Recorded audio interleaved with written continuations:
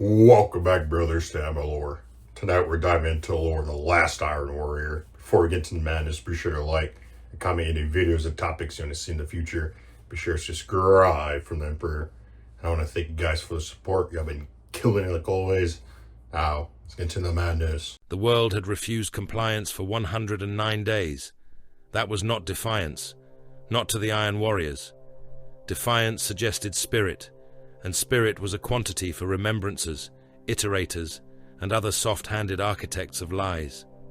To the 4th Legion, the refusal of Hecaton Bastion was a delay measured in shell expenditure, ration depletion, wall fatigue, casualty absorption, and the slow strangulation of every artery that fed the fortress city from the dead plains around it. From orbit, the bastion looked like a rusted crown driven into the northern hemisphere of Gugan Secundus. Its curtain walls rose from bedrock in black tiers of adamantium-laced ferrocrete, each tier studded with macro-cannon housings, flak towers, missile silos, and void shield pylons that flickered in bruised aurora light beneath the bombardment. Its defenders had built it with skill. They had carved supply vaults into the mountain understructure.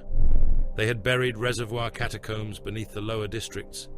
They had placed their munitions keeps behind triple redundancy gates and established overlapping fields of fire that made every approach a killing ground. Barabas Dantioch admired that. He admired it as he would admire a well-made blade recovered from an enemy corpse. His strategium stood in the belly of the warship Anvil of Dominion, where brass-edged hololiths burned with the shape of the world below. Red markers showed the enemy strongpoints. Amber lines marked artillery saturation zones. Black runes denoted areas already rendered uninhabitable by chemical fire, promethium flooding or radscour.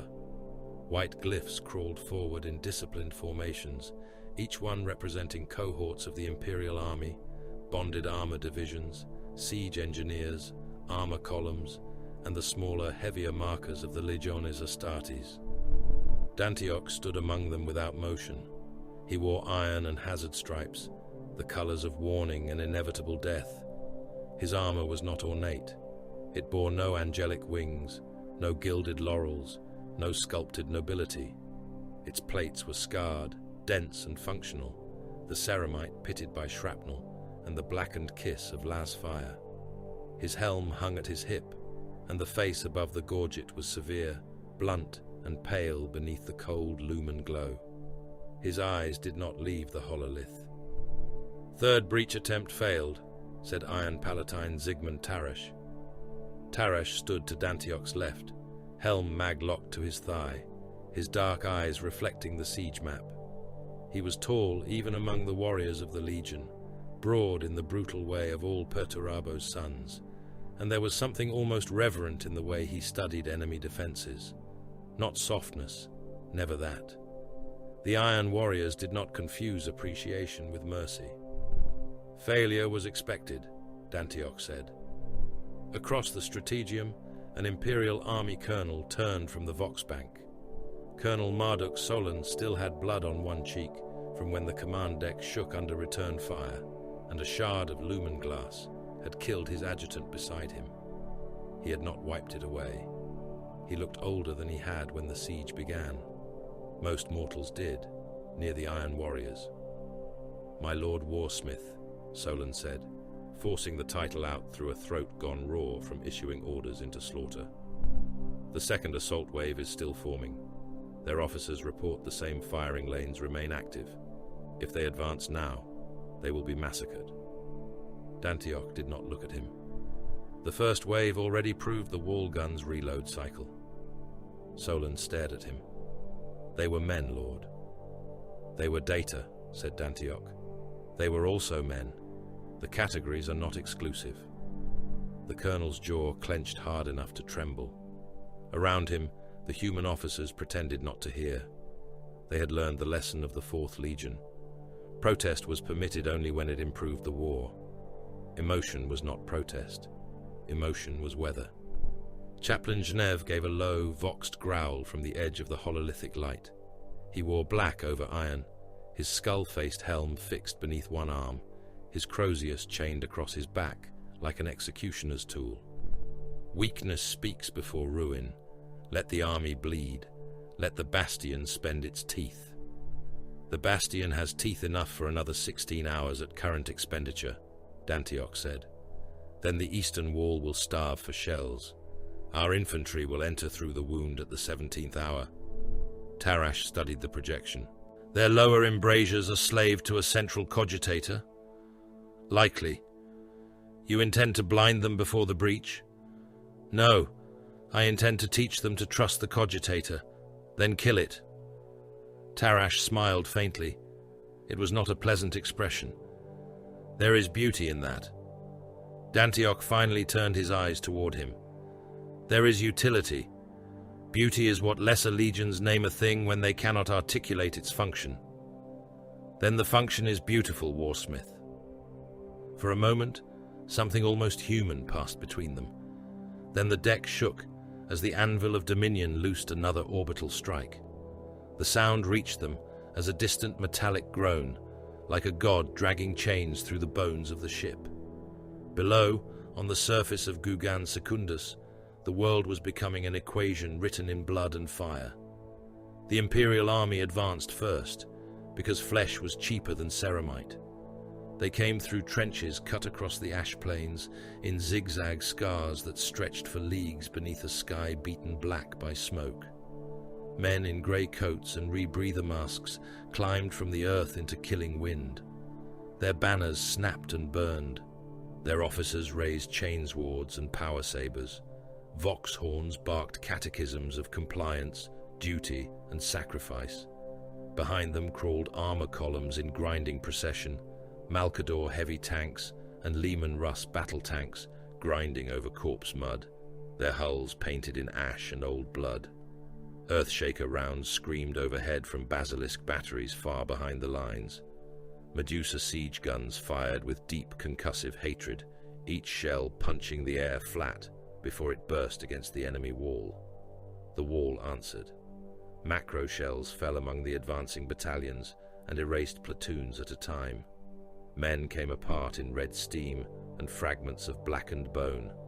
Limbs spun through the smoke. A command chimera took a direct hit and folded inward as though crushed by a titan's fist, its hatches vomiting flame and cooked meat. Heavy stubbers stitched the plane until the dead lay in rows. Lasfire shone in sheets. Rockets struck the ground and hurled men upward in pieces, their bodies briefly weightless, before raining down across the trenches they had just left. The second wave kept marching. They had been ordered to. Behind them came the Iron Warriors. They did not run. They did not chant. They did not raise blades toward the sky or cry the Emperor's name for courage. They advanced in sealed ranks behind boarding shields and siege mantlets, moving at a pace that ignored terror. Bolter fire struck their shields and burst in sparks. Autocannon rounds hammered their armor and threw off splinters of ceramite. Lascannon beams cut lines through the smoke and turned mortal soldiers into ash shadows. But when they struck the Legiones Astartes, they took one warrior, perhaps two, and the ranks closed without hesitation. Breacher squads moved at the center, slab shields locked edge to edge. Heavy bolter teams knelt behind them and fired in controlled bursts, not wasting ammunition on fear. Lascannon teams targeted wall guns by thermal signature. Volkite culverins lit the smoke with sun-hot beams, reducing exposed defenders to bursting silhouettes. A Spartan assault tank crawled forward through shell craters, its armored prow smeared with pulverized men from both sides, its quad Lascannons snarling at the bastion towers. Dantioch watched from the forward command bastion, kilometers behind the killing field, surrounded by Auspex screens and servo skulls, trailing parchment strips of casualty tallies. "Eastern lower battery," he said. A siege officer repeated the command into the Vox. "Eastern lower battery. Fire mission confirmed." "Not yet," Dantioch said. The officer froze. On the hololith, another battalion of mortal troops entered the kill zone. Enemy guns rotated to meet them. The firing pattern shifted by 3 degrees, 4 degrees, 6. Dantioch raised one hand. Now! The Medusas fired. The eastern lower battery disappeared beneath a line of impacts, so precise they seemed surgical. Ferrocrete bulged outward. Steel ribs snapped.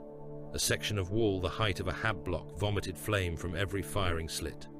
The men advancing toward it died anyway, torn apart by secondary detonations and sheets of falling shrapnel. But behind their deaths, the Iron Warriors found the opening Dantioch had purchased with their bodies. "Breach angle?" asked E. Tarash over the Vox. 9 degrees from optimal, Dantioch answered. Acceptable. Resistance? Severe. Loss projection? 43% of attached mortal assets. 6% Legion strength if discipline holds. Chaplain Genev's voice crackled across the command channel. Discipline holds. Iron within. 100 iron voices answered from the smoke. Iron without. The phrase passed through the assault, like the closing of a gate. The 4th Legion reached the wall. Melter charges burned white against the ferrocrete. Siege drills screamed as they bit into adamantium reinforcement. Chain fists chewed through blast shutters. Defenders poured fire down from murder holes, and the first Iron Warriors at the breach vanished beneath molten metal and explosive charges. One legionary lost an arm at the shoulder and kept walking until a second blast took his head. Another fell with his chest split open, his secondary heart pumping black-red blood across his cracked breastplate, while he tried to reload his bolter with fingers that were no longer attached to his hand. The Iron Warriors stepped over them. A breacher sergeant punched his shield through a firing slit and crushed the man behind it against the inner wall. Another fired his bolter into a bunker aperture until the weapon's recoil hammered his gauntlets against the shield rim, and wet fragments sprayed from the darkness inside. The Spartan rammed the breach and wedged there, its assault ramp dropping into smoke and screaming.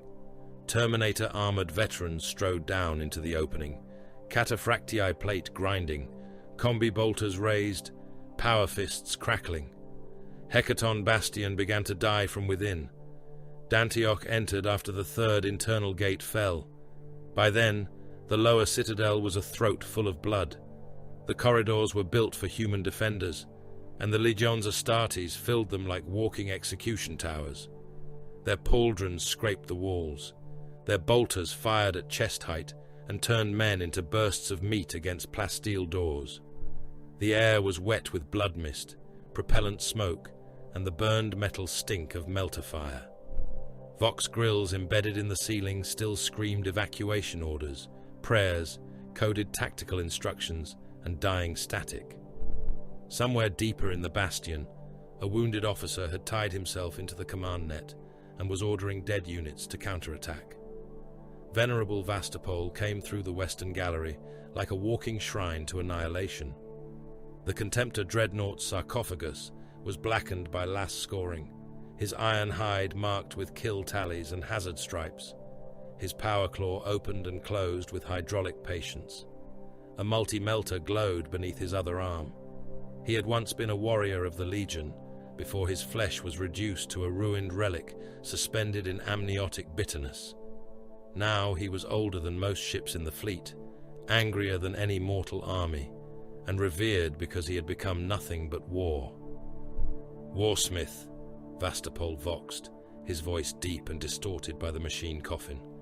The inner vault resists. Then educate it, said Dantioch. Vastapol turned. The inner vault door had withstood 3 charges and the efforts of a siege drill. Human defenders had barricaded the approach with their own dead, with broken weapon racks, with slabs torn from the floor. They fired from behind the mound, eyes wide behind cracked visors, mouths open in screams no one could hear beneath the dreadnought's tread. Vastapol's multi-melter roared. The barricade became a smear of light. Bodies fused to weapons. Weapons fused to floor plating.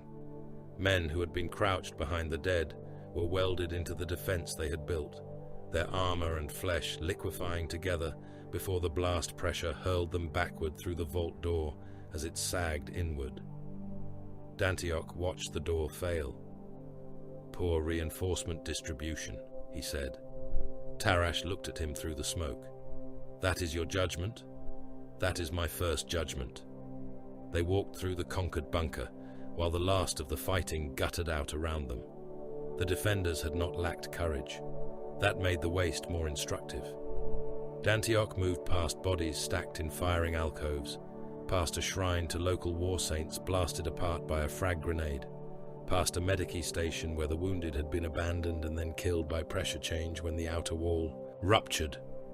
A child-sized servo-automaton sparked weakly beside a heap of torn uniforms, still attempting to deliver ammunition to hands that no longer existed. He entered the primary command chamber and found the enemy general nailed to his own tactical table by a broken length of rebar. The man was alive, barely. His lungs made a wet clicking sound. His officers were dead around him, some shot cleanly, others butchered, where iron warriors had met a final countercharge at arm's length.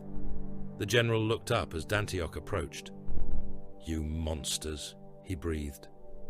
Dantioch studied the chamber instead of the man. The defensive hololith still flickered. Power rerouting had failed across the western quadrants. The ammunition feeds had been centralized too heavily. The escape tunnels were placed with predictable symmetry. The murder holes were efficient, but too static. The defenders had trusted height more than depth. "3 improvements," Dantioch said. The dying general stared at him, blood bubbling at his lips. Independent cogitator nodes for each wall section, angled internal galleries to prevent direct armor insertion after breach, reservoir access points rigged for flooding with incendiary denial agents. Dantioch turned his gaze down at last. "You built well, not well enough." The general tried to spit at him. He managed only a red string across his own chin. "Compliance," Dantioch said, "was always inevitable. You served tyranny." Dantioch was silent for a moment. The word had no meaningful military value, but he considered it anyway. He did not love the Imperium because it was gentle. It was not gentle. He had seen worlds burned into obedience, cities starved to silence, kings dragged in chains beneath banners bearing the Emperor's lightning. He had watched iterators speak of unity while mass graves steamed behind them. He had ordered such graves dug before the speeches were written. The Imperium was not kindness. It was structure. It was an edifice raised across the stars, foundation by foundation, compliance by compliance, wall by wall. In the void beyond its borders waited Xenos hungers, witch kings, machine tyrants, warp storms, old night and species that would never kneel except under bombardment. Humanity had almost died in its long isolation. The Emperor had designed a fortress vast enough to contain mankind's future. Dantioch served that design. To betray it would not be rebellion, it would be sabotage. "Your tyranny had poorer artillery," he said. The general died, hating him. By the 17th hour, Hecaton Bastion's upper districts still resisted. Dantioch did not order a glorious charge. He ordered the foundations opened. The iron warriors had been mining beneath the bastion for 46 days. Their tunnel borers had chewed through bedrock, while the surface war devoured attention. Servo thralls had died by the thousands in the dark, crushed by cave-ins, poisoned by fumes, shot by countersappers, eaten by machinery that did not stop for screams. Their corpses had been rendered for grease and nutrient slurry. Their labor had placed the charges where Dantioch wanted them. Beneath the bastion, the earth became a weapon. First came the tremor, then the collapse. Towers leaned as their roots vanished. Streets split open and swallowed armor columns. Hab blocks slid sideways into dust. The upper citadel's shield pylons lost alignment, flickering out one by one like dying stars. Then the Prometheum came. It roared through the underways in burning rivers, pumped from captured refinery veins and ignited by timed charges. Defenders hiding in sealed corridors found fire flowing under doors and through drainage vents. Men clawed through their own barricades to escape and found only iron warriors waiting beyond them. Others broke open emergency hatches and fell screaming into tunnels already full of flame. Their lungs cooked before their bodies stopped moving. Rad munitions followed, then phosphex. The green-white fire crawled where it pleased, hungry and unnatural, licking through vents and over armor, clinging to flesh and stone alike. It found the sealed chambers where the last defenders had gathered with their wounded and their ammunition. It burned without mercy and without haste. Men threw themselves against blast doors until their hands tore open and left bloody streaks down the metal. Some shot themselves, some shot each other, some lived long enough to understand that fire could be patient. Dantioch watched it all from the command feed, face lit by runes of casualty confirmation. Colonel Solon stood nearby, silent now. He had no more protests left in him. "The bastion is broken," said Tarash. "No," Dantioch said. "Now it is broken." The final wall section sank inward, with the sound of a continent grinding its teeth. Hecaton Bastion, which had ruled its hemisphere for generations, became a furnace, a grave, and a lesson. Its banners burned. Its guns fell silent. Its people died beneath the mathematics of compliance. Hours later, the command deck of the Anvil of Dominion received the formal surrender of Gugan Secundus. The governor's surviving ministers knelt in a chamber still shaking from distant detonations. They were ash-faced men in scorched robes, their hands bound in iron wire, their mouths dry from terror. One tried to speak of terms. Chaplain Genève struck him once with the haft of his Crozius and broke his jaw into loose fragments. Terms were offered before the first shell fell, Genève said. Now there is only obedience. Dantioch stood before them with his helm beneath one arm. His armor still bore the dust of the bastion interior. Blood had dried in the joints of one gauntlet. "You will provide population rolls, surviving industrial output, armory inventories, navigational records, and all astropathic archives," he said. "You will identify every officer who advised resistance. Their families will be detained until pacification is complete. Your manufactoria will be restored under Legion oversight. Your dead will be cleared by your living. Your world is compliant." One minister trembled so violently, his chains clicked. "For the Emperor," he whispered. Dantioch looked down at him. "For the Imperium," he said. "The Emperor requires results." The order to advance deeper into the Gugan system arrived before the dead of Hecaton Bastion had cooled. It came wrapped in astropathic distortion, dragged screaming through the immaterium by minds that broke in the sending. The choir aboard the Anvil of Dominion suffered 13 deaths receiving it. 3 astropaths bit through their tongues. One tore out his own eyes before his skull split under internal pressure. The message itself was simple by the time the Legion's savants scraped it clean of psychic blood and static. Continue prosecution of compliance. Investigate anomalous migrations. Secure all human holdings. Deny Xenos interference. The Primarch's will is iron. Perturabo's authority needed no ornament. Dantioch read the order twice. No more. "The fleet translates in 9 hours," he said. Tarash stood with him at the strategium rail, watching the hololith alter from planetary siege map to system projection. Gugan Secundus shrank into a compliant rune. Beyond it, deeper in the system, augur ghosts flickered at the edge of reliable return.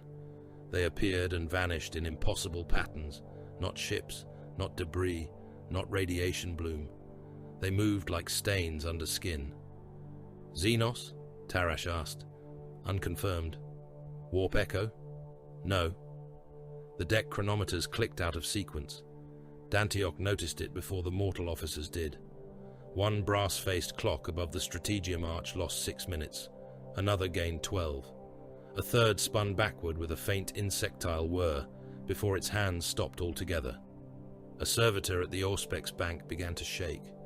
It was an old thing, vat-grown and lobotomized, its flesh stapled into a metal cradle, its eyes replaced with green lenses. It had no will, no fear, no memory worth naming. Yet it trembled so hard that the cables in its spine snapped taut, its skin sagged, its cheeks hollowed. Liver spots bloomed across its face in seconds. Teeth dropped from its gums and clicked against its chest plate.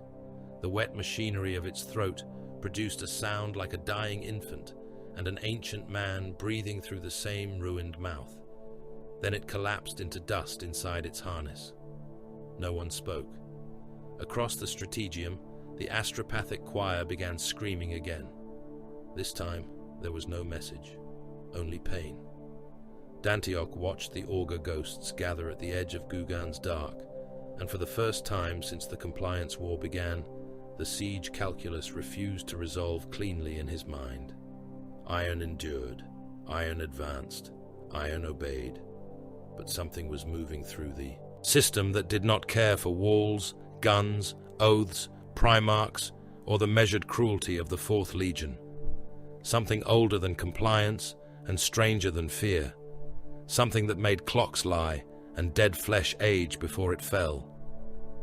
Barabas Dantioch closed his hand around the strategium rail until the iron bent beneath his gauntlet.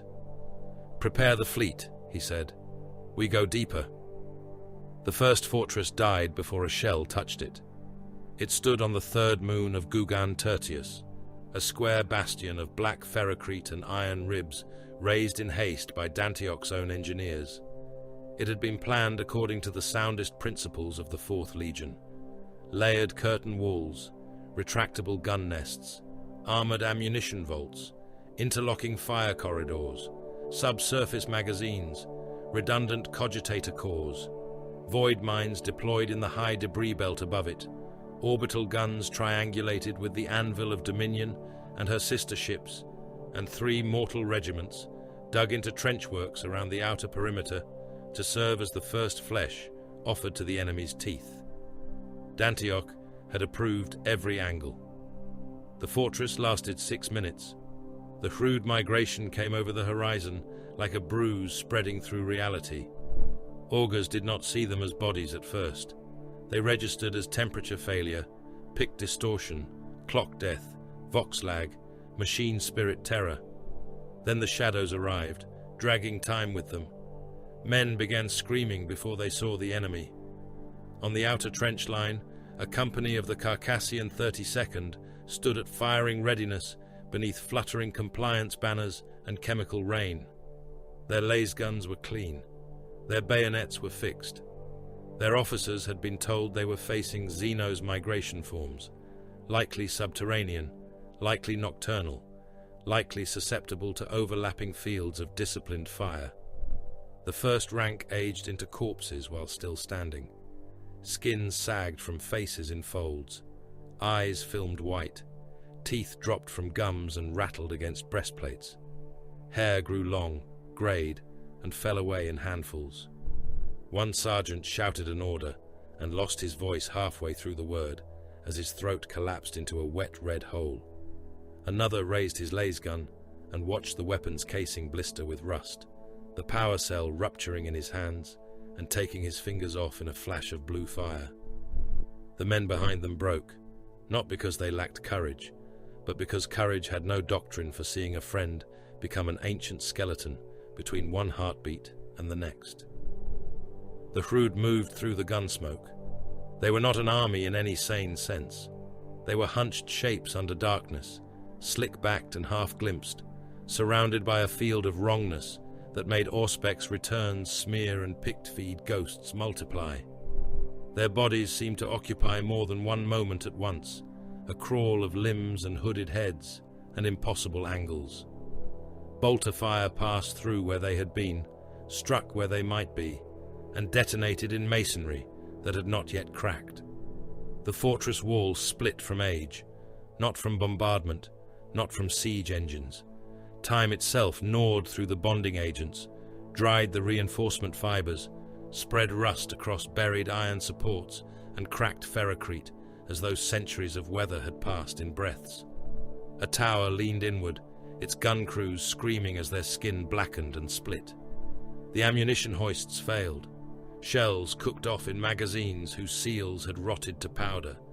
A basilisk battery behind the second trench fired one last salvo. The shells decayed mid-flight, their casings peeling open like dead fruit before the propellant burned uselessly across the sky. From orbit, Dantioch watched the fortress become a ruin. His command throne stood at the center of the anvil of Dominion's strategium, surrounded by hololithic projections that stuttered and fractured under the weight of impossible data. Every chronometer in the chamber disagreed. Servo skulls bumped blindly against the ceiling, their suspensors whining as their machine spirits choked on conflicting orders. An astropath chained to the choir rail had aged from youth to death during the opening auger sweep. His corpse still sat upright, parchment skin stretched over bone, mouth open in a final scream that had never reached sound. "Outer bastion lost," said a mortal officer, voice breaking. Dantioch did not answer immediately. He watched the ruin below shed its structural integrity in layers. He watched trench networks vanish beneath waves of fleeing soldiers. He watched the iron warriors stationed at the inner gate continue firing. They did not flee. They were dying. Dantioch could see that. Their armor was rusting across the joints. Gunmetal dulled. Ceramite plates flaked where the entropy field licked at them. Warning runes burst across their helm feeds as seals failed and internal systems aged by decades. Yet the warriors of the 4th Legion stood in formation and fired into the oncoming dark. Not from bravery. Bravery belonged to men who believed they had a choice. The Legion's Astartes had been made for obedience beyond instinct. They were gene-wrought siege weapons, filled with organs that denied poison, shock, blood loss, and fear. Indoctrination had hammered their minds into iron. Discipline had taken root deeper than survival. While mortal soldiers collapsed into panic, the Iron Warriors measured range, tracked targets, rationed fire, and died facing forward. "Loss projection," Dantioch said. "Catastrophic, Warsmith," replied Siege Captain Orman from the secondary auger pit. His armor had been scored during the compliance of Hecaton, and he still carried a bolt wound sealed in black bonding paste across his gorget. "The Carcassians are gone. The Thalax cohort has ceased transmitting. 3rd Armor Reserve reports mechanical degradation beyond recovery. The Hrud vector? Not linear. I did not ask what it is not." Orman swallowed his hesitation. "Converging across all mapped approaches. They are moving through the eastern ruins, the Prometheum sump, and the mine galleries simultaneously." Tarash stood beside the hololith, both gauntlets braced on the rail. "That is not possible." "No," Dantioch said. "It is happening." Chaplain Genev's vox growled through the command net from the moon below. "Warsmith, the men are breaking." "Men break," Dantioch answered. "Walls break, guns break, you will not." "Iron within," Genev said. "Iron without," came the reply from the dying bastion, thin through static, yet still spoken by transhuman throats. Dantioch committed the second line. He did not do so in anger. He sent armor into the field because the equation required new values. Predator squadrons advanced through valleys of ash, their autocannons hammering. Land raiders crawled forward like iron beasts, Lascannons burning through smoke. Sicaran battle tanks took flanking ridges and opened fire with accelerator cannons that stitched the gloom with explosive fury. Above them, stormbirds plunged through contaminated air, their hulls already tarnishing under the pressure of the Hrud field, disgorging breacher squads into kill zones that had stopped making sense. The second line lasted longer, 11 minutes. Dantioch adjusted his plans. He mapped the migration paths in overlapping circles rather than lines. He seeded void mines not where the Hrud were, but where the field around them suggested they had been moments before. He established artillery grids in reverse sequence, ordered guns to fire on predicted decay zones, and raised rad-shielded bastions across likely paths of advance. He deployed mortal troops in hollow squares around armor spearheads, not to win, but to reveal where the invisible pressure of time bit hardest. Every death fed the map. Every collapse became information. None of it was enough. A Medusa siege shell left its barrel bright, perfect, and lethal. Halfway to the target, its metal aged into corrosion. The explosive filler sweated through cracks. It struck the ground as dead weight and broke apart in a puff of grey dust. A Land Raider Proteus drove into the entropy front with all guns firing. Its tracks rusted through while still turning.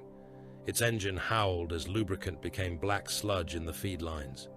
The crew kept firing until the ammunition belts crumbled in their loaders and the tank sagged to one side, armor plates peeling from its hull like old scabs. The Hrud passed over it. When recovery servitors reached the wreck, the Iron Warriors inside were ancient mummies sealed in power armor, fingers fused around useless firing grips. A fortification built at dawn, cracked by noon, as if abandoned for 10,000 years. The Gugan system became a laboratory of ruin.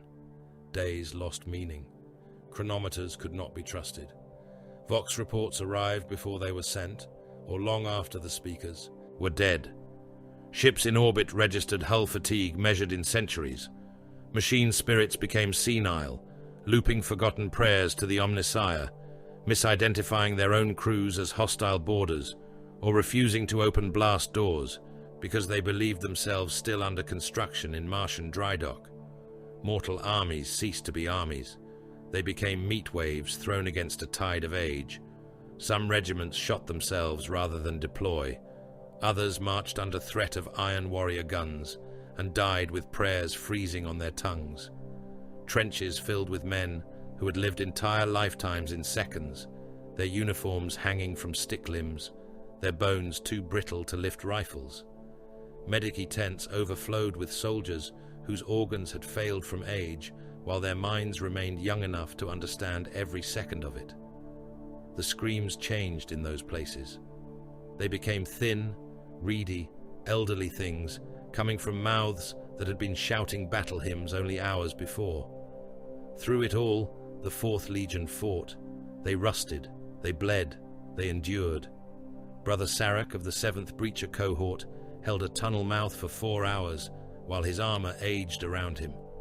By the end, his helm grill had corroded open, revealing lips split and blackened, gums receded, eyes sunk deep in a face that looked carved from old wax. He killed 11 Hrud shapes with a Volkite charger that failed after its focusing crystal clouded from age. Then he drew his combat blade and killed 3 more before his hearts gave out.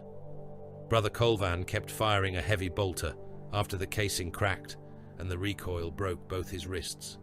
His armor's autosenses registered total system failure. He braced the weapon against his chest, fed the belt with shattered fingers, and continued until the ammunition disintegrated in his hands. When an apothecary found him, his fused ribs had broken inward around organs that had endured centuries in minutes. Dantioch recorded their names, not in sorrow, in accounting. Losses were structural. A legionary was not only a warrior, he was experience, gene seed, armor, ammunition discipline, rank cohesion, oath history, and a measure of the Primarch's design made flesh. To lose one was to lose a load-bearing stone from the wall of the Legion. To lose hundreds was not grief, it was collapse. On what the Strategium insisted was the 19th day, Dantioch went down to the surface. Tarash opposed it. Genève approved it. The apothecaries advised against it, with the dull terror of men who knew their counsel would not alter command. Dantioch chose heavy plate, reinforced seals, rad-baffled cabling, and an overpressure helm lined with silvered shielding prayers from the Mechanicum. He took breachers, Volkite bearers, melter teams, and 2 Contemptor dreadnoughts, Vastapol among them. They descended into an entropy-sick zone where 3 previous assaults had ceased to exist as organized formations. The landing site had once been a manufactorum city. Now it was a carcass of architecture. Towers leaned like rotten teeth. Conveyor bridges sagged between skeletal habstacks. Rivers of oxidized metal dust ran through the streets. Corpses lay everywhere, though age had stolen most flesh from them. Skeletons in Imperial Army coats collapsed under the downdraft of the Stormbirds. Tank wrecks slumped in the avenues, eaten hollow. A Titan support crane, built to lift God engine components, had rusted through its spine and fallen across a plaza like the rib of a dead continent. Dantioch stepped from the assault ramp and felt centuries bite. The field passed through his armor as cold first, then heat, then pressure. Warning runes ignited across his helm display. Joint seals degraded, auto senses blurred. His breathing became harsh inside the helm. For the first time since his ascension into the Legiones Astartes, he felt the weight of his own body not as strength, but as burden. Formation, he voxed. The breachers locked shields. The Hrud came through the ruins. Shadows unfolded beneath collapsed archways. Lenses struggled to hold them. One moment they were hunched figures, cloaked in ragged darkness and stink. The next, they were after images dragging pale trails across the air. Volkite beams struck them and flared against something that was not quite flesh. Bolters detonated in wet flashes where bodies seemed to intersect with the present. Every kill was uncertain until the thing came apart, dissolving into filth and temporal distortion that made the ground beneath it age into powder. "Left corridor," Dantioch ordered. The breachers turned. A wave of Hrud pressure washed over them. Brother Morn lost his helm seal. His face aged in the second before the helm feed cut out.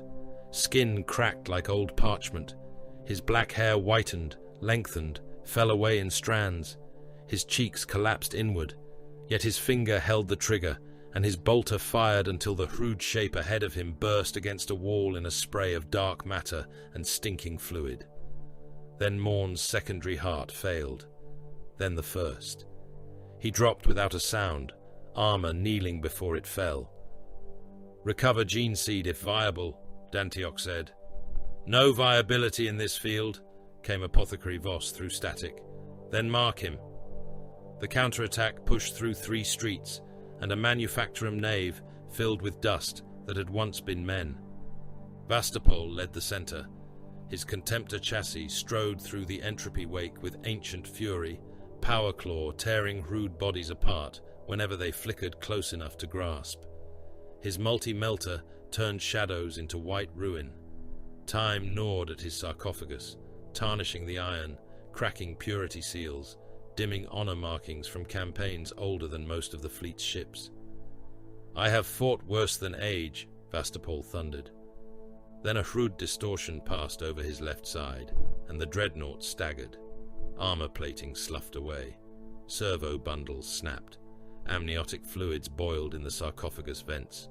His vox became a roar of static and pain.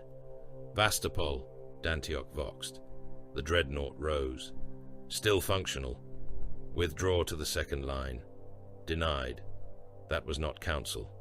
Nor is this defiance, Warsmith. It is expenditure. Vastapol charged. His power claw closed around a Hrud shape and crushed it into temporal sludge. 2 more swarmed him. He burned one apart, stamped another into the rusted street, then vanished beneath a pulse of wrongness, so deep every helm display went blind.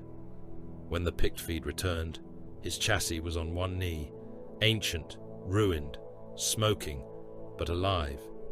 The Iron Warriors dragged him back because Dantioch ordered it, and because no son of Perturabo was to be wasted when even ruin could still kill.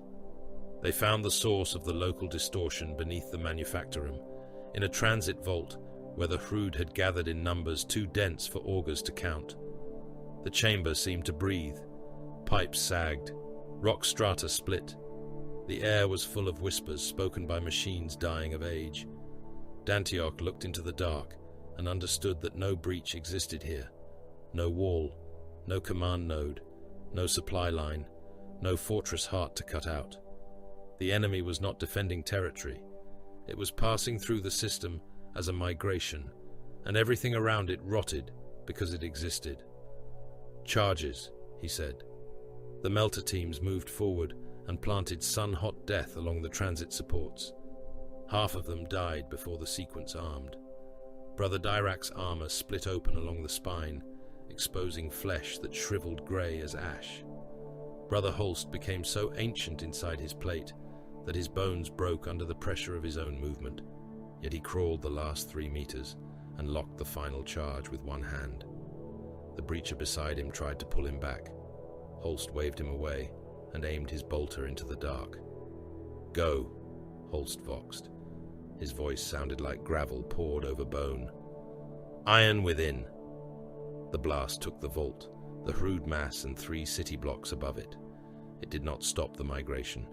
It diverted one tendril for 9 hours. Dantioch returned to orbit older. The apothecaries cracked his armor in the Medici vault beneath the Strategium.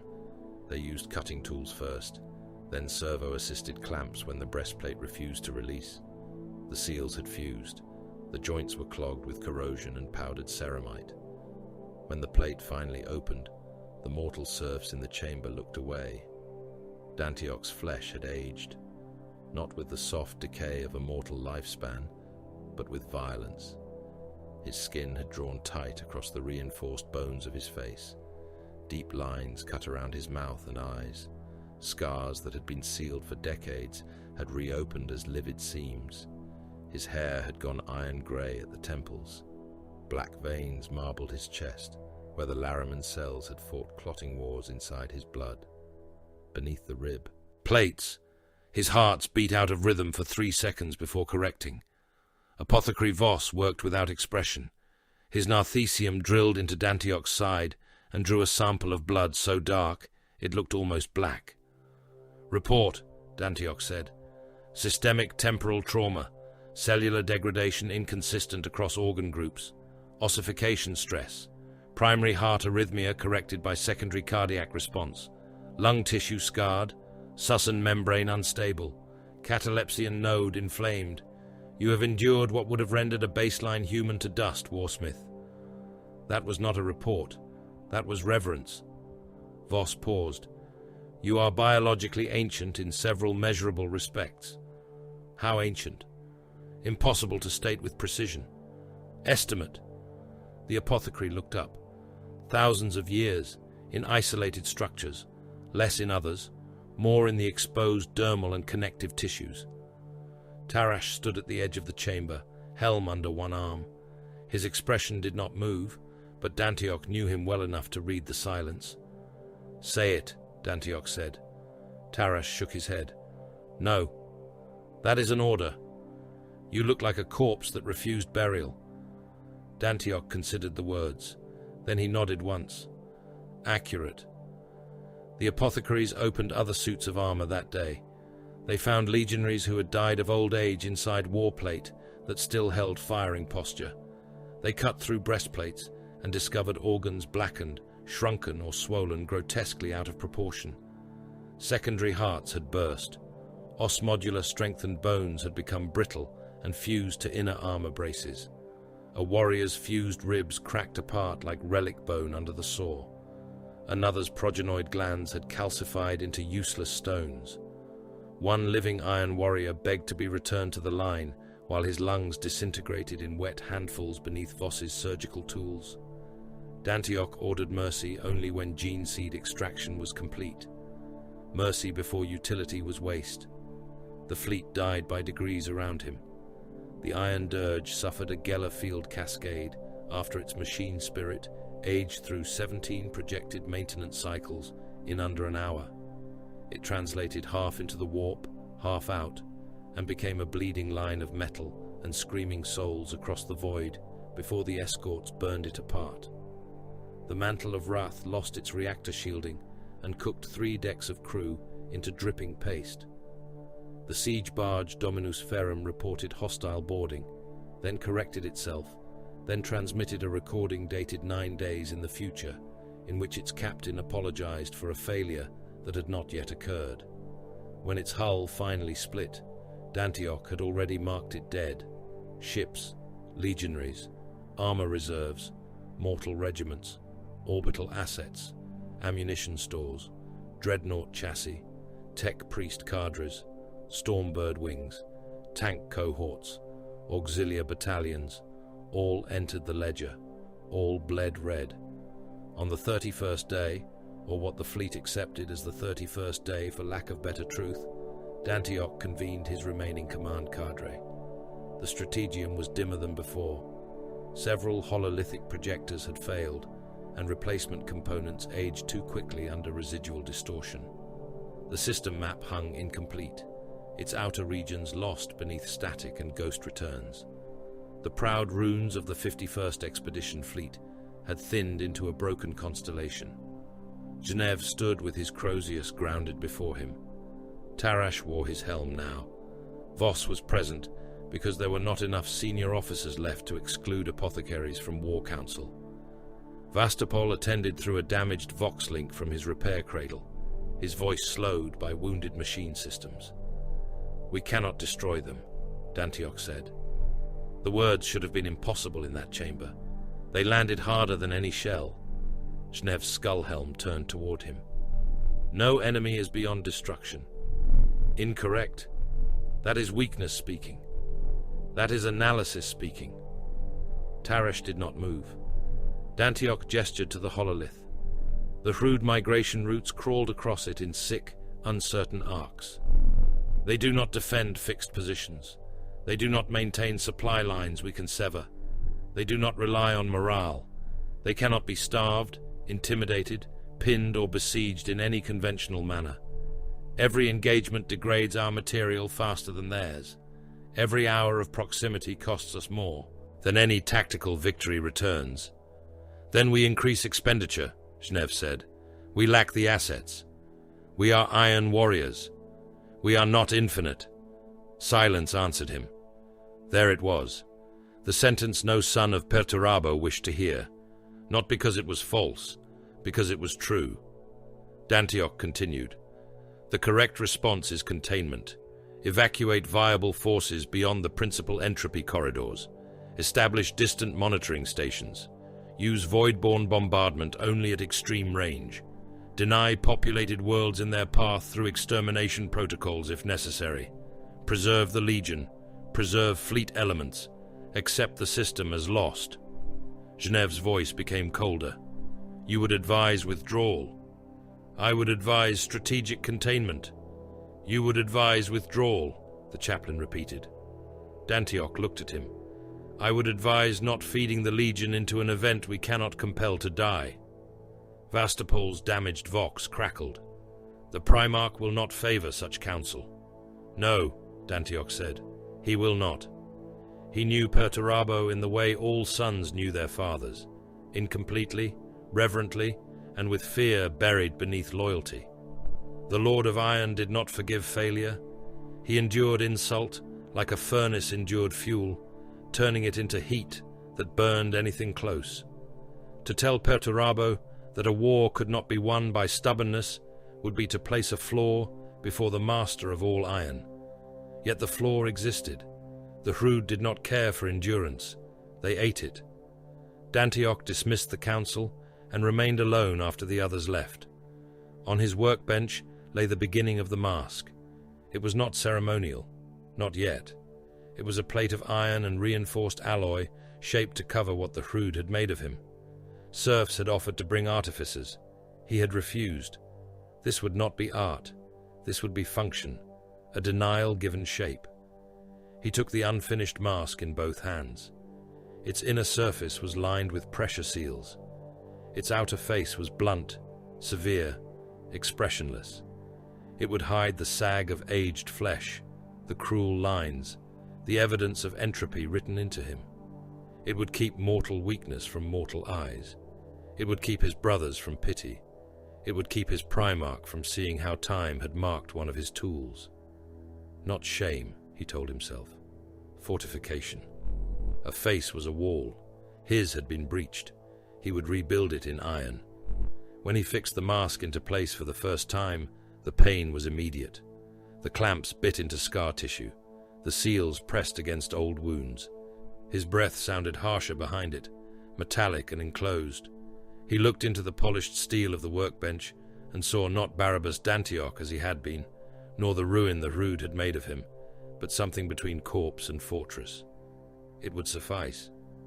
The recall came 6 hours later, not from the fleet, not from an equal, not as request or consultation. The Primarch commanded his presence. The message bore Perturabo's seal.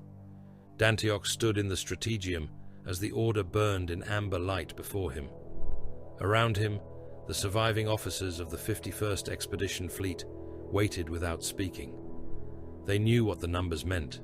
They knew the system was lost.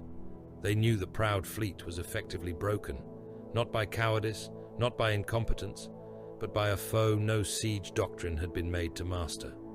None of that would matter. Perturabo had ordered victory. Dantioch had survived with truth instead. Tarash approached him across the deck. Warsmith. Dantioch did not turn. Speak. You should prepare your defense. There is no defense. The data supports your conclusion. My father will not ask the data for judgment. The ship groaned around them, old before its time. Somewhere below, burial servitors moved through the corpse decks, collecting men who had died of age while sleeping. Somewhere beyond the hull, the Hrud migration slid deeper through the system, a wound in reality that left rust, dust, and silence behind. Dantioch closed one iron hand over the Primarch's summons. He had faced Xenos that made time rot. He had watched Space Marines age into dead relics inside their own armor. He had seen ships die of centuries in moments, and armies become bone before the order to fire finished leaving their vox grills. Now dread came for him in a different shape. Not alien, not shadowed, not impossible. A father's displeasure. Barabas Dantioch, warsmith of the 4th Legion, master of the broken 51st Expedition Fleet, turned from the map of a dying system and gave the order to set course for judgment. The chamber had been built for judgment. It was not named so in the ship's schematics. There, in the cold machine tongue of the Mechanicum, it was marked as the Primarchal Strategium of the Iron Blood, a command sanctum suspended deep within the armored heart of Perturabo's flagship. The designation was inadequate. A strategium existed to receive information and issue orders. This place existed to make lesser beings understand the distance between themselves and the Lord of Iron. Its ceiling vanished into darkness above tiers of black iron, brass cabling and hanging chains thick enough to anchor voidcraft. Servo skulls drifted between lumen banks like pale insects. Battle automata stood in alcoves, motionless and hulking, their weapon limbs locked down, but never truly at rest. The deck was a map of conquered worlds, each sphere rendered in gunmetal and set into the floor beneath transparent adamantium. Every step crossed a battlefield. Every footfall crushed a planet already brought to compliance. Around the chamber stood the Iron Warriors. They were silent. That silence was more dangerous than rage. Ranks of the 4th Legion lined the walls and gantries, warriors in iron plate and hazard stripes, helms fixed forward, bolters mag-locked, hands resting near blades and pistols without touching them. Warsmiths, siege captains, dominators, breacher officers, artillery masters, and grim-faced veterans of campaigns whose names had been carved into the bones of resistant worlds. Their helms hid judgment. Their stillness perfected it. Dantioch walked between them with Tarash at his right and Chaplain Jnev behind him. He did not limp. His body wished to. It wished to grind slowly beneath the weight of old pain. It wished to remember the Hrud field in every joint, every ligament, every reinforced bone, and every organ that had endured artificial centuries in the span of a failed campaign. But a son of Perturabo did not show weakness in the presence of his gene father. Weakness was not only a flaw. Weakness was invitation. The iron mask hid what time had done to him. It was locked across his face in brutal planes of dark metal, sealed beneath the rim of his helm's gorget, its mouth grill narrow and severe. It did not resemble a death mask, because death masks preserved what had been. This preserved nothing. This was a wall raised across ruin. Behind it, old flesh tightened when he breathed. Behind it, pain pulsed in carefully measured waves. Behind it, Barabas Dantioch remained himself, by force alone. At the far end of the chamber, Perturabo waited upon no throne. The Lord of Iron had no need of one. He stood before a hololithic projection of the Gugan system, immense in armor the color of storm-dark iron. His presence so vast, it made the chamber seem built around him rather than housing him. The Primarch was not beautiful, as some of his brothers were beautiful. He did not gleam. He did not radiate warmth or divine pageantry. He was a fortress given anger, a siege engine made flesh, a mind like a cold sun, drawing every calculation into its gravity and burning resentment where other demigods burned glory. His eyes were pale, pitiless, and alive with intellect, sharpened into contempt. Dantioch stopped at the prescribed distance and knelt. His armor joints screamed softly as he lowered himself. He forced them silent by locking the suit's support frame. "My Lord Primarch," he said. His voice emerged through the mask with a metallic edge. Perturabo looked down at him. The chamber seemed to become colder. "Rise," said the Lord of Iron. Dantioch rose. No one else moved. Perturabo gestured, and the broken constellation of the 51st Expedition Fleet brightened in the air between them. Ship icons flickered. Many marked amber, more marked black. Red wound runes surrounded the worlds of Gugan. The Hrud migration was represented not by enemy markers, but by distortion, a stain of impossible movement through the projected system. "My son," Perturabo said, and the words contained no gentleness. "Report." Dantioch had prepared no defense. Defense implied guilt could be argued away. He had prepared a report. "The Gugan system compliance action began within acceptable parameters," he said. "Initial resistance was human, fortified, strategically conventional. Hecaton Bastion fell after 109 days. Casualty expenditure among mortal assets was severe but projected. Legion losses were within tolerable margins. Industrial seizure was incomplete at the time of the Xenos migration." Perturabo said nothing. Dantioch continued. "The enemy identified as Hrud did not present a conventional battlefront. Their migration produced temporal degradation effects across all engaged zones. Armor, munitions, biological tissue, machine systems, and structural materials suffered accelerated decay. Effects varied by proximity, density of Xenos presence, and unknown environmental factors. Our models failed to stabilize." A murmur almost formed among the watching Iron Warriors. Almost. Perturabo's gaze moved from the hololith to Dantioch's mask. "Failed," the Primarch said. Dantioch accepted the word. It existed. Denying it would be vanity. "Yes, my lord." The silence deepened. "Continue." "We attempted containment by artillery grids, void mine deployment, armored spearheads, rad-shielded bastions, and layered kill zones. Results were inadequate. The migration did not defend supply lines, fixed positions, or command nodes. It could not be pinned. It could not be starved. It could not be compelled to accept siege conditions. Every engagement favored the enemy's field effects. Continued pursuit accelerated degradation of fleet assets and Legion strength. You withdrew. I preserved what remained. A mortal would have missed the change in the chamber. A mortal would have heard no gasp, seen no startle, sensed no drawn blade. Dantioch heard it anyway. He heard armor servos shift by hairbreadths. He heard fingers tense on weapon grips. He felt brotherhood narrowing around him like a noose. Perturabo's expression did not alter. "Preserved," he said. The 51st Expedition Fleet could no longer prosecute the campaign effectively. Further assault would have annihilated remaining forces for no meaningful strategic return. "No meaningful strategic return," Perturabo repeated. The words became uglier in his mouth. Dantioch knew the cliff edge before he stepped from it. He stepped regardless. The purge may have worsened the migration path. Our pressure scattered the Hrud through populated and industrial nodes rather than containing them. A withdrawal perimeter and distant extermination protocol would have preserved assets for later use. My lord, the original campaign parameters were strategically flawed once the nature of the enemy became known. The loaded gun of the Legion waited. Not even Genève spoke.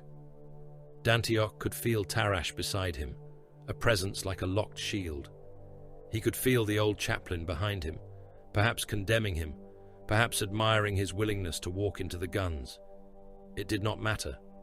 His words hung before Perturabo like a charge placed beneath a wall. An Iron Warrior had told the Lord of Iron that an order had been wrong. Perturabo studied him for a long moment. When he spoke, his voice was soft. "You think you understand war better than I do? No, my lord. You think your failure has become wisdom? No, my lord. You think age has made you honest?" Dantioch remained still. "I think the dead remain dead regardless of whether we name the decision that killed them victory." Somewhere behind him, a warrior's armor joint clicked. Perturabo's eyes hardened. "There speaks Rot."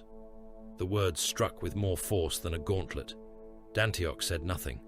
Perturabo stepped closer. Each footfall was heavy enough that the planetary map beneath him dimmed where his shadow crossed conquered worlds. Up close, the Primarch was less like a man and more like judgment given bone, armor, and intellect. Dantioch had stood before walls taller than mountains, under orbital fire, inside the breath of time itself.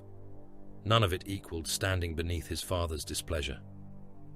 "I sent you to break a system," Perturabo said. "You return with a broken fleet and a philosophy." "The fleet was broken by the Xenos. The fleet was yours. Yes. The losses were yours. Yes. The failure is yours." Dantioch bowed his head by the smallest degree. "Yes, my lord." Around the chamber, the watching Iron Warriors looked upon him no longer as a warsmith returned from impossible war. They looked upon him as damaged ordnance, a cracked breach shield, a misfiring gun, something once valuable, now suspect. That was the cruelty of their brotherhood. It was real while it was useful. It was iron while it bore weight. But iron that bent too far was not pitied. It was removed, recast, or discarded. Perturabo turned away from him. The dismissal in that motion hurt more than a blow. "Barabas Dantioch," said the Primarch, and the formal use of his name carried the chill of an execution order. "You are stripped of honors attached to the Gugan prosecution. Your campaign rights are revoked. Your record will be amended. The armor prepared for your elevation will be reassigned." Dantioch's heart beat once, hard. The Terminator plate.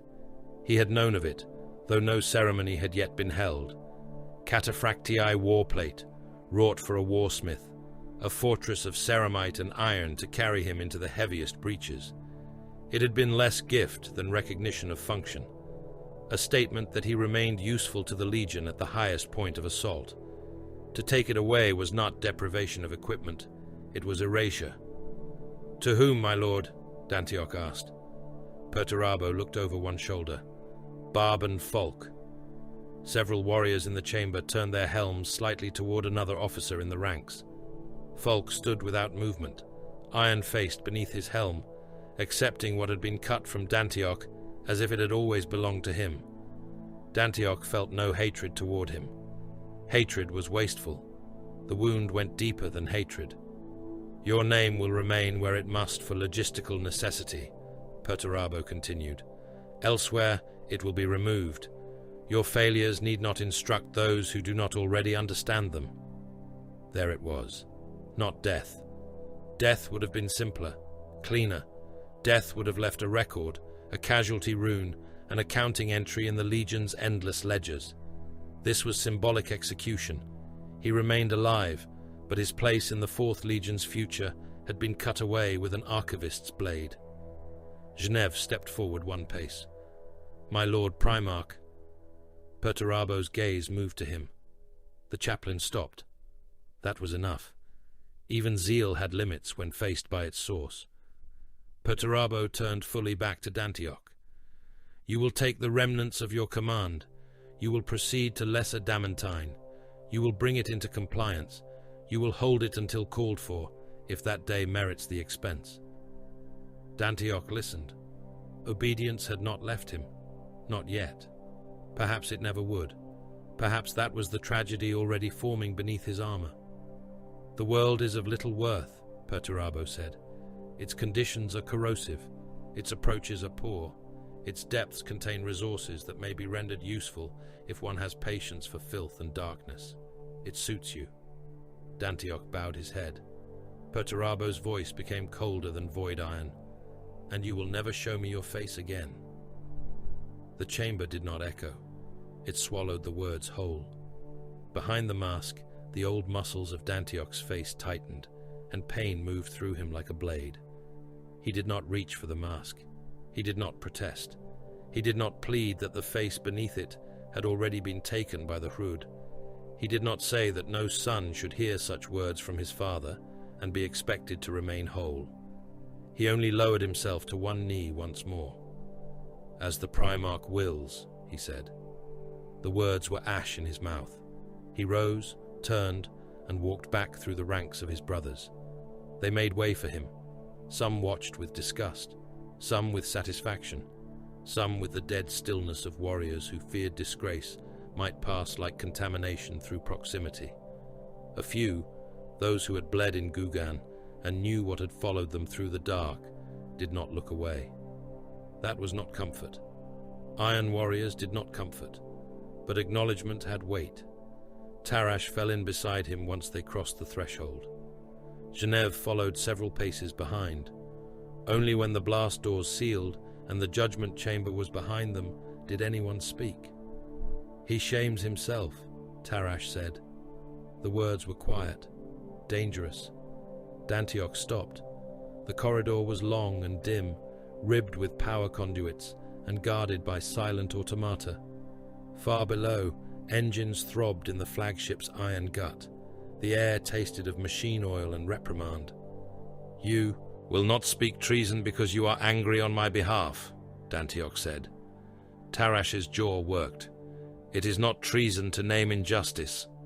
It is imprecision. Worse, it is useless. He cast you out. He reassigned damaged material. You are not material." Dantioch looked at him through the iron mask. "We are all material. That is the first truth of the 4th Legion." Genev's voice came from behind them. "And the second?" Dantioch turned slightly. Genev's skull-faced helm regarded him from beneath its black hood. The chaplain's crozius hung in one fist, its head still stained from Hecaton Bastion. He had watched Dantioch report the truth and receive exile. Whether he judged the warsmith brave or broken, his voice did not reveal it. "The second truth," Dantioch said, "is that material may yet have purpose after rejection." Genev inclined his helm by a fraction. "Then find purpose quickly, warsmith. Men already whisper. Some say Gugan followed you. Some say the Hrud aged more than your flesh. They are afraid. They are iron warriors." "Yes," Dantioch said, "they are afraid." The remnants of the 51st Expedition Fleet limped toward Lesser Damantine like condemned ships sailing under a dead star. Their transit through the warp was ugly. The fleet's Geller fields held, but not without groaning. The anvil of Dominion dragged a wound through the immaterium, her hull marked by repairs that could not hide old damage. Escort craft blinked in and out of formation as their astropaths screamed themselves blind, trying to maintain cohesion. Damaged cruisers traveled under rationed power. Munition decks stood half empty. Apothecarian vaults were colder than they had been, their gene seed caskets too few for the number of names now carved into loss rolls. The 51st was no longer a conquering spearhead. It was a discarded tool.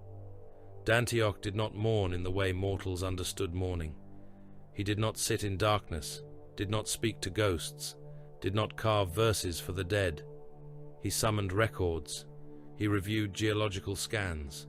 He studied atmospheric compositions, mineral returns, promethium reservoir estimates, tectonic instability, sinkhole distribution, corrosion patterns, cavern pressure, and the predicted survival curve of landing assets. His brothers took his silence for endurance. Some took it for shame. Both were acceptable interpretations if they maintained discipline. Tarash found him in the Strategium on the 7th day of transit. No chronometer aboard the Anvil of Dominion had been fully trusted since Gugan. The crew had returned to ritual bells and manually verified watches, old methods for a fleet made suspicious of time. The bells tolled somewhere beyond the bulkheads as Tarash entered. "You have not slept," he said. "Incorrect. I entered catalepsian rest for 11 minutes. That is not sleep. It is sufficient." The hololith before Dantioch showed lesser damantine rotating in poisonous green and iron grey. Storm systems crawled across its surface in spirals wide enough to swallow continents. Lightning flickered constantly beneath acid cloud. Orbital debris rings glinted like broken teeth. Tarash stepped beside him. Ugly. Hostile. That was not disagreement. Dantioch enlarged the subsurface scan. Beneath the world's crust, vast caverns opened in impossible depths, linked by tunnels, sinkholes, and vertical shafts that descended toward black reservoirs of crude promethium. Some caverns were large enough to house cities. Some were large enough to hide wars. "Surface habitation is impractical," Dantioch said. "Corrosive storm activity will degrade unshielded material rapidly. Winds exceed safe descent parameters across most latitudes. Acidic cloud cover compromises visual landing. Lightning saturation threatens aircraft guidance.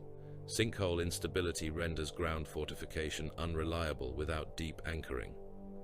And yet, Dantioch rotated the projection until a vast hollow sphere of space glowed beneath the crust. "And yet the underworld is defensible." Tarash studied the cavern structure. For a long time he said nothing. Then, softly, "There is beauty in that." Dantioch glanced at him. "You persist in the habit. One of us should." The fleet emerged into real space above Lesser Damantine, under a sky of poison. No welcoming. Beacons answered. No compliant world sent greeting. No orbital docks burned with industry. The planet below churned beneath storms the color of old bruises, its atmosphere laced with corrosive compounds that gnawed at Auspec's returns and painted every scan with static. Lightning crawled across cloud banks in branching white veins. Debris circled in low orbit, stone and metal fragments hurled up from ancient impacts or tectonic vomit. The world looked less like a prize than a punishment made spherical. Dantioch watched it from the bridge. The command crew worked in near silence. Serfs moved between stations with lowered heads. Legionaries stood like iron statues at the edges of the chamber. No one spoke of Perturabo. No one spoke of the armor reassigned to Falk. No one spoke of the mask. "Descent windows?" Dantioch asked. A mortal Voidmaster bent over his console. "Minimal, Lord. Stable corridor over the northern tectonic scar for perhaps 9 minutes. Crosswind severe. Acid density extreme. Sinkhole returns beneath projected landing zone uncertain." Uncertain? The scans cannot penetrate fully. Dantioch let the silence punish him. The Voidmaster paled. "Potentially catastrophic, Lord." "Say what you mean the first time." "Yes, Lord." "Launch first wave." The first wave fell in Stormbirds, bulk landers and armored dropships, whose hulls had already been coated in sacrificial plating and chemical seals. They entered the atmosphere like burning nails hammered into a rotten corpse. The storms took them immediately. Acid rain struck the windscreens and ran across them in sizzling sheets. Lightning hit the lead Stormbird and blew one engine into molten fragments. Its pilot fought the craft for 14 seconds before the wind rolled it belly up and tore a wing away. The Stormbird spun into cloud, Vox screaming with static and clipped death prayers, then vanished against a mountainside in a bloom of orange fire that the storm swallowed almost at once. The others continued. Inside Lander Aurex 7, mortal soldiers vomited into their rebreathers as gravity lurched and warning klaxons howled. A maintenance servitor in the forward restraint cradle took a lightning surge through its data spine. Its flesh cooked in strips, fat bubbling beneath grey skin, while its machine parts kept twitching and trying to complete a pre-landing diagnostic. The smell overwhelmed the filters. Men gagged behind their masks. One tried to tear himself free and was thrown against the ceiling when the lander dropped 300 meters in a downdraft. An iron warrior slammed him back into his harness with one gauntlet. "Die seated," the legionary voxed. The man obeyed. Another transport clipped the edge of an unseen sinkhole during final descent. Its left flank sheared open against black stone. Soldiers, crates, servitors, and 2 artillery loaders spilled from the wound into vertical darkness. They fell without touching the sides, their screams dopplering down into a cavern so deep the sound vanished before impact. The transport tried to correct, struck again, and broke in half. Its reactor died in a cold flash far below. On the anvil of Dominion, casualty runes blinked red across the hololith. Dantioch watched them appear. "Second wave," he said. The Voidmaster turned toward him in horror before memory forced his face still. "Lord, the corridor is degrading." "Yes. The first wave has not confirmed ground stability." "No. The losses will be extreme." Dantioch's iron mask reflected the planet below. "The first wave has already proved the descent pattern." No one argued. The second wave launched. By the time Dantioch descended, the landing zone was a field of wreckage beneath a sky that wanted everything dead. Acid hissed across his armor as he stepped from the Stormbird ramp. The wind struck with enough force to stagger mortal soldiers and drive them to their knees. Lightning walked the horizon in constant white fractures. Around him, landing craft burned in craters of black glass. Men dragged ammunition crates through chemical mud while their gloves dissolved. Servo haulers slipped into fissures and vanished. A tank sat half-submerged in a sinkhole, its crew still alive inside, pounding on hatches that had warped shut during impact. "Recover what can be recovered," Dantioch said. "Seal the rest." The tank crew kept hammering. A siege officer hesitated. Dantioch looked at him. "Seal the rest." Melter charges ended the knocking. They moved beneath the crust through a wound in the planet. The descent tunnel had been opened by seismic collapse and widened by las cutters. Its walls wept acidic mineral fluid. Its floor was broken, steep and slick. Men fell. Some were recovered. Others tumbled into side shafts and were gone. The iron warriors moved with magnetic locks engaged, heavy steps ringing against stone.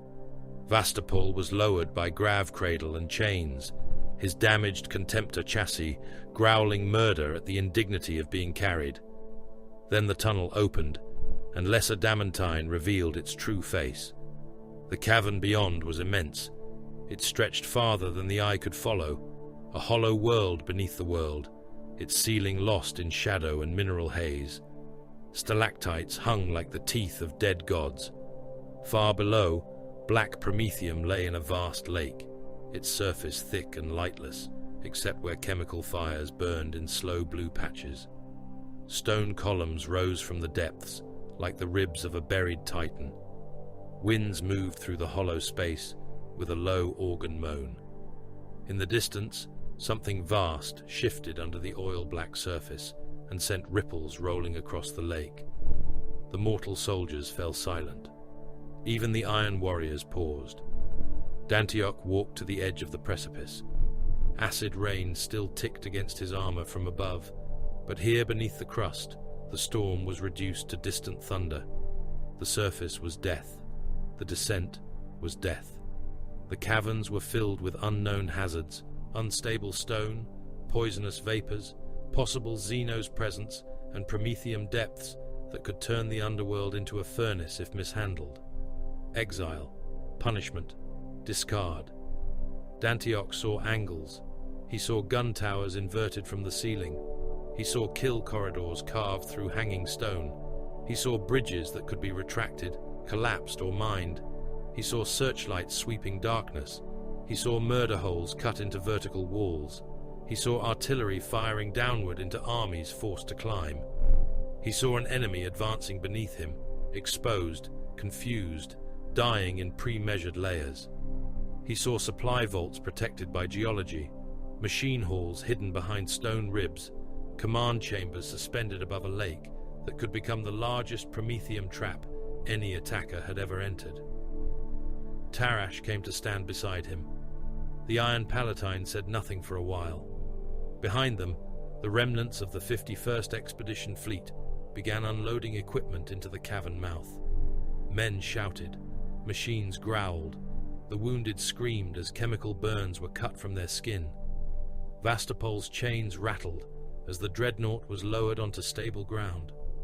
Chaplain Genev intoned litanies of endurance to warriors who did not need comfort but accepted rhythm. Dantioch looked up at the hostile crust above. He looked down at the promethium depths below. He looked around at caverns like the ribcage of a dead god. His father had sent him here to disappear. His brothers believed disgrace had followed him.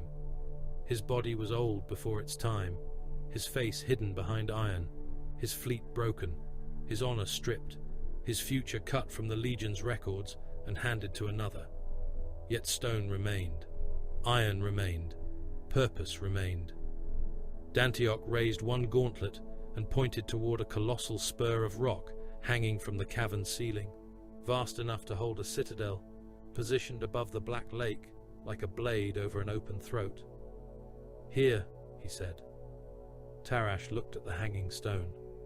This time, he did not call it beautiful. He only nodded, and in that nod there was loyalty, dread, and understanding. The fortress that would be named the Schadenhold had begun.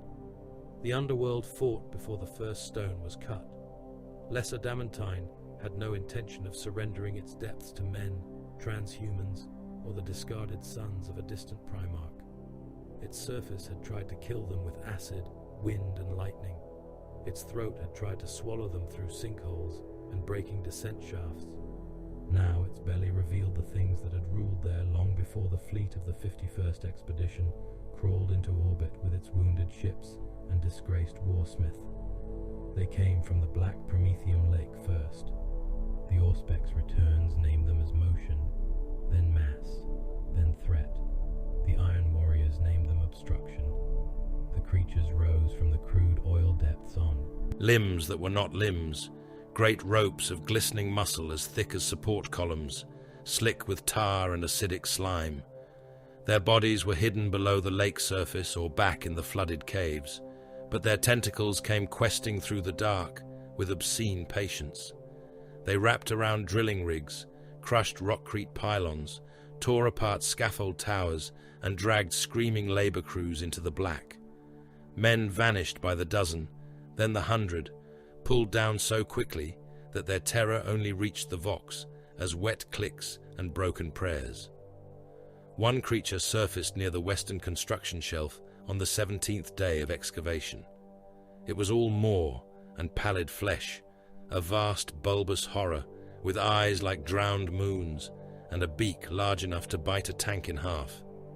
Its hide was grey-white beneath the promethium filth, ridged with scar tissue and barnacled mineral growths. It struck the shelf with 6 tentacles at once. A crane folded inward. 23 slave workers disappeared under falling stone. A squad of mortal armsmen opened fire with laser guns and autoguns, and their shots vanished into wet meat with no result beyond making the thing angry. Then the Iron Warriors arrived.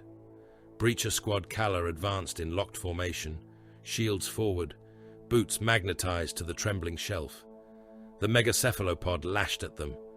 The first tentacle struck with the force of a siege ram, flattening 3 mortal gun crews into paste against the rock behind them. It hit the breacher wall and stopped, not because the Iron Warriors were immovable, because they knew how to receive impact. 3 Astartes slid back half a meter. Servo joints screamed. Shield rims bit sparks from stone. The tentacles' suckers opened against the boarding shields, each one ringed with teeth, trying to grind through ceramite and adamantium. A breacher sergeant leaned into the pressure and fired his bolter point blank through the shield slit. The mass-reactive rounds punched into the limb and detonated deep inside. Muscle burst outward in ropes of purple meat. Black fluid sprayed across the shields, hissing where it touched painted iron. "Left anchor," voxed the sergeant.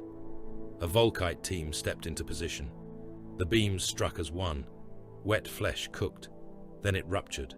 The tentacle burst in segments, steam and blood blasting across the shelf in a scalding rain. Men too slow to duck screamed as their exposed skin sloughed from their faces. One worker clawed at his rebreather as his eyes boiled white. An iron warrior shoved him aside without looking and continued firing. A second tentacle swept low. A chainsword met it. Not one, 6. The breachers stepped out from behind their shields and carved into the Xenos flesh with the grim rhythm of butchers who despised waste. Chain teeth clogged with rubbery tissue. Motors snarled. A warrior buried his blade to the hilt and dragged it sideways, opening a wound wide enough for a man to crawl into. Another slammed a crack grenade into the exposed muscle, kicked himself back, and let the explosion tear the limb apart from within. Chunks of meat slammed against helms and breastplates. Fluids ran down hazard stripes in dark streams. Above them, Dantioch watched from the hanging survey platform. He did not cheer. He did not praise. His iron mask hid whatever remained of his face, but not the old ruin inside his body. The Hrood had left him with pain that no apothecary could cut away. His joints burned under his armor. His heart sometimes beat out of sequence when he climbed too quickly. The air of lesser Damantine tasted of sulfur, promethium, and metal fatigue, and every breath through his helm filters felt scraped from a furnace. Still, he stood. He held the rail with one gauntlet and watched the creature die by increments. "Beak density?" he asked. A tech serf beside him flinched as if struck. "My lord?" "The beak. Estimate its resistance." The serf swallowed. Below, the Xenos shrieked as the Volkite beams found its exposed skull mass. "High, lord. Possibly equivalent to light armor plating. Possibly is not an estimate. Equivalent to frontal chimera plating. Perhaps greater. Record it. Acid tolerance? Promethium saturation appears to protect the hide from surface burn, but internal tissue ignites readily once breached. Useful. Ambush routes? The serf looked down at the black lake, at the tentacles recoiling into the oil, at the bodies of laborers floating face down in slick red swirls.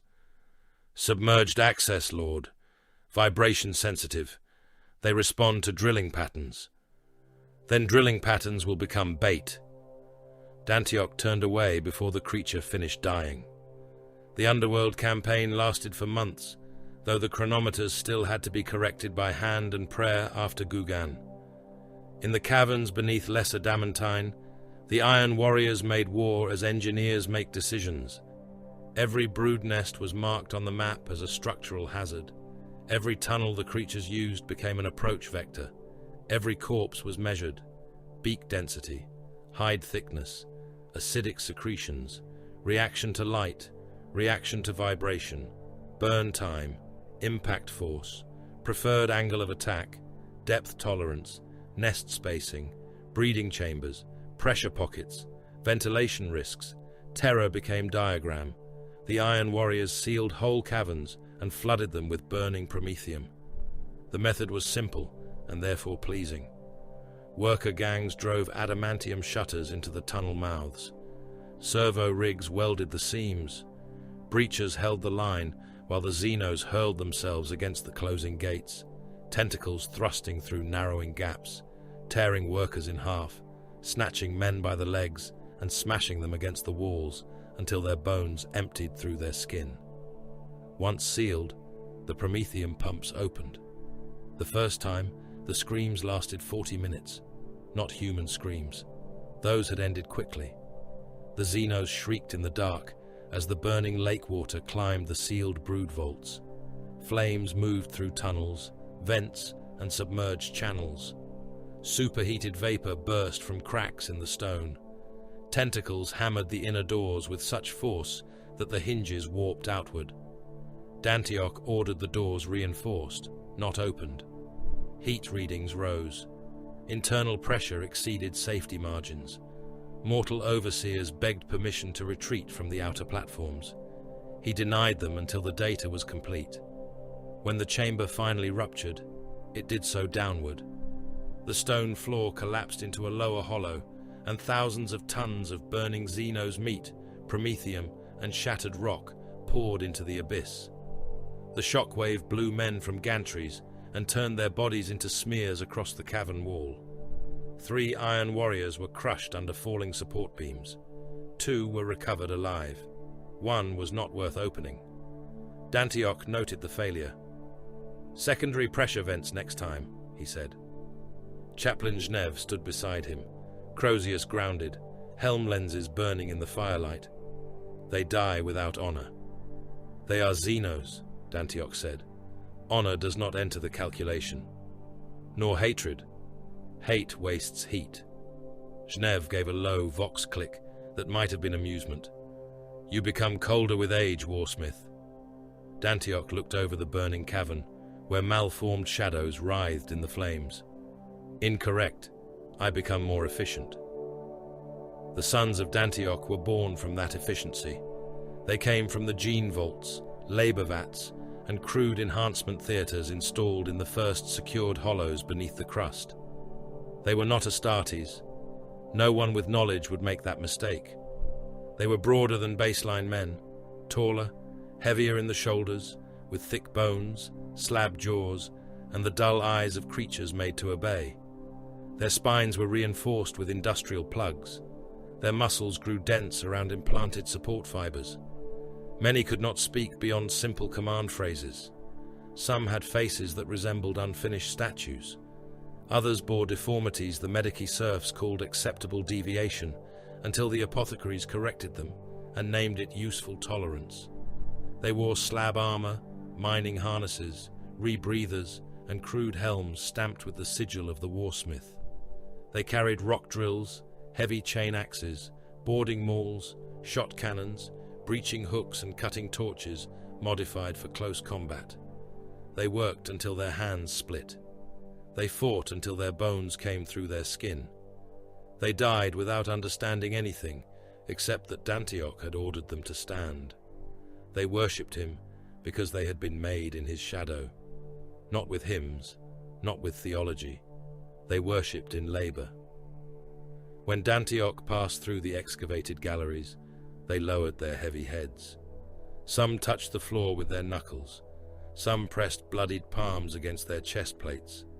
Some whispered the only words they had been taught to understand, beyond tool orders and warning calls. Warsmith. He never blessed them. He used them. That was all the mercy the 4th Legion understood. The sons hauled stone blocks through tunnels that would have crushed ordinary men. They drove anchor pins into the hanging spire, while acid vapors scoured their lungs. They crawled into cracks to place charges, and did not crawl out when the charges sealed them inside. They defended drill teams against the surviving megacephalopods with brutal stupidity, hacking at tentacles even as they were wrapped, crushed, and pulled limb from limb. One son, marked only as Grenth because the naming servitor had jammed during his vat cycle, killed a juvenile Xenos by forcing a rock drill into its beak and activating it while the creature swallowed him. Dantioch ordered the drill design retained for defensive use. The Schadenhold rose downward. That was the first truth of it, and the madness lesser minds could not hold. The fortress was not raised upon a mountain. It was carved into a colossal rock spire that hung from the cavern ceiling above the Prometheum Lake, a vast inverted citadel suspended over black depths. It descended in tiers of iron, stone, and gunmetal, its highest roots buried in the cavern roof, its lowest bastions hanging like the points of a blade above the oil-dark abyss. The main command keep was cut into the heart of the hanging stone. Around it, concentric hornworks curved in brutal geometric layers, not outward across flat ground, but downward and around the inverted mass. Bunkers jutted from vertical faces like iron growths. Drum keeps anchored the defensive rings. Kill towers hung from reinforced spars, Their heavy bolters and Lascanon nests angled to fire into climbing approaches, descending gantries, and the exposed cavern floor below. Artillery emplacements were mounted in recessed galleries, where Medusa batteries and Earthshaker cannon could fire across the cavern's length or down into the Prometheum shores. Searchlights opened like white eyes across the spire. Scanner masts rose from the ceiling roots, their auger arrays sweeping darkness and mineral fog. Murder holes were cut into every approach gallery. Retractable bridges spanned empty space, each one wired to drop under load or fold back into armored slots. Blast doors sealed corridors in brutal sequence. Auspex traps lay hidden in false maintenance alcoves. Flamer trenches lined the lower access shelves, their nozzles fed by Prometheum lines drawn directly from the lake beneath. Mine galleries honeycombed the surrounding stone, each packed with charges that could collapse entire approaches if Dantioch chose to trade territory for corpses. Void-shielded command nodes were buried behind layers of rock and iron. Gravitic lifts moved between the inverted tiers, each one protected by kill slits and deadfall charges. False lift shafts descended into empty darkness. Supply vaults were placed behind redundant doors and rigged for denial. Chapel cells, armories, barracks, cogitator rooms, ammunition magazines, medici theaters and servitor cradles all found their place according to the logic of siege endurance. Even the waste channels had firing ports. Nothing in the Schadenhold was innocent. Every corridor was a weapon waiting for trespass. Every wall had been designed to outlive the man dying inside it. Dantioch walked its forming spine each day. He did so against medical counsel. Apothecary Voss had forbidden unnecessary exertion after the third cardiac irregularity. Dantioch had listened, nodded, and returned to the upper anchor galleries before the apothecary finished recording the objection. Sometimes he coughed inside his armor. The sound was private, trapped behind the grill of his mask and the sealed chamber of his helm. Sometimes black flecks touched the inside of his rebreather filters. Sometimes his left hand trembled for 3 seconds before he closed it into a fist hard enough to crack the gauntlet's inner pressure sleeve. Sometimes he leaned on railings when no mortal surf was near enough to see, and even then he resented the rail for becoming necessary. The mortals saw only that he did not fall. That made him worse in their eyes. Age had not made him gentle. Weakness had not made him merciful. Pain had not opened him to pity. The workers feared the iron mask more than they had feared his bare face. It gave him no expression to read, no fatigue to judge, no trace of the ruined old man beneath the war plate. To them, he was a dead lord who had forgotten to stop commanding. A mortal overseer once approached him with a production delay. 300 laborers had died from vapor exposure in the lower Flamer trenches. Replacement crews were not trained. The line would slow. Dantioch listened. "Seal the dead into the trench wall," he said. "Their bodies will provide mass until stone fill arrives." The overseer stared at him too long. Tarash, standing nearby, placed one hand on the hilt of his blade. The overseer bowed until his forehead touched the iron deck. "At once, Lord." The dead were sealed into the wall. The trench was completed 6 hours ahead of the revised estimate. Tarash found beauty where Dantioch named function. It became a habit between them, old as the exile, and sharper for being one of the few conversations not entirely made of orders. The Iron Palatine would stand beside him on the observation gallery as the Schadenhold's lights awakened one by one across the inverted spire. Work lamps glowed along scaffold ribs. Searchlights swept the cavern roof. Lumen towers shimmered through mineral fog. Far below, the Prometheum lake reflected the fortress in broken lines, so the hanging citadel seemed doubled, one iron world above and one drowned beneath. "Look at it," Tarash said one cycle, voice low over the private vox. "The lights, they hang like stars." Dantioch looked over the galleries, the gun decks, the rising hornworks, and the crawling dots of labor crews. "They are range markers, hazard lamps, and work illumination. They are that. They exist, so men do not fall, so guns may sight, so machines may continue functioning. They are also beautiful. Dantioch's first instinct was to correct him. Utility was not beauty. Beauty was imprecision. Beauty belonged to remembrances painting dead men without the stink of their opened bowels. Beauty belonged to emperors' children peacocks and sculptors of empty things. The Fourth Legion built because stone had purpose, iron had purpose, and walls either stood or failed. Yet he looked longer. The lights did resemble stars, not the clean stars seen from observation decks during peaceful translation. These were harsher, lower, trapped in poison air beneath a world that hated life. They burned across scaffold and battlement, reflected in oil, broken by smoke. They did not promise wonder. They promised work. They promised danger. They promised that the dark had not taken everything. A false sky, perhaps. A prison sky. A tomb sky. But a sky nonetheless. Dantioch said nothing. Tarash did not press him. That was why Dantioch valued him. The final megacephalopod brood died beneath the eastern Prometheum shelf after the Iron Warriors baited it with drilling vibrations and 200 condemned laborers chained to the stone. The creatures came as expected. The first tentacles took the screaming men. The second wave struck the false rigs. The third pushed into the kill zone, and the cavern roof opened. Lascanon beams stabbed down. Heavy bolters hammered exposed flesh. Volkite culverins turned wet bodies into rupturing steam. Flamer trenches ignited, pouring fire across the shelf, while melter charges collapsed the retreat tunnels. The sons of Dantioch waded into the burning slime with chain axes and drills, dying by the score, hacking at limbs thicker than their torsos, crushing juvenile creatures against the rocks with boarding mauls. The brood matriarch surfaced last, a pale mountain of eyes, beak and hatred, and Vastapol met it at the waterline. The dreadnought strode into Prometheum up to his knees, power claw crackling. "Come, obstruction," he thundered. "Be removed." The creature struck him hard enough to shatter 3 armor plates and drive his chassis sideways into a rock spur.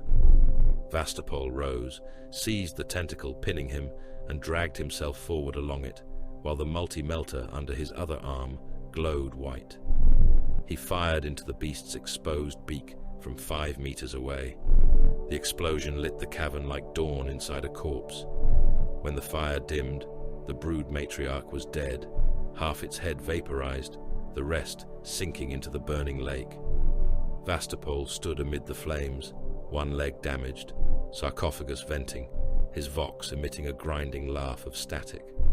Dantioch watched from the upper gallery. "Site preparation complete," he said. No one laughed. No one thought it a jest. The Schadenhold entered its final form in the years that followed, though to those who labored within it, time became a chain of excavation shifts, gun tests, repair cycles, punishments and burials. The fortress became a world inside the world. Its outer approaches were mapped to the meter. Its inner defenses were known only to Dantioch and the officers he trusted enough to kill if necessary. Its munitions reserves deepened, its guns multiplied, its void shields hummed behind stone, its machine spirits learned his voice, its labor gangs bred, died and were replaced, its sons grew in number and brutality, its iron warriors trained for wars no one had yet declared. Above, Lesser Damantine continued to rage beneath acid storms. Below, the Prometheum lake waited. Dantioch endured between them. Then the signal came. It arrived not with warning bells, but with a silence that spread through the command node before the Vox officer spoke. Dantioch looked up from a structural stress projection and saw the man stiffen at his station. "Report," Dantioch said. The Vox officer swallowed. "Void contact, Lord. Translation wake at system edge. Iron Warriors identification codes. Vessel claims designation Benthos." Tarash, standing beside the hololith, turned sharply. "Ours?" "Ours," said the Vox officer, then hesitated. "Codes are old, Lord. Damaged. Verification incomplete. Dantioch watched the orbital projection bloom with the incoming vessel's rune. It came late. That was his first thought. Not unexpected. Late. The 4th Legion did not send courtesy visits to discarded warsmiths. Perturabo did not remember broken tools unless he had need of them or wished to see them ground further beneath the heel. A ship arriving now, after silence, after exile, after the Schadenhold had become more than punishment, was not relief. It was pressure. "Signal content," Dantioch said. The Vox officer adjusted the runes with trembling fingers. Static hissed through the chamber. Then a voice emerged, harshened by distance and interference, yet unmistakably carrying the cadence of command. "Schadenhold, this is the Benthos. We come under authority of Warsmith Idris Krendel. Prepare to receive envoys of the 4th Legion. Acknowledge and comply." The words were correct. The tone was wrong. Dantioch felt the shape of danger in it, as he had felt weak stone beneath a wall or hidden voids behind enemy defenses. Delay, damaged codes, command phrasing too rigid, no personal greeting, no mention of Perturabo beyond implication, no acknowledgement of status except function. Krendel had never been a patient man, and impatience poorly concealed often revealed more than honesty. Tarash looked at him. Orders? Dantioch studied the route maps of the fortress. If Krendel expected welcome, he would receive education. "Open the eastern descent," Dantioch said. Several officers turned toward him. The eastern descent was not the easiest path into the Schadenhold. It was a nightmare of retractable bridges, transparent drops, narrow gravitic lifts, sealed kill chambers, exposed galleries, and searchlight corridors overlooking the Prometheum Lake.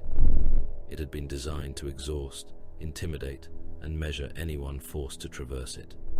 Every step lay under guns. Every pause stood within a blast radius. Every section could be cut loose and dropped into the black depths. Tarash understood first. His mouth tightened with something close to approval. "That route is ceremonial?" he asked. "No," Dantioch said. "Diagnostic." He turned to the Vox officer. "Reply to the Benthos. Envoys are granted passage. They will come by the eastern descent, unescorted after the first gate, with weapons sealed by honor lock." The Vox officer repeated the order. Dantioch looked to the hololith as the rune of the Benthos glowed above Lesser Damantine. In the dark around it, the old fortress breathed, guns waiting in their housings, searchlights sweeping like pale eyes across stone, promethium, and shadow. The Schadenhold had been built as prison, punishment, fortress, tomb, and answer. Now it would ask its first question. Krendel came by the eastern descent in armor that had never known exile. That was Dantioch's first judgment of him. The second was that Idris Krendel wished to be seen. The warsmith of the 14th Grand Company crossed the retractable bridge above the Prometheum abyss, as if the route had been laid for his triumph rather than his measurement.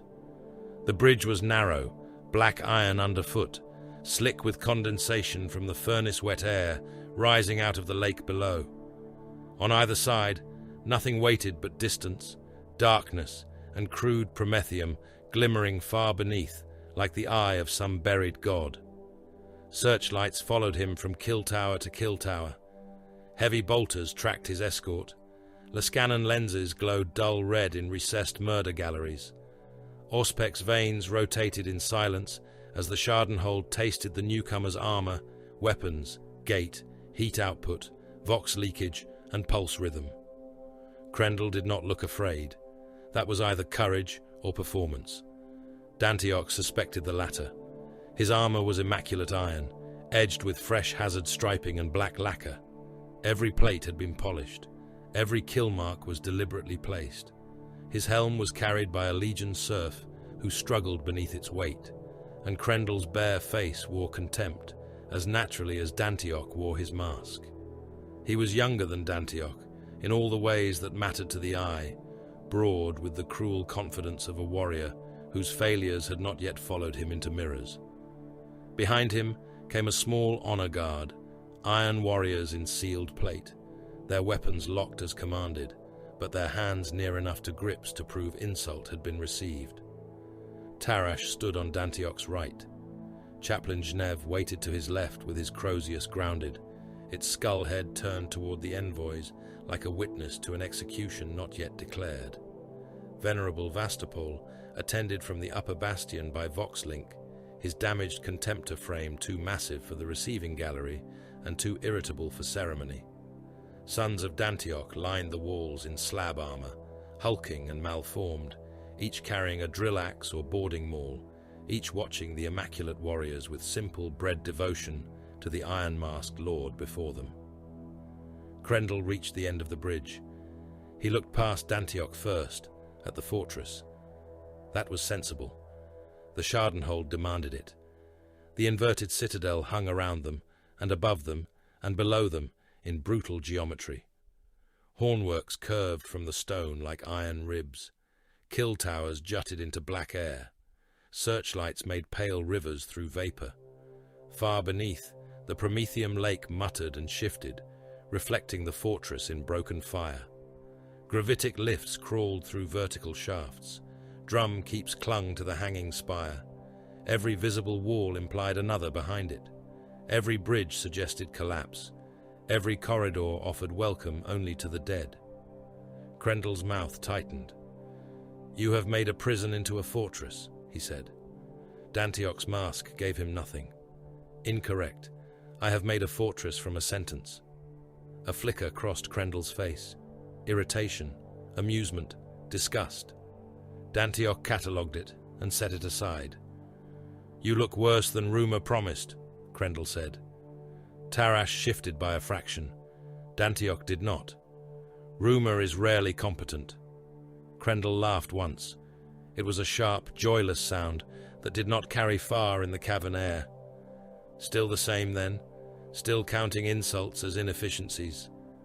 State your purpose." The younger warsmith stepped closer. He had not been invited to do so. The guns above them adjusted by degrees. Krendel heard the movement.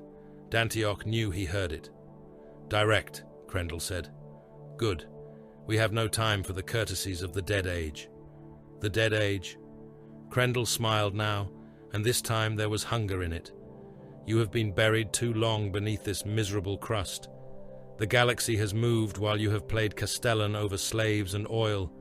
Terror rots in its arrogance. The Emperor's great work cracks from within. Horus Lupercal has risen." No one moved. The words entered the receiving gallery like a shell entering a magazine. Krendel continued, enjoying the silence. "Legions have declared, brothers have chosen. The War Master leads the future, and the 4th Legion marches with him. Perturabo has cast aside the hypocrisy of old oaths. We no longer bleed for a distant tyrant who spends his sons as numbers and calls it unity. We fight now for victory, for truth, for the Primarch, for Horus."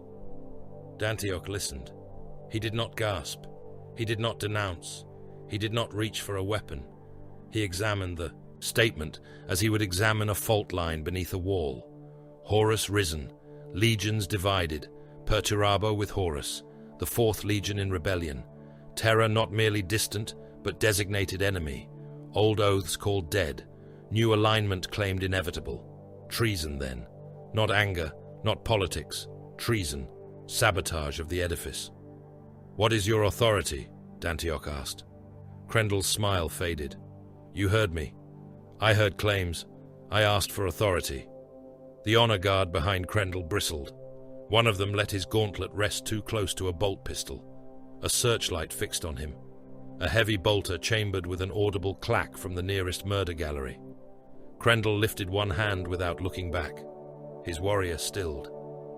"I carry orders in the name of Perturabo," Krendel said, "and by extension, in the name of War Master Horus. Orders. You will place the Schadenhold at the disposal of the 14th Grand Company and the returning elements of the 51st Expedition Fleet. Its magazines will be opened. Its Prometheum reserves will be made available for fleet use. Its repair yards, labor stock, munitions, holding vaults and defense grids will be integrated into the War Master's prosecution. This world will serve as staging ground and resupply point for the armies that will break the Emperor's palace. The cavern air seemed to thicken. Dantioch turned his head slightly toward the hololithic table where Lesser Damantine's underworld flickered in green and amber light. Fleet strength? Krendel narrowed his eyes. Sufficient. Not a value. Ship classes, operational readiness, ammunition state, armor reserves, embarked legion strength. This is not a negotiation. No, it is logistics. It is obedience. Then provide the data that permits obedience to be performed efficiently. For a moment, Krendel looked as if he might strike him. Dantioch almost wanted him to try. Almost. The younger warsmith forced the anger back behind his teeth. You always did hide defiance beneath procedure. I hide nothing. You hide your face. Tarash's hand closed around his sword hilt. Genev's Crozius lifted one finger's width from the deck. Dantioch raised his hand, and both stilled. Krendel stepped close enough that the searchlights painted both warsmiths in the same cold glare. Polished armor faced corroded iron. Hunger faced endurance.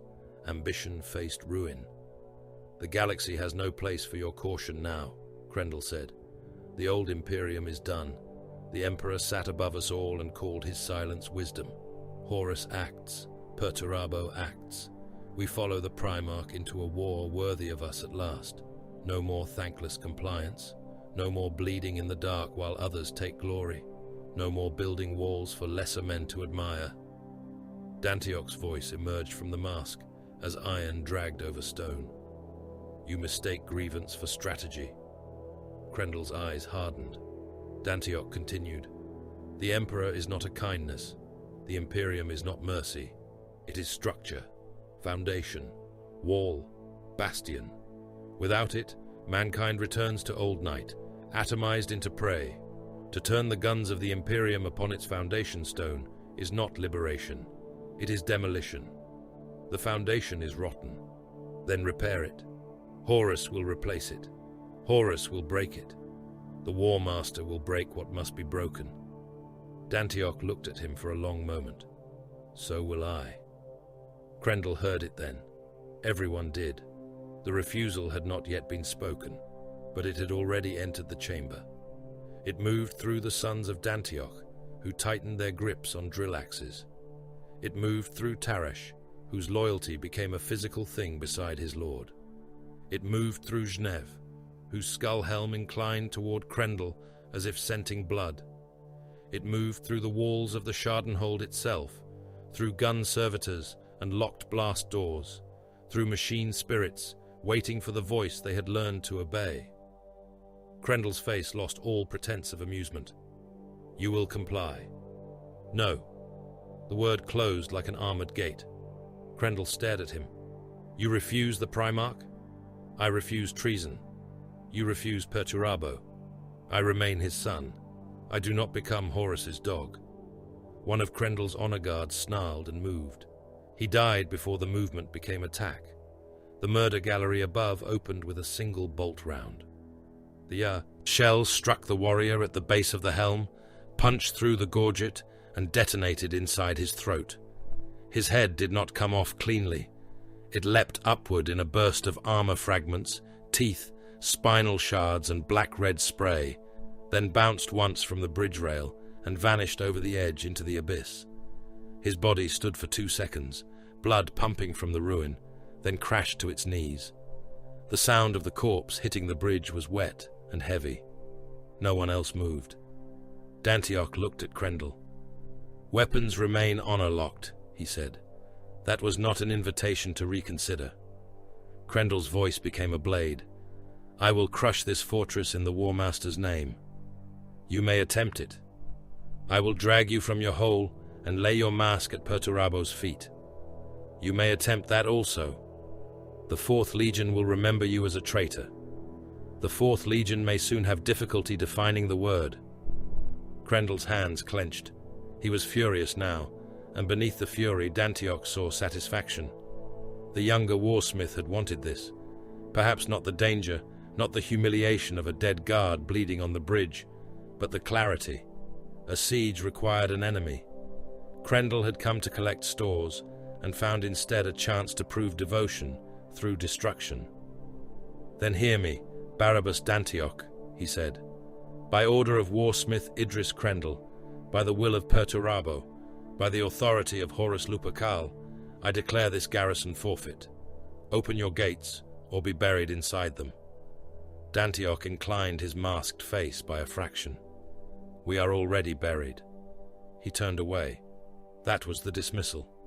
Crendel's escort carried their headless dead back across the eastern descent beneath the tracking guns of the Schadenhold. No one fired again. Dantioch allowed them to leave because a messenger who had seen the route was useful. Fear carried data faster than Vox. The purge began before Crendel reached orbit. Dantioch issued the orders from the central command node, and the fortress obeyed with the speed of a machine designed for betrayal long before betrayal had a name. Seal all armories, cut external Vox, isolate Mechanicum enclaves, lock munition galleries from within, blast doors in rings 3 through 7 to siege condition, Sons of Dantioch to muster stations. All legionaries, officers, overseers, and command-grade serfs will present for oath verification within 6 minutes. A mortal major stared up from the Vox bank, color draining from his face. "All, Lord?" Dantioch turned the iron mask toward him. "Did the word change in transit?" "No, Lord." "Then repeat it correctly."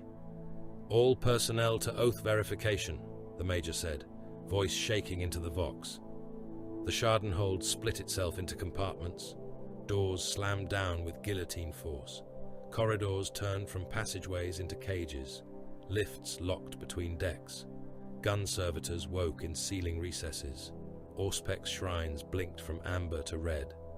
In the lower armory, 2 Legion serfs attempted to open a side vault before their command clearance expired. The vault wall unfolded, and a flamer servitor burned them where they stood, cooking the meat off their bones and leaving their hands welded to the access wheel. In the Mechanicum annex, a tech adept hesitated, when ordered to swear, continued loyalty to the Emperor's design and Dantioch's command. He had time to open his mouth. That was all. A son of Dantioch drove a rock drill through his chest. The bit punched through robes, augmetic cabling, ribs and spine, spraying blood, oil, and shredded lung matter across the cogitator shrine behind him. The adept convulsed, metal fingers clattering against the drill casing. The son held him in place until the warsmith's officer marked the annex secure. In the western barracks, 3 iron warriors refused disarmament. They did not shout loyalty to Horus. They did not need to. Hesitation had already condemned them. One reached for his bolter. Tarash cut his forearm off at the elbow and drove a bolt pistol round into his helm at point-blank range, blowing the back of the skull across the wall in a fan of ceramite shards and brain. The second smashed a serf aside and charged, roaring that Perturabo had chosen. Chaplain Genev met him with the Crozius. The weapon's power field cracked his breastplate open and pulped both hearts in a single blow. The third backed away, hands raised, words tumbling from his Vox grill. I swear now, I swear." Dantioch stood in the doorway. "Now is later than required." Genev shot him through the helm. The corpse fell beside the others. "Record the gene seed," Dantioch said. Apothecary Voss moved forward with the Narthesium whining. Viability uncertain after cranial detonation. "You require the head to harvest the chest?" "No, Warsmith." "Then be efficient." Across the fortress, the oath was administered without ceremony. There was no debate chamber, no council, no appeal to brotherhood. Every warrior and officer was given one chance. Swear to the Emperor's Imperium as structure, to the Primarch only where he did not make himself enemy to that structure, and to the Schadenhold's defense under Barabas Dantioch. Or be removed. Removed meant shot, cut apart, burned, locked in cells until the air was vented, beaten to paste by the sons, if ammunition was too precious to waste. Loyalty was not a feeling. Loyalty was a binary structural condition under siege. By the end of the first hour, Dantioch's command had shrunk. A few iron warriors remained. Tarash, Zhnev, Voss, siege officers whose hatred of treason outweighed fear of Perturabo's wrath. Vastapol, who had answered the oath with a vox roar that shook dust from the chapel ceiling. Mortal soldiers in numbers sufficient to man guns, but not sufficient to survive prolonged assault. Labor gangs, serfs, tech slaves, the sons of Dantioch, who did not understand Horus, Perturabo, terror, or rebellion, but understood the Iron Mask and the voice behind it. Against them stood the returning power of the 51st Expedition Fleet, Krendel's warriors, the 14th Grand Company, and whatever other strength the War Master's rebellion could feed into the system. Dantioch looked at the hololithic returns and began his siege. The outer magazines were emptied first, not abandoned, emptied. Their contents moved through concealed lifts into deep caches behind false stone, tracked by handwritten ledgers and memory rather than cogitator routes vulnerable to corruption or capture. The visible magazines were restocked with half charges, old shells, damaged belts, and crates marked full but packed with rock, scrap, and delayed explosives. Docking galleries were rigged with melter mines behind decorative plating. Honor halls became kill zones. Chapel floors were undercut. Prometheum flood systems were unsealed and connected to pressure triggers. Servitors were reprogrammed to recognize unauthorized Iron Warriors as hostile, a task some machine spirits resisted until Dantioch ordered their logic cores flensed and rebuilt. He marked collapse points with his own hand.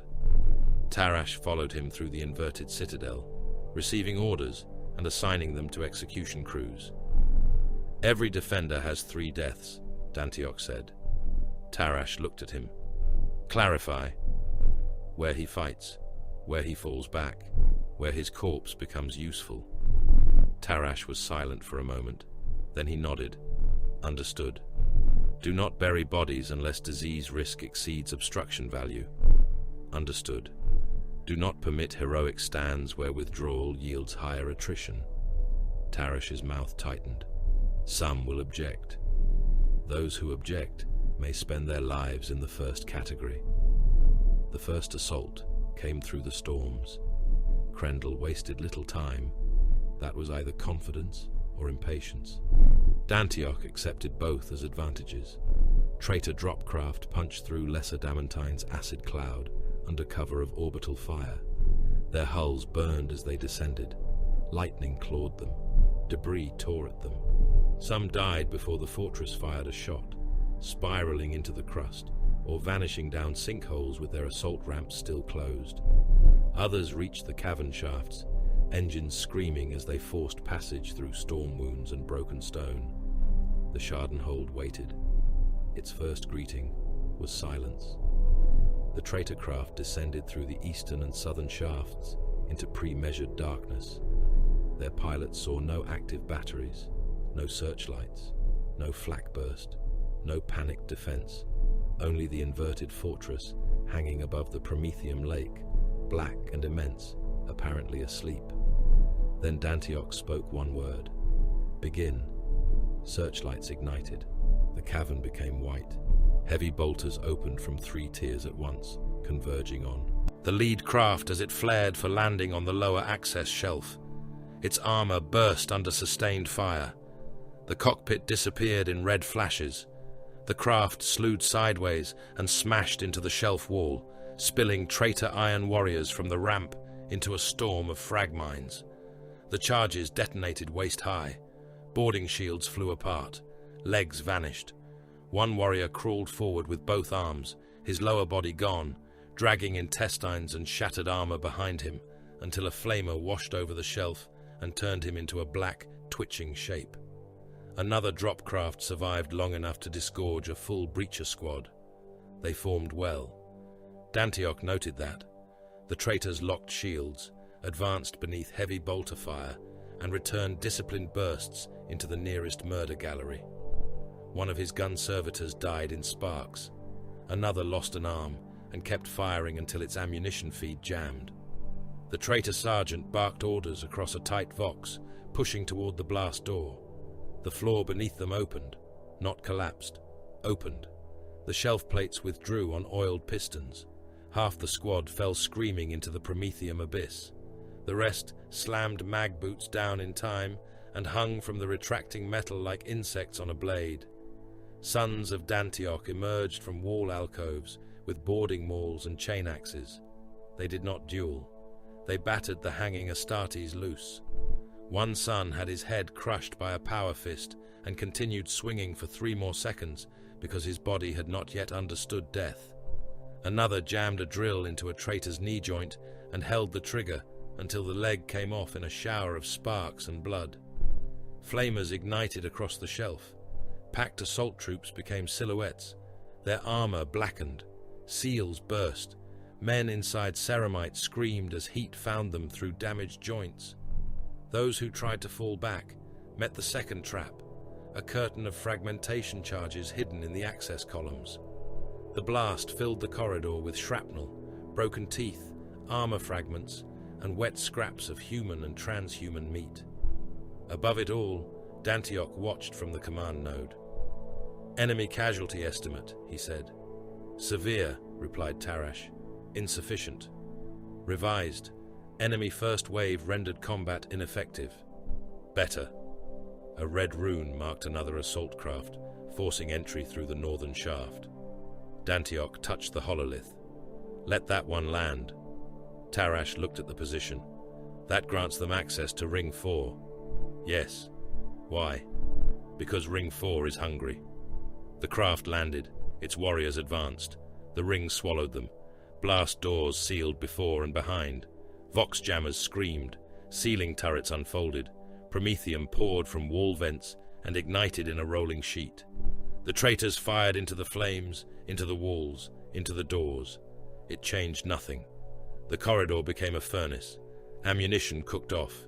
Astartes' bodies fell one by one, still trying to advance because they were iron warriors, and retreat had to be ordered before pride would permit it. When the flames died, their armor stood fused to the deck in places, blackened hands still clawing toward the inner gate. Dantioch ordered the bodies left where they were. "Obstruction value high," he said. Krendel's voice came over the Vox 3 hours later, forced through static and rage. "You think this changes the outcome?" Dantioch stood in the command node, surrounded by red enemy markers and amber damage runes. "No." "You admit it?" "I understand scale. You have ships, armor, legionaries, and time. And you have a hole in the ground. I have a fortress. I will grind it down stone by stone." "Then you have learned the first requirement," Krendel snarled. "Of what?" Dantioch looked at the hololith as enemy icons multiplied across Lesser Damantine. More ships translated in. More landers burned through poison cloud. More hostile runes gathered above and below until the cavern map glowed red like an open wound. "Of siege," he said. The Vox cut. Around him, the Schadenhold prepared for the long war. Ammunition caches sealed. Kill towers reloaded. Sons of Dantioch dragged corpses into barricades.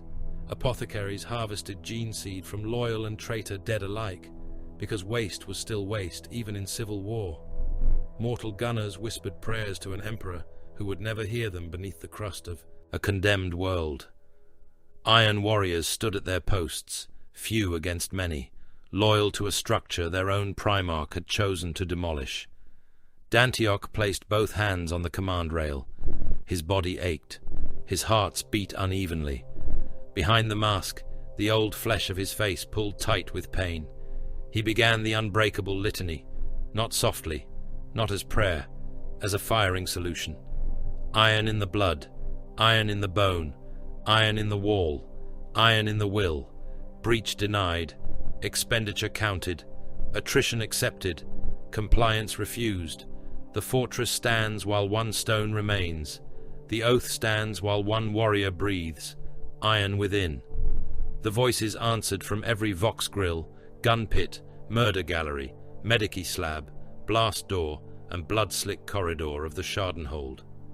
Iron without. The first month of the siege was an artillery lesson. The traitors brought their guns into the cavern piece by piece, dragged through storm shafts, lowered by grav cranes from crippled landers, hauled across the basalt shelves by slave gangs and armored haulers, whose engines screamed beneath acid corrosion and dust. They established their first batteries on the lower western shore of the Prometheum Lake, far below the hanging shadow of the Schadenhold, and began the ancient language of the Fourth Legion. Shells rose.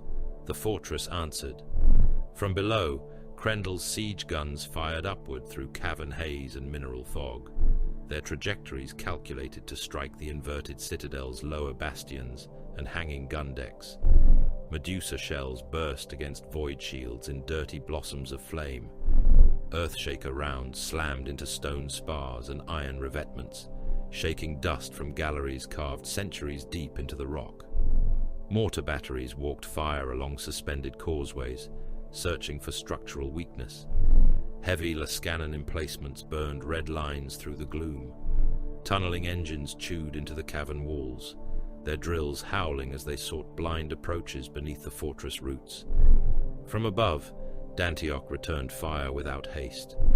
The Schadenhold did not merely shoot downward, it judged downward.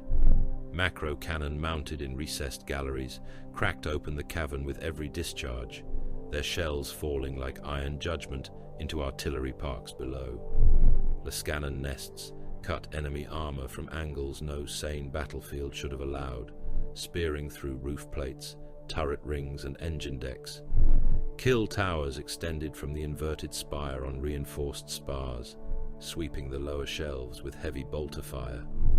The plunging arcs were murderous. Tanks that would have presented their thickest frontal armor on level ground were opened from above like butchered animals. Crewmen inside burned, cooked, burst, or crawled from hatches, already slick with their own blood. A traitor Vindicator battery advanced along the northern shelf under overlapping shields. Dantioch let it advance. The guns of the Schadenhold watched it through the haze and did not fire. The traitors moved with admirable discipline, siege shields locked around the vehicles, breacher cohorts advancing before them in a wall of iron. Their officers understood caution. They advanced in increments, scanning for mines, testing bridge loads, measuring Auspec's ghosts. They believed silence meant concealment. It meant permission. When the Vindicators reached the marked zone, Dantioch ordered the lower causeway pins withdrawn. The stone shelf beneath the armored column did not collapse all at once. That would have been crude. It peeled away in 3 staged failures, each one calculated to trap the next portion of the advance. The lead tanks fell first, sliding sideways with tracks still grinding, demolisher cannons rising toward the fortress like accusing fingers. Then the breaches behind them were cut off. Then the rear armor tried to reverse, and found the shelf behind them blowing outward in a line of shaped charges. For a moment, the entire assault force hung in broken perspective. From the defenders' galleries, the traitors seemed to fall upward, away from the fortress, and into the open dark beyond its lower spires. From the cavern floor, they fell downward for kilometers, armor and men tumbling through fire and smoke toward the Prometheum Lake. Burning tanks turned end over end. Iron warriors were flung from shattered gantries, their limbs pinwheeling, their jump packs useless, their vox channels filled with curses that ended only when black fire swallowed them below. One Vindicator struck the lake still burning. The Prometheum accepted it. The explosion rose in a column of blue-black flame that kissed the lower hornworks of the Schadenhold and painted every watching helm in corpse light. "Enemy armor loss?" Dantioch asked. Tarash stood beside the hololith, helm lenses reflecting falling wreckage. 9 confirmed, 2 probable, breacher cohort eliminated. Munition expenditure? 37 shells, 8 shaped charges, 2 shelf anchors. Favorable. Below, Krendel learned. So did Dantioch. The siege became less a battle than a duel between siege minds, though one held numbers and the other held ground. Crendel widened his artillery parks and punished the cavern walls until stone avalanches battered the fortress approaches. He sent tunneling engines through blind strata and slave miners through old Xenos galleries still slick with megacephalopod residue. He deployed breacher cohorts under overlapping shield cover, supported by automata with rad cleansers and rotary cannon. He built assault ramps from plasteel ribs and corpses sealed in hardening rockcrete. He brought armor columns through acid storms and lowered them into the underworld by cable, hook, and prayer to machine spirits already half-mad from corrosion. Dantioch answered with deception. He gave Crendel breaches that were not breaches. He weakened walls in visible places and strengthened the darkness behind them. He allowed Auspex returns to leak through blind zones, each one showing a vulnerable ammunition vault, a damaged shield relay, a thinning garrison.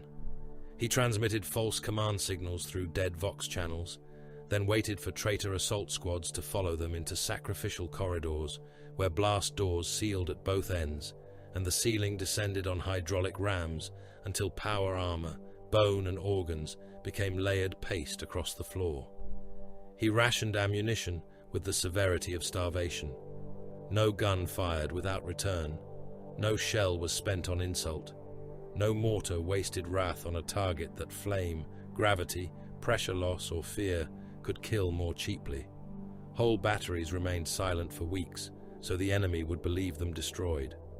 Then, when Crendel's sappers massed beneath a dead angle, the hidden guns opened and transformed the minehead into a red crater choked with armor, broken drills, and men whose bodies had been shredded so finely that the cleanup crews spread them with shovels.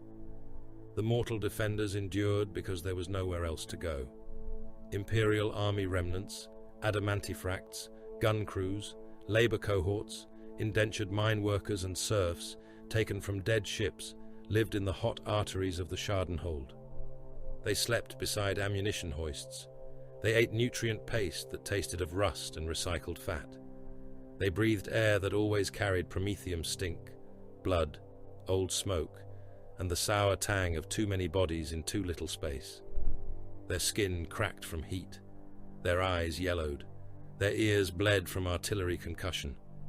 Men aged visibly under the siege, not with the horror of the Hrud, but under the honest erosion of terror, labor, and sleeplessness. They feared Dantioch more than death on most days. That fear kept them alive on others. When the 3rd Adamantifract Gun Company broke under bombardment during the 43rd day, they abandoned a lower Lascanon gallery, while traitor breachers were still climbing the approach chains. Their officers claimed the position was untenable. They were correct. Dantioch had already calculated that the gallery would fall within the hour. They had not been ordered to leave. He had the officers shot against the gallery wall, not ceremonially, not with anger. Bolt pistols at close range.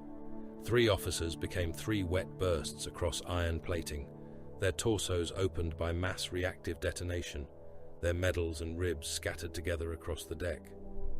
The surviving gunners watched in silence, shaking, eyes wide, and faces grey beneath powder burns. "You abandoned a position before its expenditure was complete," Dantioch told them. "Your fear is not relevant. Your survival is not relevant. The timing of both is mine." He reassigned them to corpse clearance under fire. For 17 days, those men dragged bodies from kill corridors while shells fell around them and traitor marksmen fired through smoke. They moved loyal dead, traitor dead, serf dead, broken. Sons, severed limbs, burst torsos, heads still sealed inside helms, and bodies so burned they came apart in black sheets when lifted. By the end, those who lived did not break again. They learned that fear could be used like any other material, if the hand holding it was cruel enough. The sons of Dantioch became legends in the corridors, not noble legends. The Schadenhold had no use for those. They waited in the dark behind blast doors, with crude rebreathers rasping and chain axes held low. They crouched in maintenance alcoves, in corpse bays, beneath collapsed stairwells, their slab armor painted with soot and old arterial spray. When traitor breachers forced an inner gate, the suns would remain still until the Iron Warriors entered the marked chamber. Then the doors would slam shut behind the enemy, the lights would die, and the suns would come. They did not fight like Astartes. They fought like industrial accidents given obedience.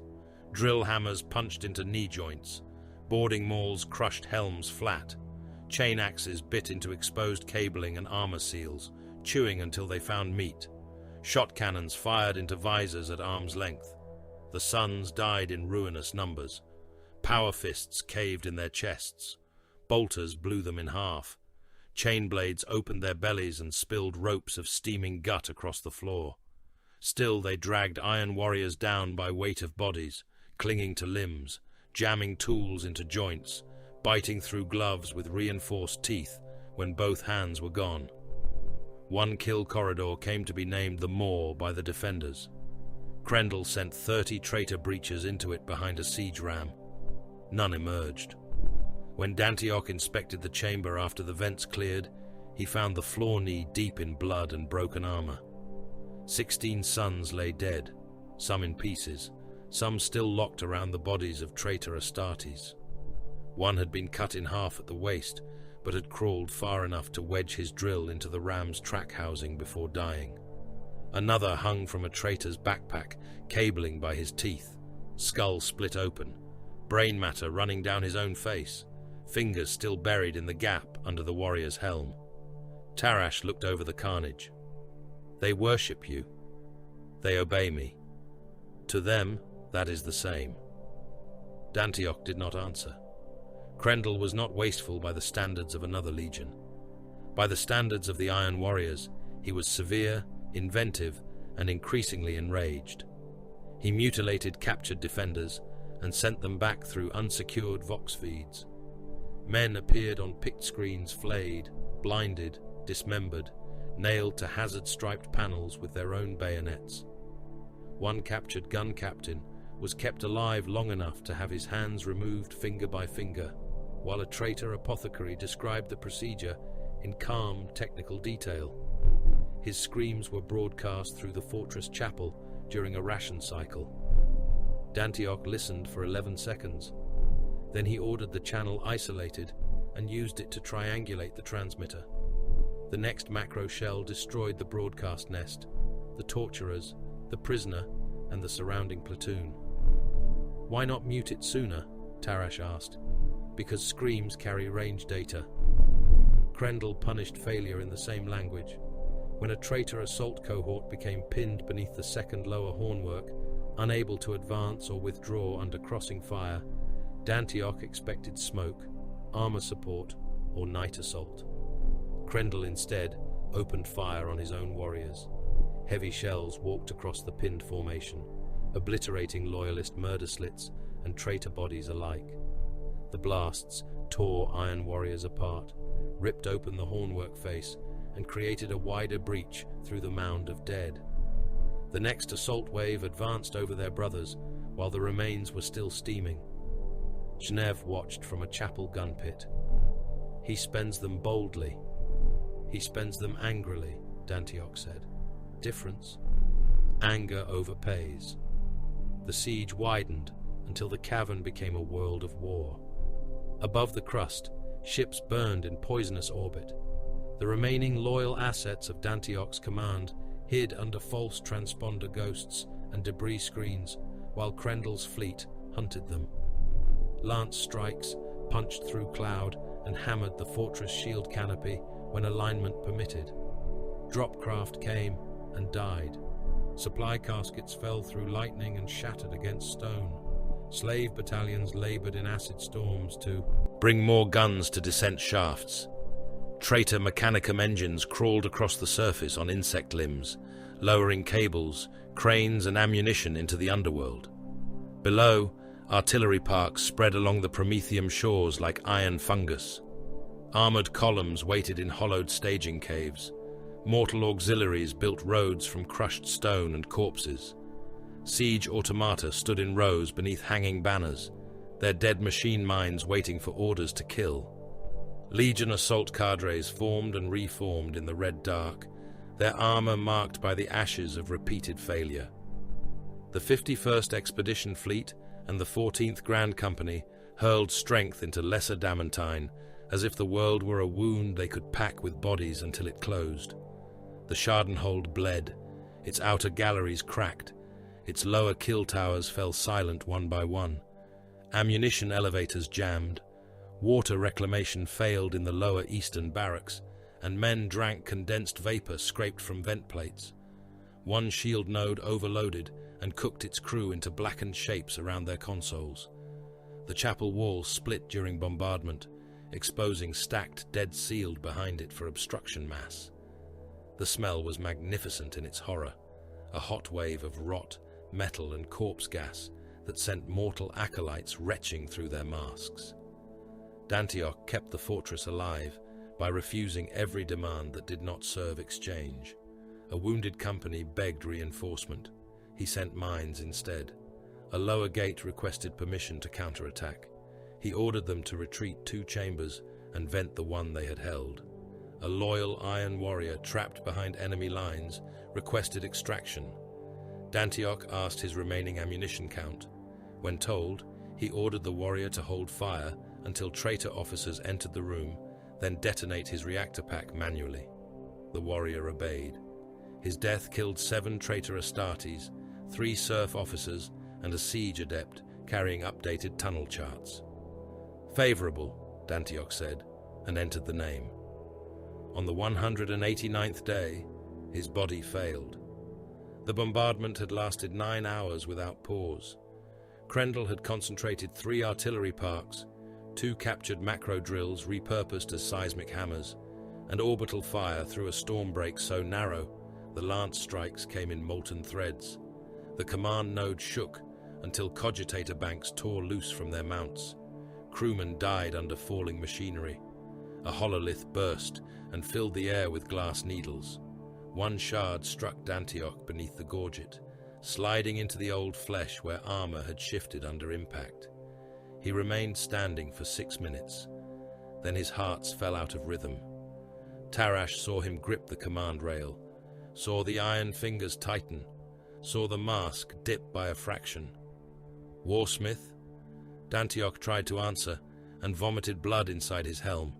His primary heart spasmed, his secondary overcorrected. Old Hrud damage, stress toxins, microfractures, shock trauma and exhaustion met inside a body that had refused to admit it was dying for too long. He collapsed against the rail, one knee striking the deck hard enough to dent it, then fell. For several minutes, Barabas Dantioch did not command the Schadenhold. The fortress commanded itself. Pre-written orders awakened in sequence. Blast doors sealed according to threat priority. Battery 3 shifted to autonomous fire. Servitor banks accepted conditional authority from Tarash. Kill corridor flood systems armed. Reserve ammunition remained locked because Dantioch had written that no officer, not even Tarash, could open the deep caches without 2 command confirmations unless the central node was breached. The fortress breathed by the dead logic of its master, while Apothecary Voss cut Dantioch's helm free and pumped stimulants into veins that had become black ropes beneath old skin. Tarash stood over him with a bolter in hand, killing anyone who came too close without clearance. Genev recited the unbreakable litany in the command channel, each word hammered into the defenders like a nail. Vastapol roared for permission to counterattack. The fortress shook. Dantioch's eyes opened behind the iron mask. The first thing he saw was Voss leaning over him with blood up to the wrists and surgical tools sunk into his chest cavity through opened armor. "Do not move," said the apothecary. Dantioch moved. Voss placed a hand against his breastplate. "Warsmith, your primary heart suffered catastrophic arrhythmia. Your secondary heart compensated imperfectly. You are under surgical restraint. Remove it." "No." Dantioch looked at him. Voss removed it. Tarash stepped into view. "You were dead for 23 seconds. "Incorrect." Your heart stopped. Then my command was interrupted, not ended. You need medicine. Dantioch's voice came thin through the damaged grill of his mask. Casualty exchange ratios. Tarash stared at him. Now, Dantioch said. The Iron Palatine bowed his head, something like grief hidden beneath discipline. Enemy losses during your interruption were moderate. Loyal losses were light in command sections, severe in lower shield maintenance. Battery 3 expended above ration. Dantioch closed his eyes for one breath. When he opened them again, there was anger in them. Battery 3 officer? Dead. Then reprimand unnecessary. Voss tried to seal the chest plate. Dantioch pushed himself upright before the bonding paste cured. He stood with assistance from no one, though every warrior in the command node saw the cost. Blood ran from beneath his armor in a dark line. His breathing rasped behind the mask. The mortal crew looked upon him and feared him more than ever. Not because he was strong, because even dying had failed to make him human. The siege entered its final season with no clear dawn, only deepening red. Krendel changed the air first. Rot came through the lower shafts. At first, the defenders blamed corpse accumulation. There were enough dead in the outer galleries to poison any atmosphere not constantly scrubbed. Then the sensors began recording biological contamination, spores, viral traces, wet heat, fungal bloom along stone that had never known soil. Armor seals grew slick, wounds suppurated too quickly. Dead men bloated within hours and split open in clouds of black flies whose wings glittered with oily colors. Servitors developed mold across exposed brain tissue and kept working while the rot ate them. Genève named it corruption. Voss named it infection. Dantioch named it escalation. The first warning came from an outer auspex mast before it died screaming static. A mass signature entered the primary cavern, then another. Then a shadow moved through the mineral fog, vast enough that the searchlights striking it seemed to bend. The guns of the Schadenhold fell silent for 3 seconds as targeting engines recalculated scale. It walked from the eastern descent trench like a cathedral dragged out of a plague grave. An Emperor-class Titan, not merely damaged, not merely old, desecrated. Its void shields shimmered around it in layers of sickly light, green and yellow, and corpse pale. Its god engine frame rose higher than towers, armor plates swollen with rust, bronze corruption, and weeping growths that pulsed like infected organs. Banners hung from its carapace in rotten strips. Bells tolled from chains across its shoulders. Its feet crushed tanks, gun pits, slave crews, and loyal dead alike into a paste that steamed beneath every step. Where its plasma vents should have burned clean, they exhaled flies and greasy vapor. Where machine hymns should have rolled, the Vox carried wet laughter, reactor growls, and the sound of a million insects trapped behind iron. The thing wore the shape of the Mechanicum's divinity and the stink of a corpse god. A princeps still commanded it somewhere inside, perhaps alive, perhaps swollen into his throne by plague. Perhaps nothing remained but a mind fused with rot, void shield harmonics, and the will of a power that had no place in the clean equations of siegecraft. Krendel's voice broke across the Vox, triumphant and distorted. "You have taught me patience, old man." Dantioch stood in the command node, one hand on the rail, blood drying beneath his armor, iron mask fixed toward the hololith as the Titan rune advanced. The cavern glowed red around him with hostile markers. Krendel spoke again. "Now learn despair." The Emperor-class Titan raised its weapons toward the inverted fortress. The war was no longer iron against iron. Rot had entered the equation. The Titan entered the cavern as if a diseased cathedral had learned to walk. It came through the eastern descent trench, wreathed in vapor, bells, corpse light, and the drone of corrupted machine hymns. Each step crushed the world. Beneath it flatter. Tanks that had once carried the pride of the 4th Legion were reduced to buckled plates under its feet. Slave crews vanished as red smears in the stone. Dead men, loyal and traitor alike, became a paste that steamed beneath its god-engine tread. Fortification teeth broke around its ankles. Gun pits collapsed. Rockcrete revetments split open and vomited men, guns, cables, and blood into the path of the giant. Its void shields shimmered in layered halos, not clean blue or white as the Mechanicum taught in its litanies, but a sickly pallor like corpse wax, seen beneath lumen glare. They crawled with green and yellow static. Rotten motes drifted through the field, like flies trapped in glass. Where shells struck the shields, they burst outward in blossoms of dirty light and left stains of radiance behind, as if the impact itself had become infected.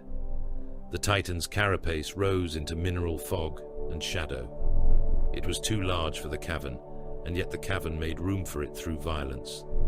Stalactites broke against its shield envelope. Suspended gantries tore free and fell around it in burning arcs. Chains the size of transit rails hung from its shoulders, each one bearing cracked bells, rotting banners, and the flayed remains of men whose skin had been inscribed with binary prayers. Its armor plates were swollen, blistered, and rusted open in places, revealing deeper layers of cabling and pulsing growth.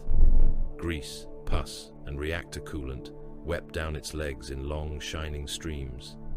The machine spirit inside it screamed through every vox channel, not in words at first, in static, in wet laughter, in the tolling of bells, in the churning breath of plague organs that should not have existed inside sacred engine housing. Then came fragments of binaric prayer, reversed and vomiting itself apart, like a priest drowning in oil while trying to bless the knife at his throat. On the command dais of the Schadenhold, Barabas Dantioch watched the god engine advance. His fortress answered with every gun that could bear. Defense lasers stabbed downward from the hanging spire, white spears of focused annihilation striking the Titan's void shields. Lascannon grids converged in disciplined sequence. Macro cannon thundered from recessed galleries. Medusa shells dropped from above, their arcs too short and brutal to be called ballistic, their detonations crawling across the shield layers in waves of fire. Heavy batteries hidden for months opened with voices like mountains splitting. The Titan kept walking. Every exchange killed thousands, not because either side aimed at them, because mortals existed too close to gods at war. Traitor auxiliaries were vaporized in ranks when shield impacts burst outward. Artillery crews below the fortress were flensed by reflected heat, their uniforms igniting, their eyes boiling in their sockets before their bones came apart. Loyal gun crews on the lower galleries died when the Titan's return fire struck a kill tower and turned the entire structure into molten wreckage. Men fell from it burning. From the defenders' inverted perspective, they seemed to rise into darkness, trailing flame, arms spread, as if ascending to an emperor who would not answer from beneath Lesser Damantine's poisoned crust. The Titan raised its right arm.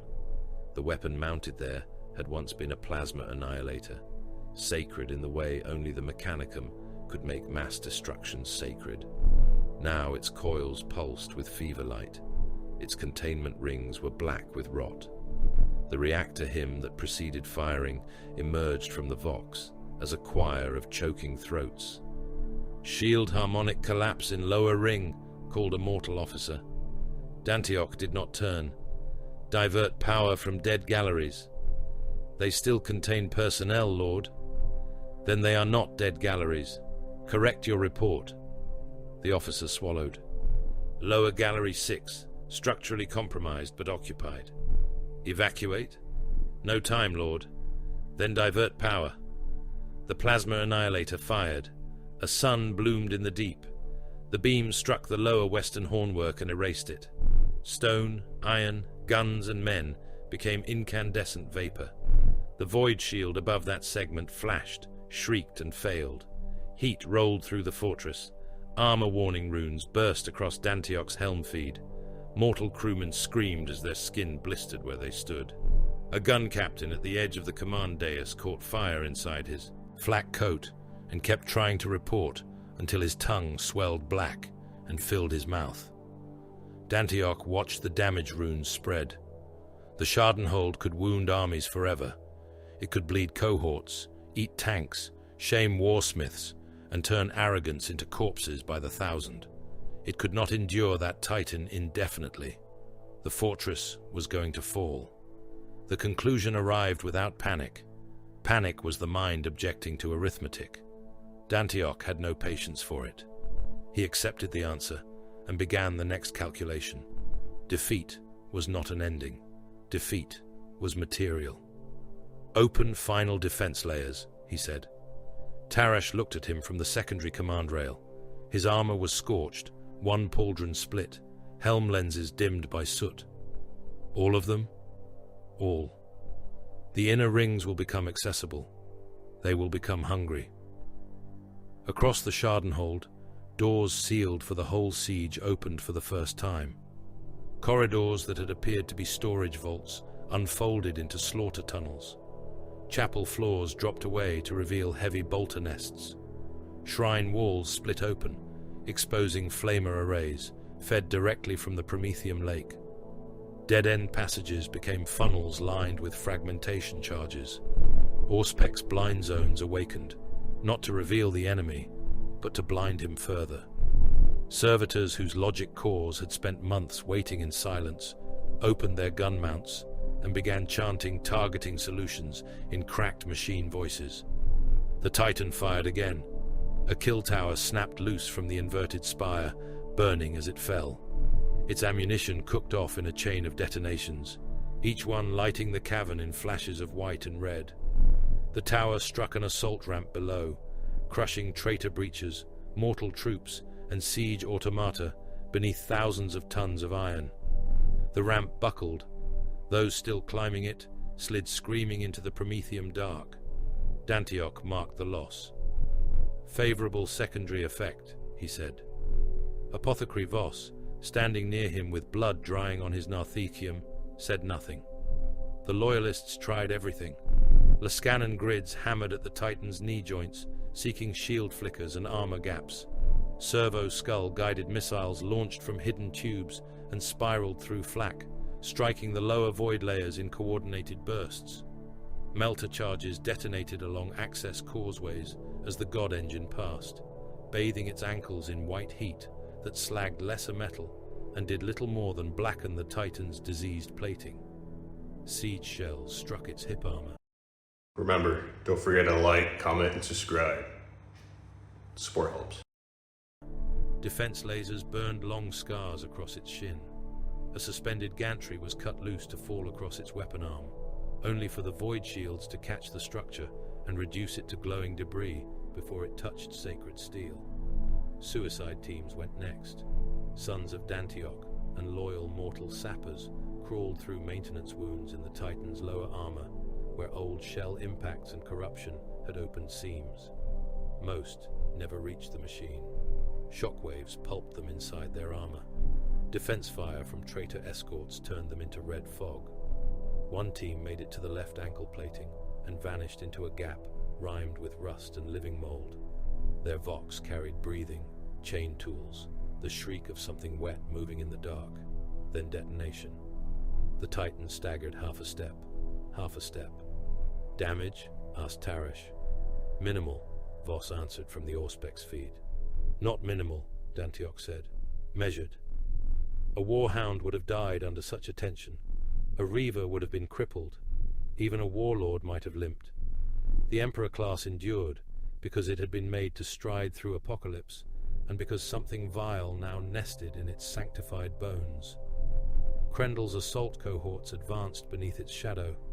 They came hard, confident now, because the God Engine had broken the fortress's outer rhythm. Traitor iron warriors crossed bridges under shield cover.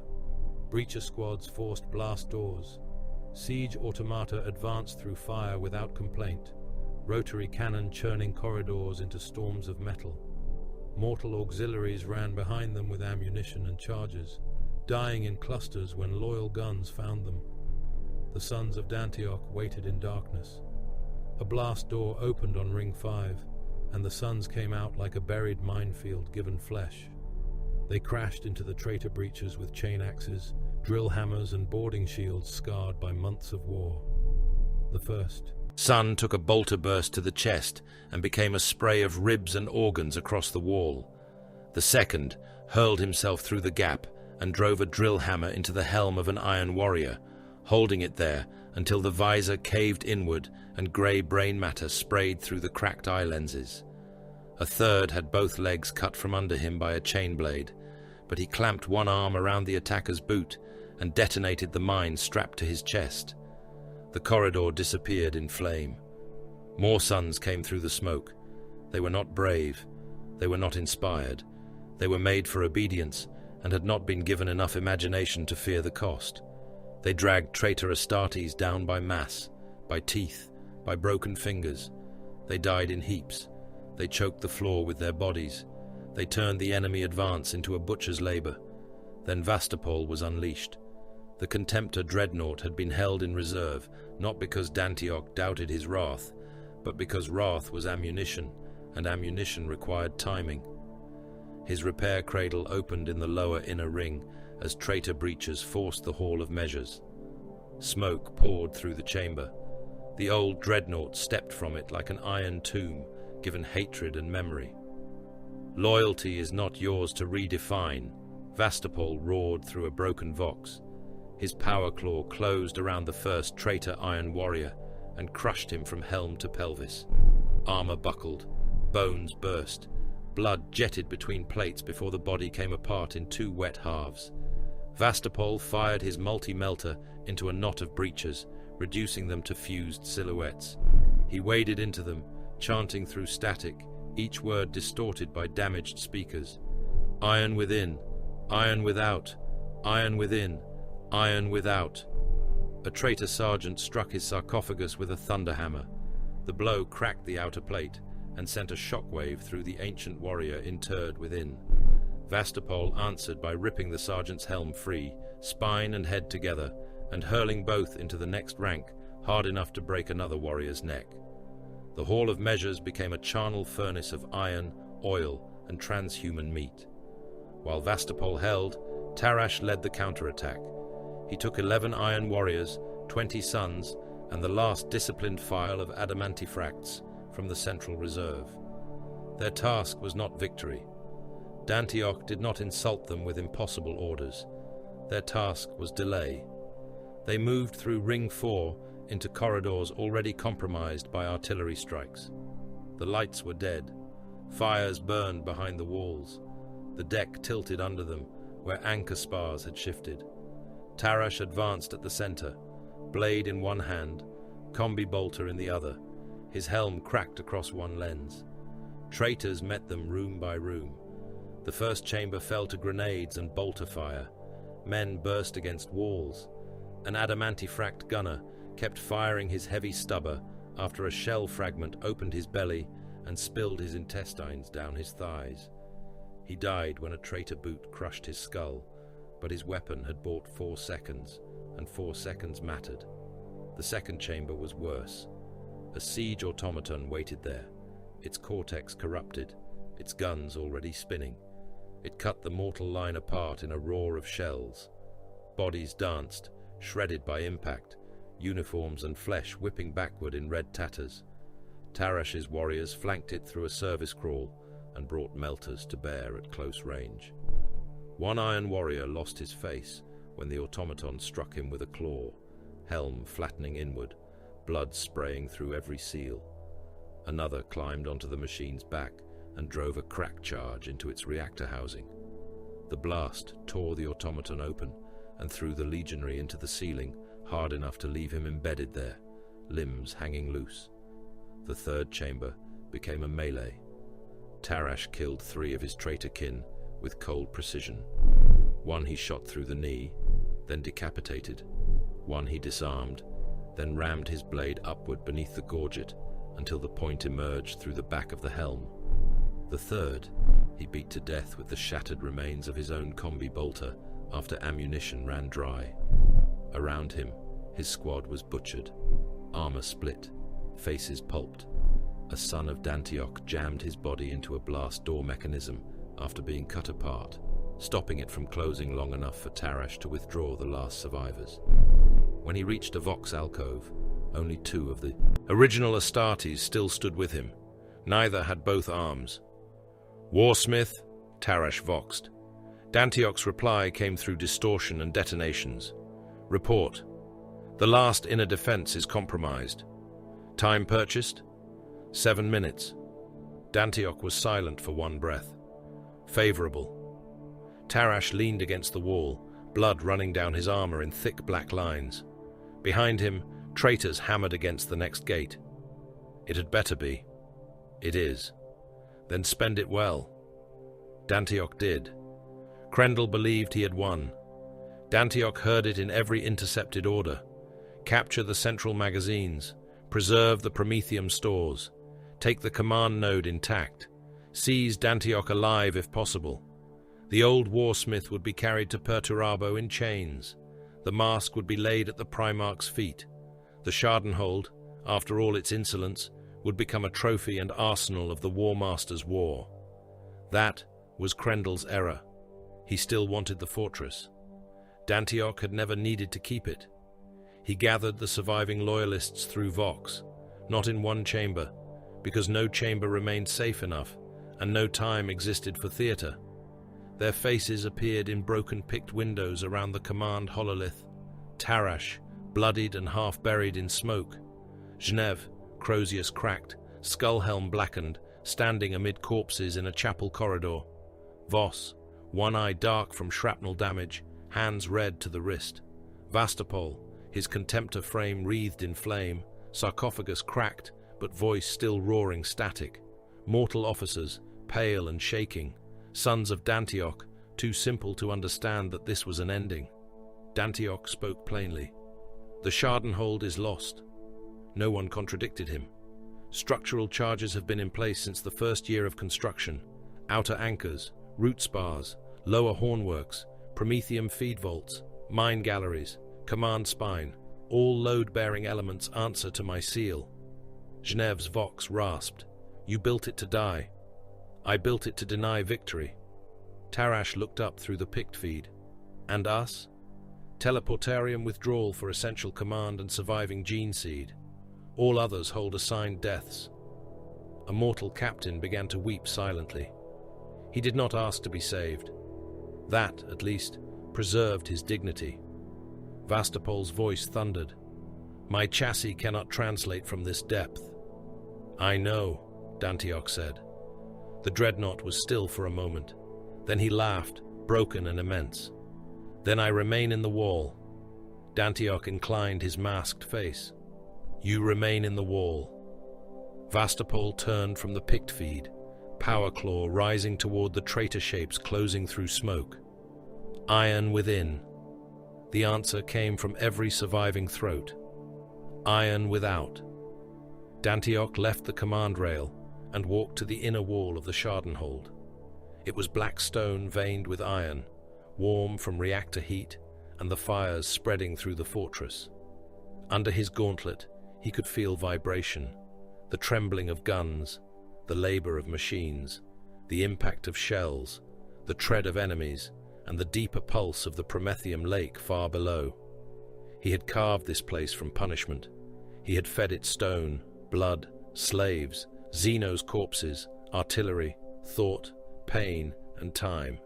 It had been prison, weapon, tomb, false sky, the one structure in the galaxy that had asked nothing from him except precision. He placed his hand against it. He did not give a speech about hope. Hope was not load-bearing. "Stand no longer," he said to the fortress. "Fall well." Then he activated the sequence.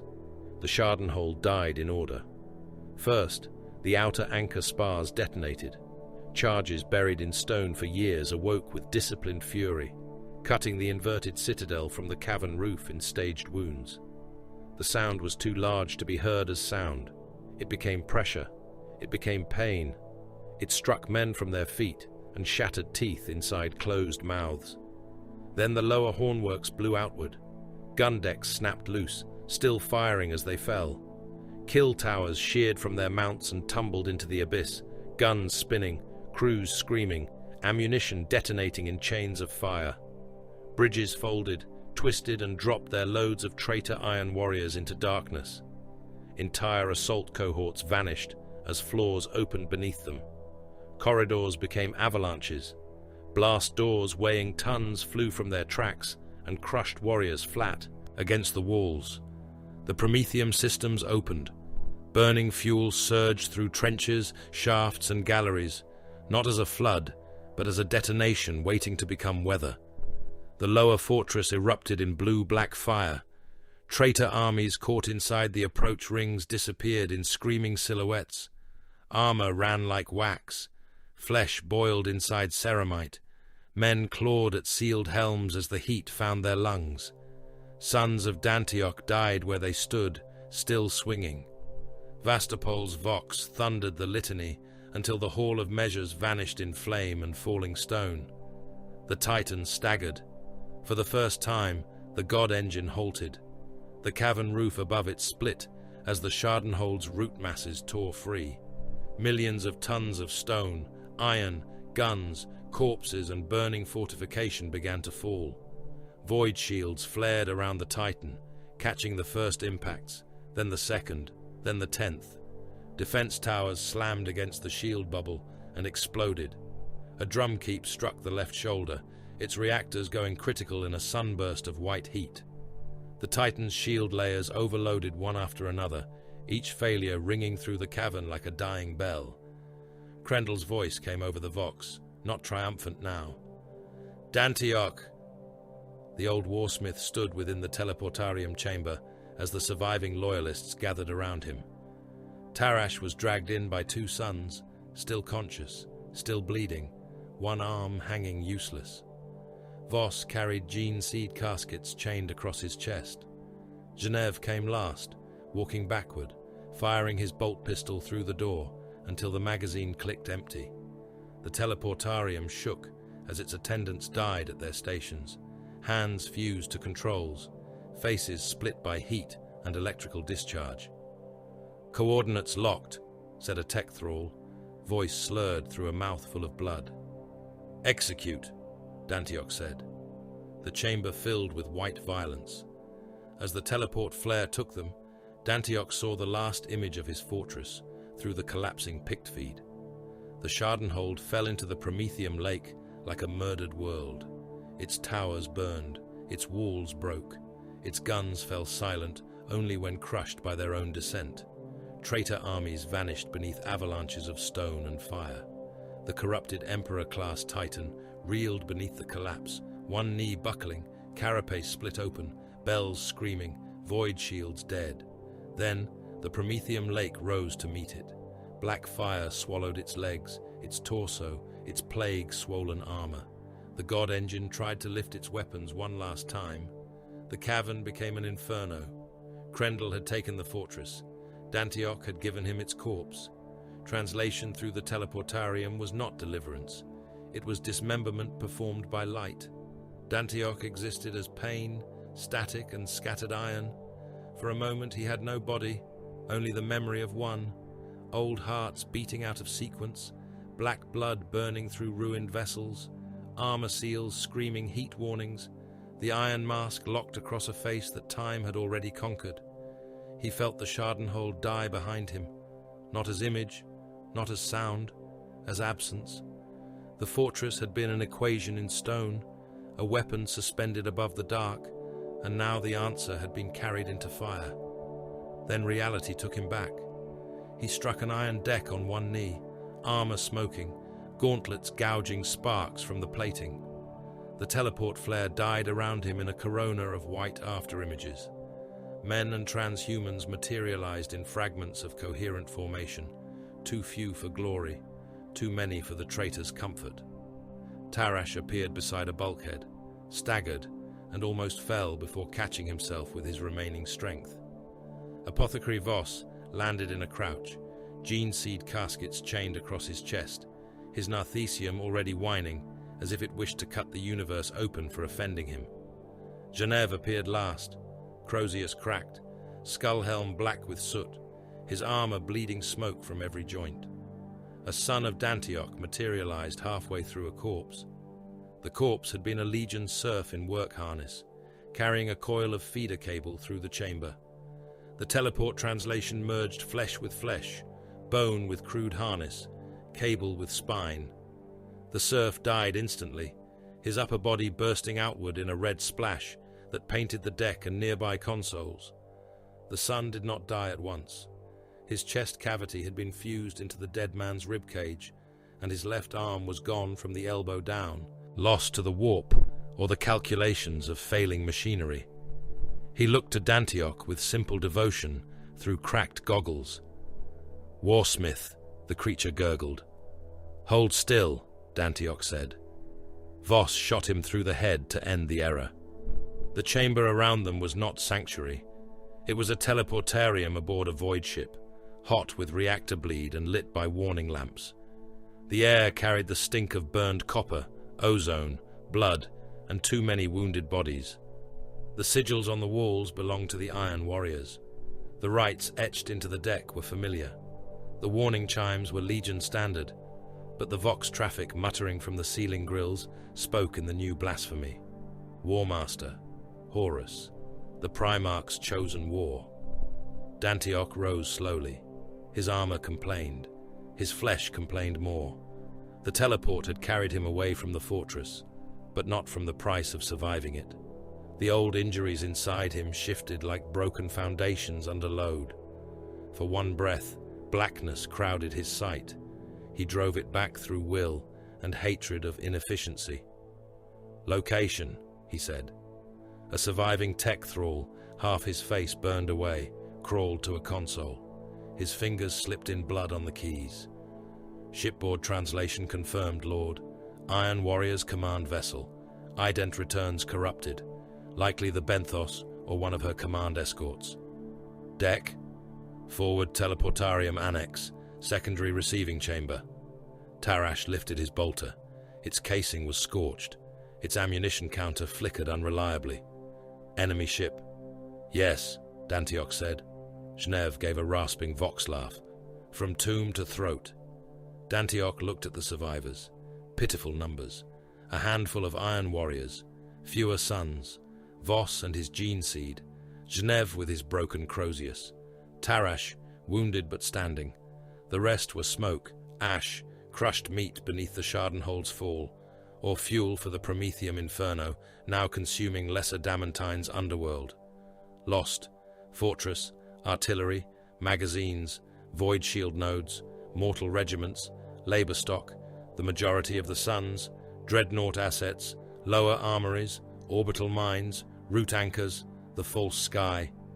Gained, traitor assault forces annihilated, Krendel's strength mauled, corrupted Titan denied, Prometheum reserves destroyed, fortress denied intact, loyal command elements preserved, enemy ship infiltrated. The numbers cut deeper than grief. Grief was imprecise. Inventory endured. "Helms on," Dantioch ordered. "Weapons sealed from display. We are survivors from the surface. Until I say otherwise, we belong here." Tarash understood at once. Deception. Classification, necessity. Genev's skull helm turned toward the doors. "And when they test our oath, then we educate them." The first checkpoint was staffed by mortal crew and one Iron Warrior with a broken pauldron. The corridor beyond the teleportarium was a place of damage control and disciplined panic. Men ran cable through smoke. Servitors dragged wounded crew by the ankles, leaving red smears behind them. Ammunition carts rattled along rails toward the launch decks. Legion serfs carried coolant canisters, plasma coils, bolt shell crates, and medici packs.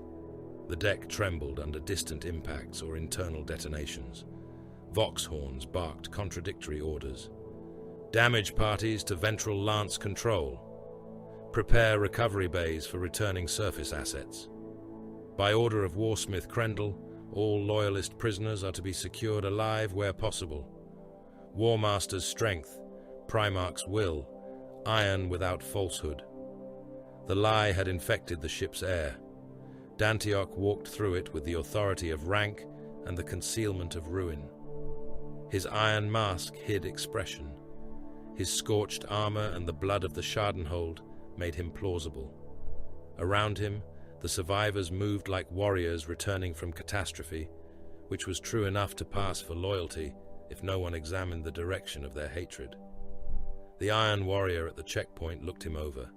His helm was off. A burn scar crossed his scalp. His eyes paused on the mask, then on Tarash, then on the gene seed caskets chained to Voss. "Identification," he demanded. Dantioch did not slow.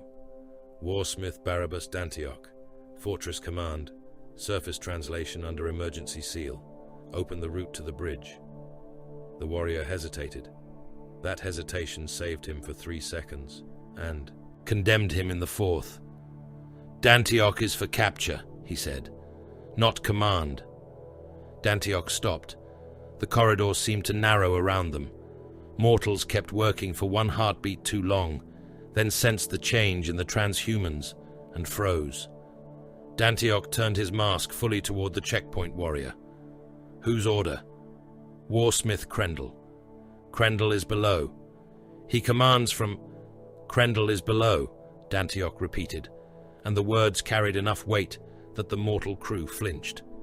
His assault failed. His command codes are disrupted. His bridge requires confirmation before loyalist counterstrike. Open the route. The checkpoint warrior's eyes flicked toward the console. Authority carried them through. Not trust. Authority. The old currency of the 4th Legion. A voice that expected obedience often received it from those bred and beaten to provide it.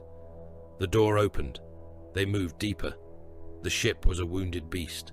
Bulkheads sweated condensation and smoke. Emergency lumen strips strobed red across iron walls. Here and there, the old Legion chevrons had been painted over with fresh oath marks to Horus, the War Master's eye, and kill tallies from Brother War already embraced. Dantioch saw one banner bearing the Emperor's Aquila, scratched out with a combat blade. Beneath it, a wounded serf lay forgotten against the wall, both legs gone below the knee, trying to drag himself toward a medici station with fingers leaving bloody crescents on the deck. A son of Dantioch looked at the man. Dantioch shook his head once. No expenditure. They passed armories stacked with bolt shells meant for Terra's walls. They passed wounded iron warriors sealed to medici frames, their armor cut open, their bodies ruined by the fall of the Schadenhold. Some cursed Dantioch without knowing he walked by them. Some begged for deployment again. One laughed until blood came through his teeth, calling Krendel a breaker of old stones. Voss looked at none of them. Gene seed already taken from traitors was chained to his chest with loyalists dead, because the future did not care whose corpse provided the material. At the 2nd checkpoint, no one challenged them. At the 3rd, a mortal Vox officer looked too long at the command seal. He died quietly. Dantioch's combat blade entered under the jaw and pierced the brain before sound could become alarm. He lowered the body rather than let it fall, passed the command slate to Tarash, and continued walking, while Genev dragged the dead man into a maintenance alcove. "Wasteful," Tarash murmured. "He had begun to think," Dantioch said. "Dangerous failing. Common among officers." They reached the bridge access corridor behind a file of wounded sons of Horus. The sea-green armor changed the air. They were not iron warriors. They carried themselves differently, with the old arrogance of a legion that had stood nearest the War Master when the galaxy was still pretending unity would endure. Their plate was scarred from recent fighting, marked with the eye, trophies and campaign badges darkened by soot. Their leader had removed his helm. His face was handsome in the brutal transhuman way, but the beauty was wasted by contempt. A topknot hung across one shoulder, sticky with dried blood. He saw Dantioch and smiled without warmth. "Iron warrior," he said, "you stink of burning stone." Dantioch halted. "You obstruct a command route."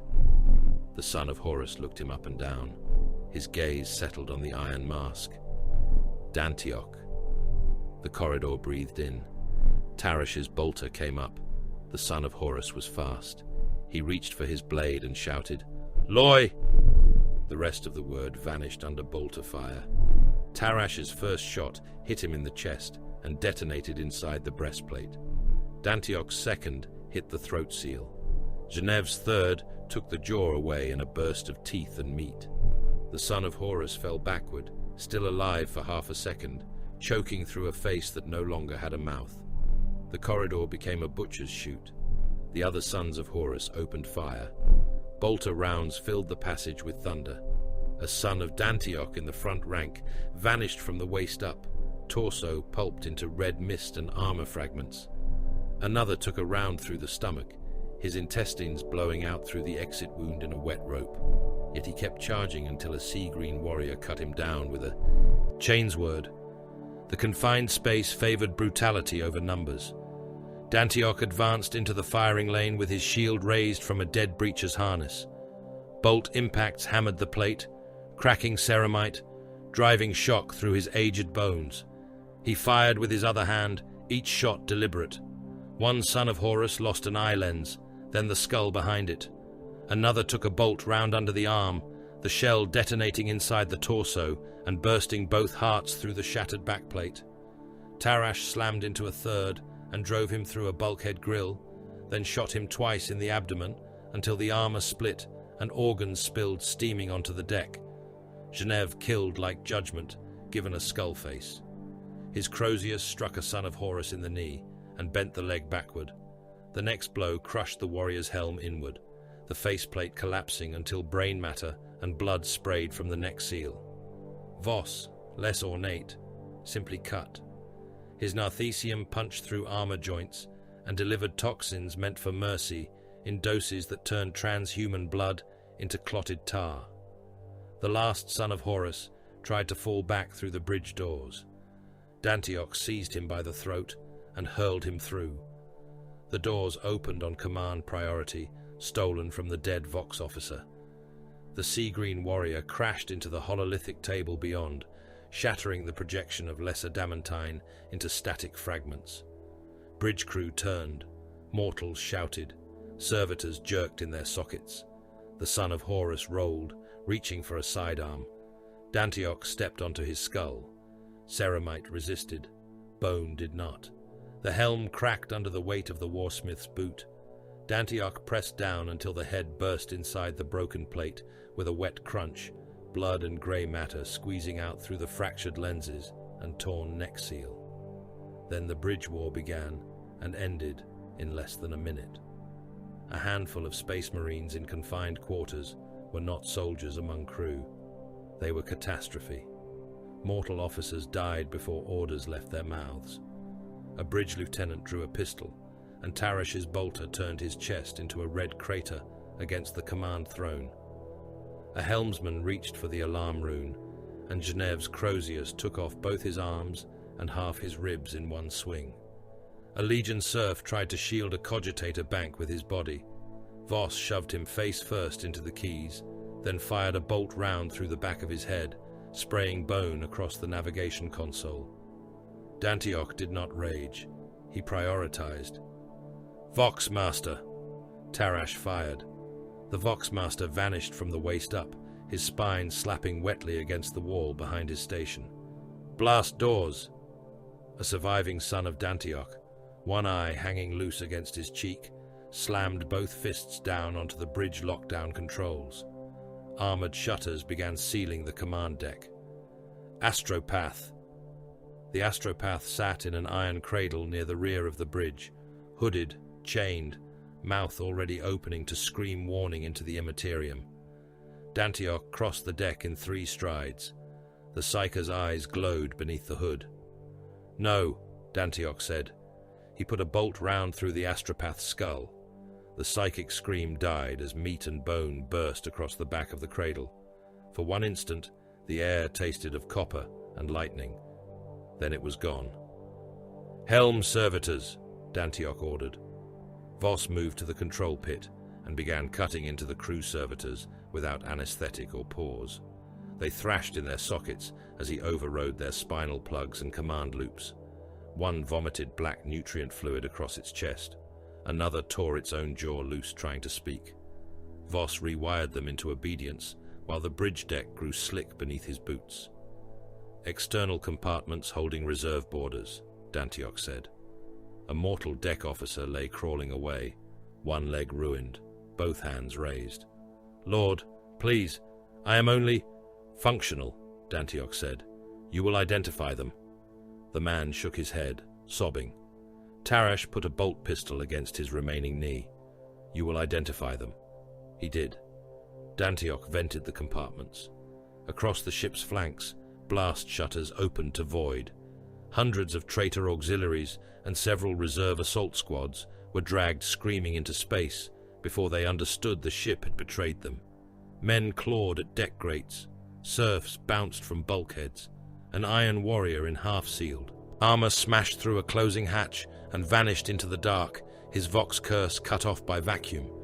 Ammunition crates, bodies, tools and loose armor plates spilled into orbit like offerings. "Point defense," Dantioch said. Tarash looked up from the fire control board. "Targets?" "Allied traitor craft within range." Even Genève paused at that. Then the chaplain laughed, low and delighted. The ship's point defense batteries turned. Outside, in the poisoned orbit of Lesser Damantine, traitor craft was still recovering from the destruction below. Gunships limped toward hangars. Landers rose through storm wounds. Escort vessels held station, expecting coordination from a friendly flagship. The flagship opened fire. Point defense cannons shredded the first returning Stormbird, cutting it apart wing by wing before its pilot could broadcast betrayal. The wreck spun into a nearby gun cutter, and both vanished in a flash of atmosphere and fuel. Flak batteries raked a formation of assault landers, tearing through hulls and spilling iron warriors into the void, their bodies twisting in silence as their armor vented blood and air. A nearby escort frigate received a full spread of macro fire at close range. Its shields, angled toward the planet, failed under the unexpected strike. The frigate broke along its spine and poured burning atmosphere into space. Only then did the traitor fleet understand. By then, Dantioch had the bridge. "Set course," he said. The helm servitors twitched in their sockets, eyes rolling white. The stolen ship groaned as its engines obeyed new masters. "Destination?" Tarash asked, though he already knew. "Terra." The word struck the bridge with more force than any shell. Terra, the throne world, the foundation, the palace that all wars in the galaxy now seemed to be crawling toward. Dantioch saw it, not as a pilgrim might see it, not as a poet, not as a lover of myth. He saw walls, approaches, defense grids, shield harmonics, siege lines not yet dug, killing fields waiting to be measured. The Emperor's palace would need every mind that understood how walls died and how they could be made to kill in dying. He had been cast from his legion. Then his legion had cast itself from the Imperium. The distinction mattered. "Translate when clear," Dantioch said. The ship shuddered as it tore free from formation. Behind it, loyalist and traitor runes collided in confusion. Krendel's fleet fired too late. Lance strikes reached for them and burned across void shields already angled for retreat. Lesser Damantine fell away beneath them, a poisoned world with a burning wound under its crust, the tomb of the Schadenhold still raging beneath stone. For the first time since the fortress died, Dantioch allowed himself to look. Not long. Long enough. Lost. Schadenhold. The word did not suffice. The inventory failed there. It could measure guns, stores, bodies, suns, dreadnought, mortal regiments, artillery, galleries, void shield nodes, promethium reserves and stone. It could not measure the false sky Tarash had named beautiful. It could not measure the wall against which Dantioch had placed his gauntlet before ordering it to fall. It could not measure how a prison had become the only home his disgrace had permitted. So he reduced grief to numbers until it obeyed. Losses accepted, objective denied, command preserved. War continues. The ship entered the warp, or tried to. The immaterium clawed back. The first translation threw half the bridge crew into seizures. The dead astropath's cradle sparked, as if the corpse still tried to scream. The navigator, dragged under guard from his sealed chamber after the bridge seizure, reported warp storms boiling across the direct route. The Astronomicon was veiled. Paths to Terra were drowned in fire. The galaxy had become a wound too vast for ordinary passage. "Impossible," the navigator whispered, blood running from his nose onto his robes. "The way is closed. Storm fronts, mass shadow distortion, war in the Empyrean. Terra is not a destination. It is a myth behind fire."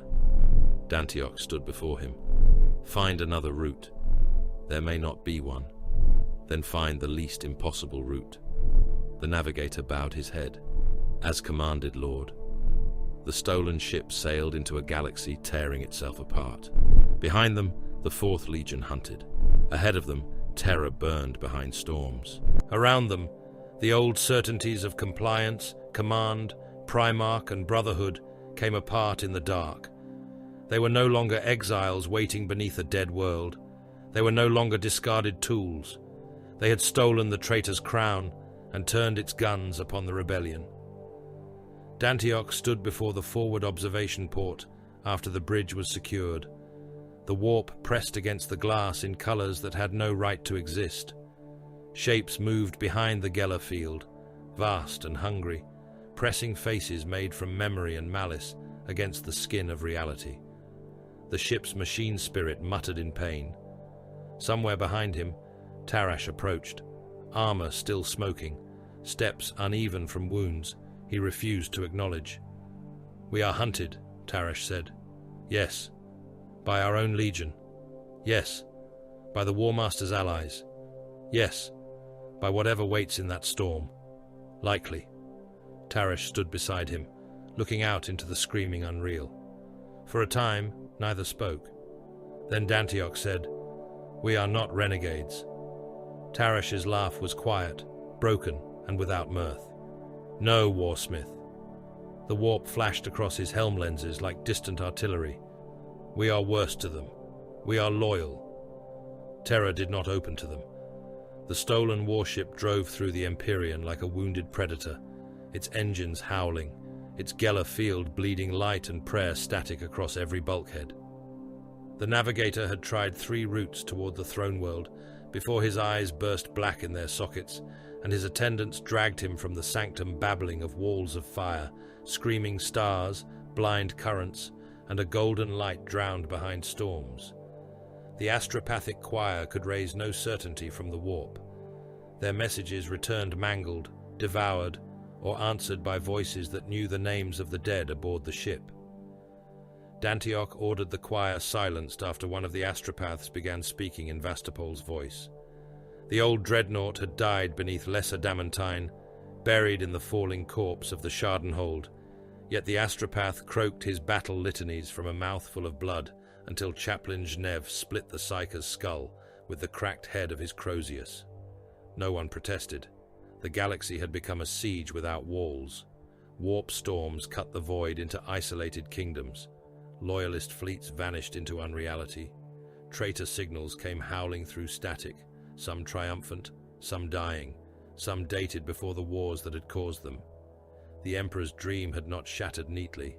It had become a field of broken glass, and every surviving army crawled across it bleeding. Dantioch had intended terror. Instead, the least impossible route delivered them to Ultramar. They translated from the warp beneath the guns of Macraga's outer defense zone, and within 14 seconds, the stolen ship was locked by targeting augurs from orbital platforms, picket vessels, defense monitors, and warships bearing the blue and gold of the 13th Legion. The bridge became a storm of warning runes. Mortal crewmen flinched from one alarm to another. Tarash stood beside the command rail, one arm still bound in a restraint brace from the wounds suffered during the fall of the Schadenhold. "They have us bracketed," he said. Dantioch looked at the tactical projection. "Efficiently." That sounded like admiration. It was. The Ultramarines did not waste threats. They issued identification demands, fire control warnings, surrender protocols, boarding orders, and quarantine instructions in disciplined sequence. Their voices over the vox lacked the rasping contempt of the Iron Warriors and the predatory hunger of traitors. They sounded like command made articulate. Each word carried hierarchy. Each command implied consequence. Dantioch complied. To resist would have been waste.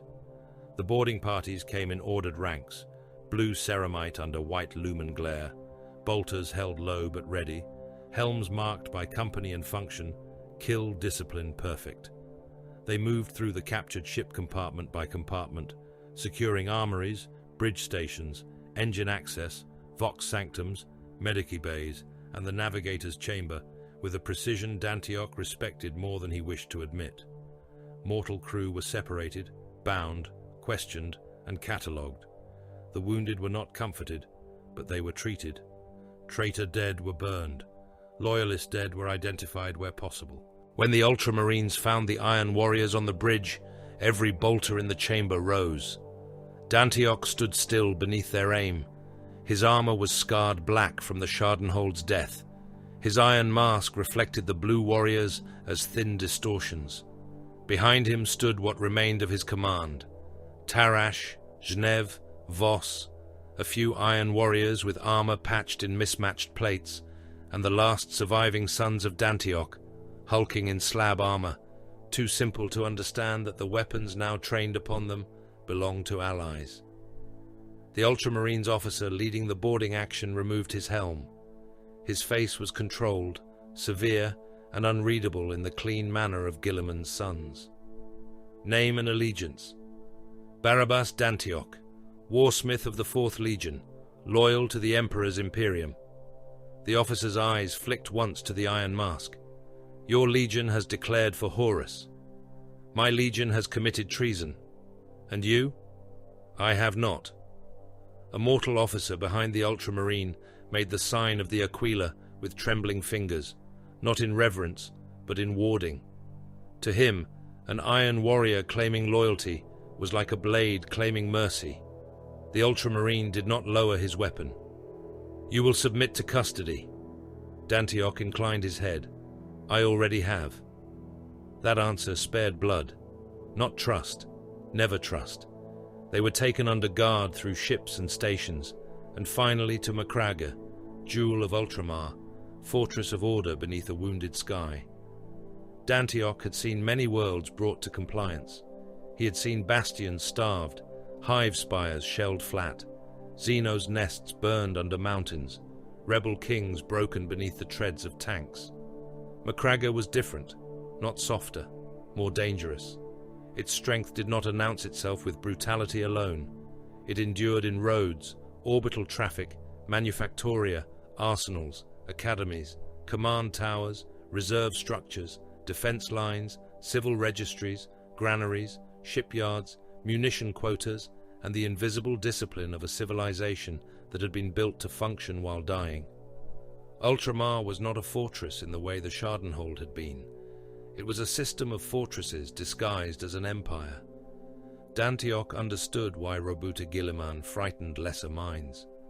The Primarch of the 13th Legion received him in a chamber wide enough to hold a war council and plain enough to insult vanity. Hollow displays filled the air with sectors, fleets, refugee streams, food outputs, casualty estimates, traitor movements, and regions of the galaxy occluded by warp storms. Around the chamber stood Ultramarines officers, army commanders, Mechanicum adepts, shipmasters, logisticians, and silent guardians in blue plate. Their eyes followed Dantioch with varying measures of curiosity, hatred, and calculation. Guilliman stood at the center of it all. He was immense, as all Primarchs were immense, but his power did not resemble Perturabo's. Perturabo had been a pressure, a mass of cold resentment and iron intellect that crushed error beneath it. Guilliman was a structure in motion, statesman, general, administrator, lawgiver, butcher when required, builder by instinct. His mind seemed to hold entire civilizations without strain. His gaze carried not affection, but comprehension. That made him no less terrifying. A Primarch capable of feeding a world could also order one burned if the equation demanded it. Dantioch respected him at once. He did not love him. Love was not relevant. Guilliman looked at the iron mask, then at the scorched armor, then at the warriors behind Dantioch. "You are very far from your father's side, Warsmith." Dantioch bowed with military precision. "My father stands with traitors." A murmur moved among the mortals. Some ultramarines stiffened. Guilliman did not react. "You say that with certainty." "I have heard his orders carried by his sons. I have killed those who obeyed them. I destroyed the fortress they came to take." "The Schadenhold." "Yes. It was said to be impregnable." "No fortress is impregnable.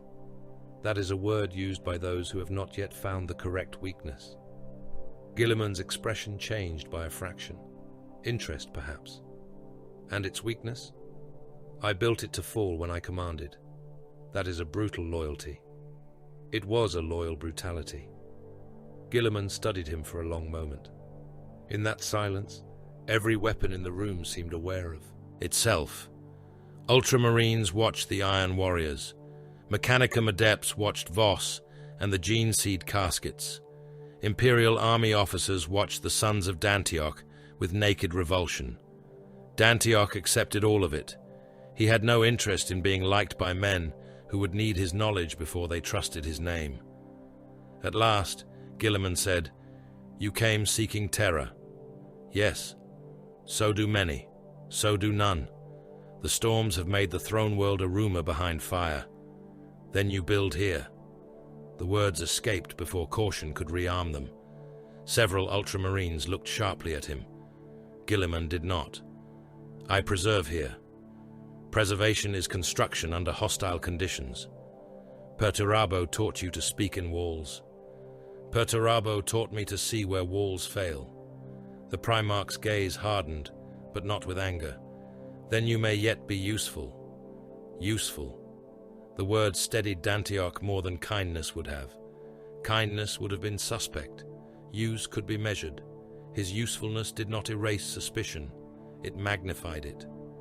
In the cycles that followed, Dantioch moved through Ultramar under escort. Ultramarines watched him from corridor junctions. Army officers fell silent when he passed. Mechanicum Adepts sought access to his siege records, his field data from the Hrude War, his fortification schematics, his notes on the Schadenhold's demolition sequence, and the gene vault work that had produced the Suns.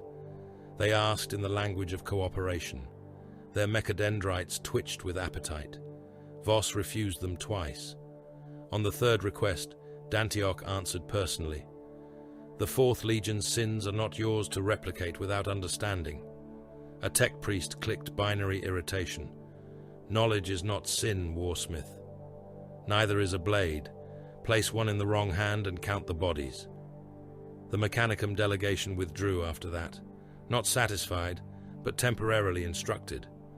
The Ultramarines distrusted him cleanly. The Imperial Fists hated him correctly.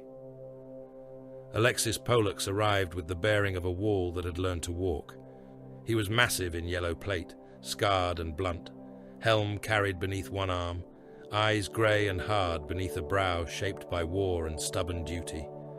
The Imperial Fists around him carried their distrust like shield discipline. They did not sneer. They did not need to. The old rivalry between the 7th and 4th Legions had become something sharper since Horus rose. Iron Warriors broke walls. Imperial Fists held them. Iron Warriors calculated attrition. Imperial Fists endured it. Now most of Dantioch's bloodline had become traitors, and bloodline mattered to warriors bred from Primarchs, whether they admitted it or not. Pollux met him in a fortification chamber beneath Macragge's orbital command annex. The room held a hololithic model of Sotha, though Dantioch did not yet know it. Mountain, settlements, orbital tracks, defense stations, subterranean anomalies. Pollux stood on the far side, arms folded. "Iron Warrior," he said. "Imperial Fist. I am Alexis Pollux. I know. I know you also. Then neither of us is disadvantaged. Pollux' jaw tightened. Your brothers butcher loyalists by the million. So do yours when ordered. My brothers do not turn their guns on the Emperor. Some of mine did. I killed them. That does not make you clean. I did not claim cleanliness. I claimed loyalty. Pollux stepped closer. Loyalty is not claimed. It is held under fire. Dantioch looked up at him through the iron mask. Then we speak the same language with different walls. Pollux did not smile. Neither did Dantioch. Their first conversations were engagements without ammunition. Pollux spoke in blunt honor, in endurance, in the sacred duty of the wall, and the oath sworn before Dawn and the Emperor. Dantioch spoke in breach angles, kill ratios, ammunition denial, structural load, enemy psychology, and the necessity of building a fortress to kill before building it to endure. Neither wasted words, neither offered apology. Their exchanges had the quality of two bastions firing ranging shots to test distance. A fortress exists to deny, Pollux said during one argument over the Sotha projection. It holds, it endures, it remains when the enemy breaks against it. A corpse can endure, Dantioch replied. A mountain can deny. A fortress must also murder. Spoken like Perturabo's son. Yes, accurately. Pollux leaned over the hololith. Walls are promises. No, walls are tools. Promises do not stop artillery. They stop men from abandoning the artillery. That gave Dantioch pause. Pollux saw it, said nothing. From that silence, respect began. Not warmth, not yet. Work came first. Gilliman assigned Dantioch to Sotha after 7 councils, 4 interrogations, 2 technical demonstrations, and 1 private audience that left the mortal scribes pale and exhausted from trying to record the speed of primarchal and transhuman calculation. The world appeared peaceful on the hololith. That made Dantioch distrust it. Sotha was an agri-world in the eastern reaches of Ultramar, green and blue beneath a gentler sky than Lesser Damantine had ever known. Fields spread around ordered settlements. Rivers shone in clean lines. Mount Pharos rose above the land like an old thought, its slopes watched by survey stations, ultramarines garrisons, and mechanicum teams. There was no acid storm, no Prometheum abyss, no inverted fortress, no underworld boiling with Xeno's limbs. Peace, in Dantioch's experience, was simply the interval before the next bombardment. The anomaly beneath Mount Pharos ended the illusion. It was ancient, Xenos, impossible. Dantioch descended into its chambers with Pollux, Mechanicum adepts, Ultramarines guards and servitor teams bearing sensor arrays. The structure beneath the mountain did not obey human architecture. Its walls were too smooth, its spaces too clean, its angles subtly hostile to the eye.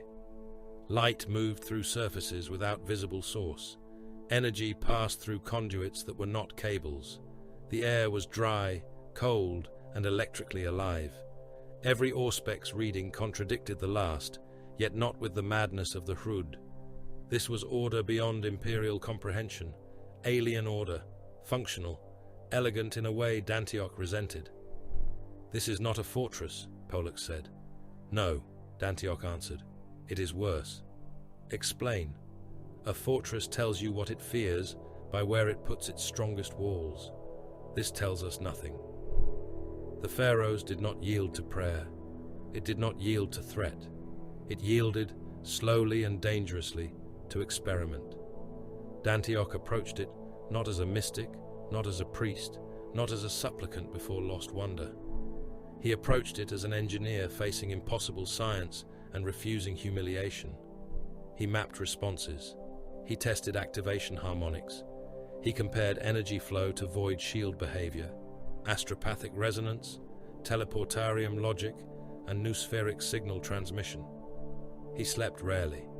He bled often from the nose and ears after proximity to the deeper chambers, and when Voss ordered rest, Dantioch assigned him more work.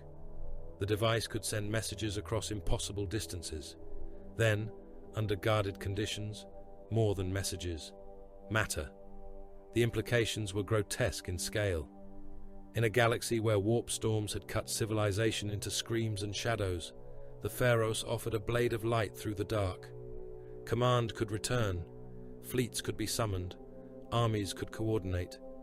Imperium Secundus, Guilliman's desperate preservation of imperial order beyond the storms, could become more than a candle cupped against the void.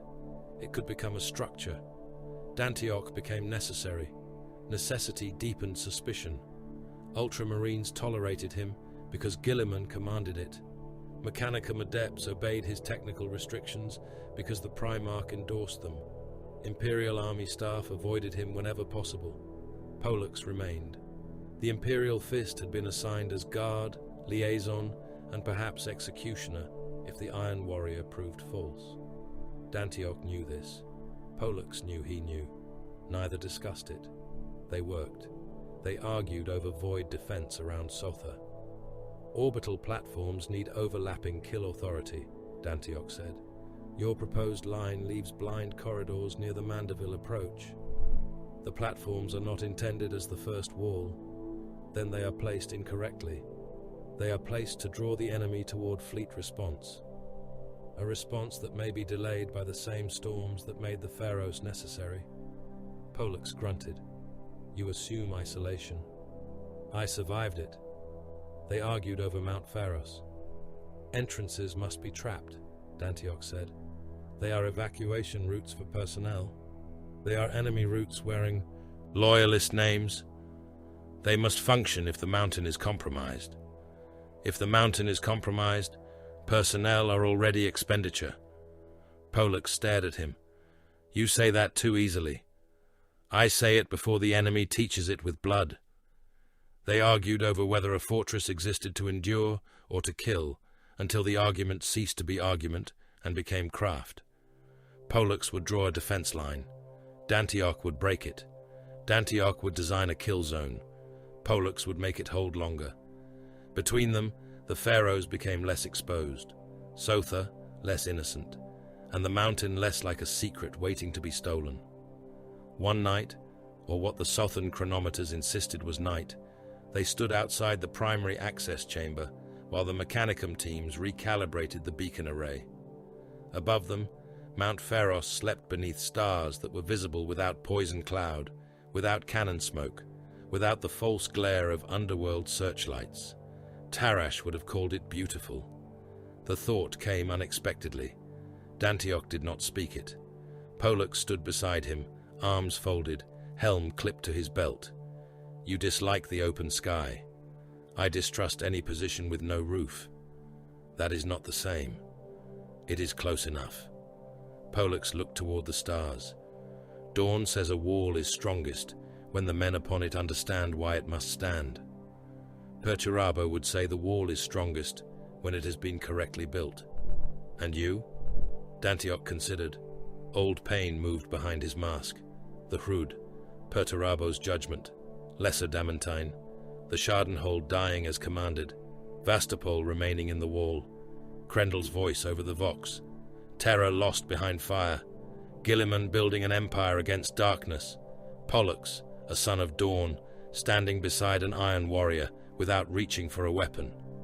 A wall is strongest, Dantioch said, when those who built it are willing to be buried beneath it. Pollux was silent for a time. Then he said, That is an ugly truth.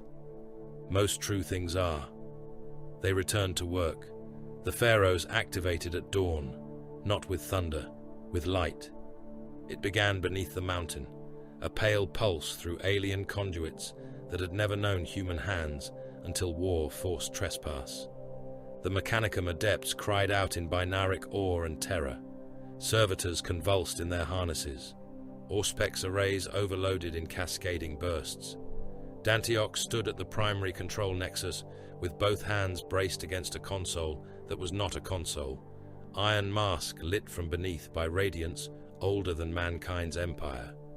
Pollux stood behind him, bolter drawn, not aimed at the machine, not aimed at Dantioch, but ready for whatever answer came. The light climbed. It passed through stone without breaking it. It rose through Mount Pharos, through vaults and roots and chambers, through the garrison above, through the sky over Sotha. It did not blind, it revealed. For one impossible moment, the darkness choking the galaxy seemed less absolute. Paths appeared where storms had sealed them. Signals found purchase. Distance became wounded rather than absolute. Across Ultramar, instruments screamed. On Macraga, Gilliman saw the beacon's return flare across strategic hololiths and understood another portion of his impossible empire had become possible. In the chamber beneath the mountain, Dantioch felt the machine answer him, not with words, with scale. It made him feel small, and he hated it for that, and respected it for the same reason. Pollux stepped closer. "Can you control it?"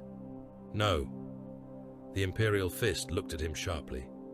Dantioch did not look away from the light. "Not yet." The Pharos burned into the galactic dark. Far away, beyond Loyalist charts, near the cold emptiness of a Mandeville Point, where crippled ships drifted without formation, another fleet saw the impossible light. Not Ultramarines, not Imperial Fists, not Sons of Iron. Midnight blue armor caught the beacon flare on cracked helm lenses. Clawed gauntlets rested on command thrones carved with trophies of skin and bone. Vox channels whispered with laughter that did not belong in any loyal war room. Ships that had been scattered by defeat and storm turned their prows toward the signal like predators scenting blood across a battlefield. The Night Lords began to gather. The next siege would not be iron against iron, it would be terror against duty. The Night Lords did not come to Sotha as conquerors. Conquerors wanted banners raised, cities counted, populations registered, supply lines secured, and governors made to kneel beneath formal decree.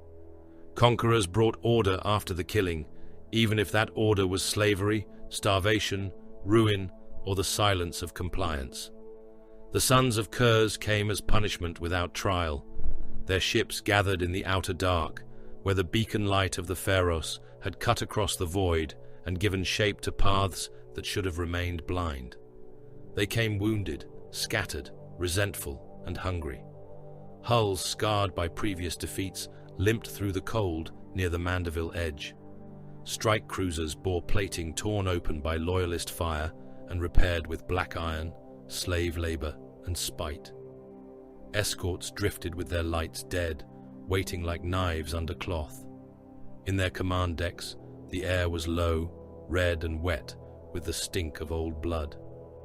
Midnight blue armor moved beneath hanging trophies. Gendor Scrivok looked upon the signal and saw opportunity. Krukesh looked upon it and saw a throat.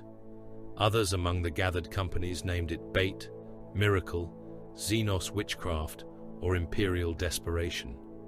None of those names mattered. What mattered was that the Loyalists had built, found, stolen, or awakened a light in the dark, and light drew predators as surely as blood drew vermin. The Night Lords knew fear as other legions knew artillery. They refined it. They sculpted with it. They understood that a man killed quickly was ammunition poorly spent, while a man left screaming in the right corridor could open gates that melter charges would take hours to breach. They knew the weight of a skinned corpse hung from a voxmast. They knew how long a loyal officer could survive with his lungs exposed to the air if stimulants were administered correctly. They knew which prayers broke first in the mouths of men who believed angels would save them, and how to broadcast those prayers back to the warriors who had failed to arrive. They were monsters. They were also soldiers. That was what made them dangerous. The wrecked strike cruiser Nicton drifted first. Its hull tumbled slowly through the approach path, engines cold, plating torn open, Vox beacon coughing crippled distress into the void. It carried the marks of ancient damage and recent slaughter. Loyalist augurs tasted it and found ruin. Its machine spirit whimpered through broken code.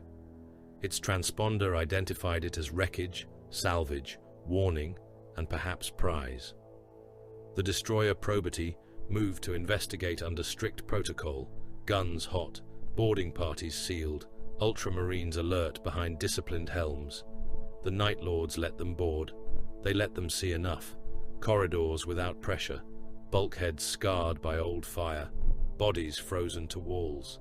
Legion serfs left as bait, some dead, some pretending to be dead, some alive and praying for the wrong rescuers.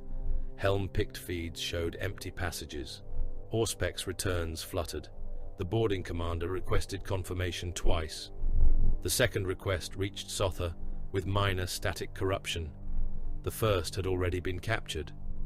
In the Nicton's dead chapel, the Night Lords struck. They did not attack from one direction. They came from vents, corpse piles, overhead maintenance ducts, blind corners, dead vox alcoves, and sealed confession cells cut open from behind. The Ultramarines fired with perfect discipline. Blue bolters flashed in the dark. Combat blades met chain blades.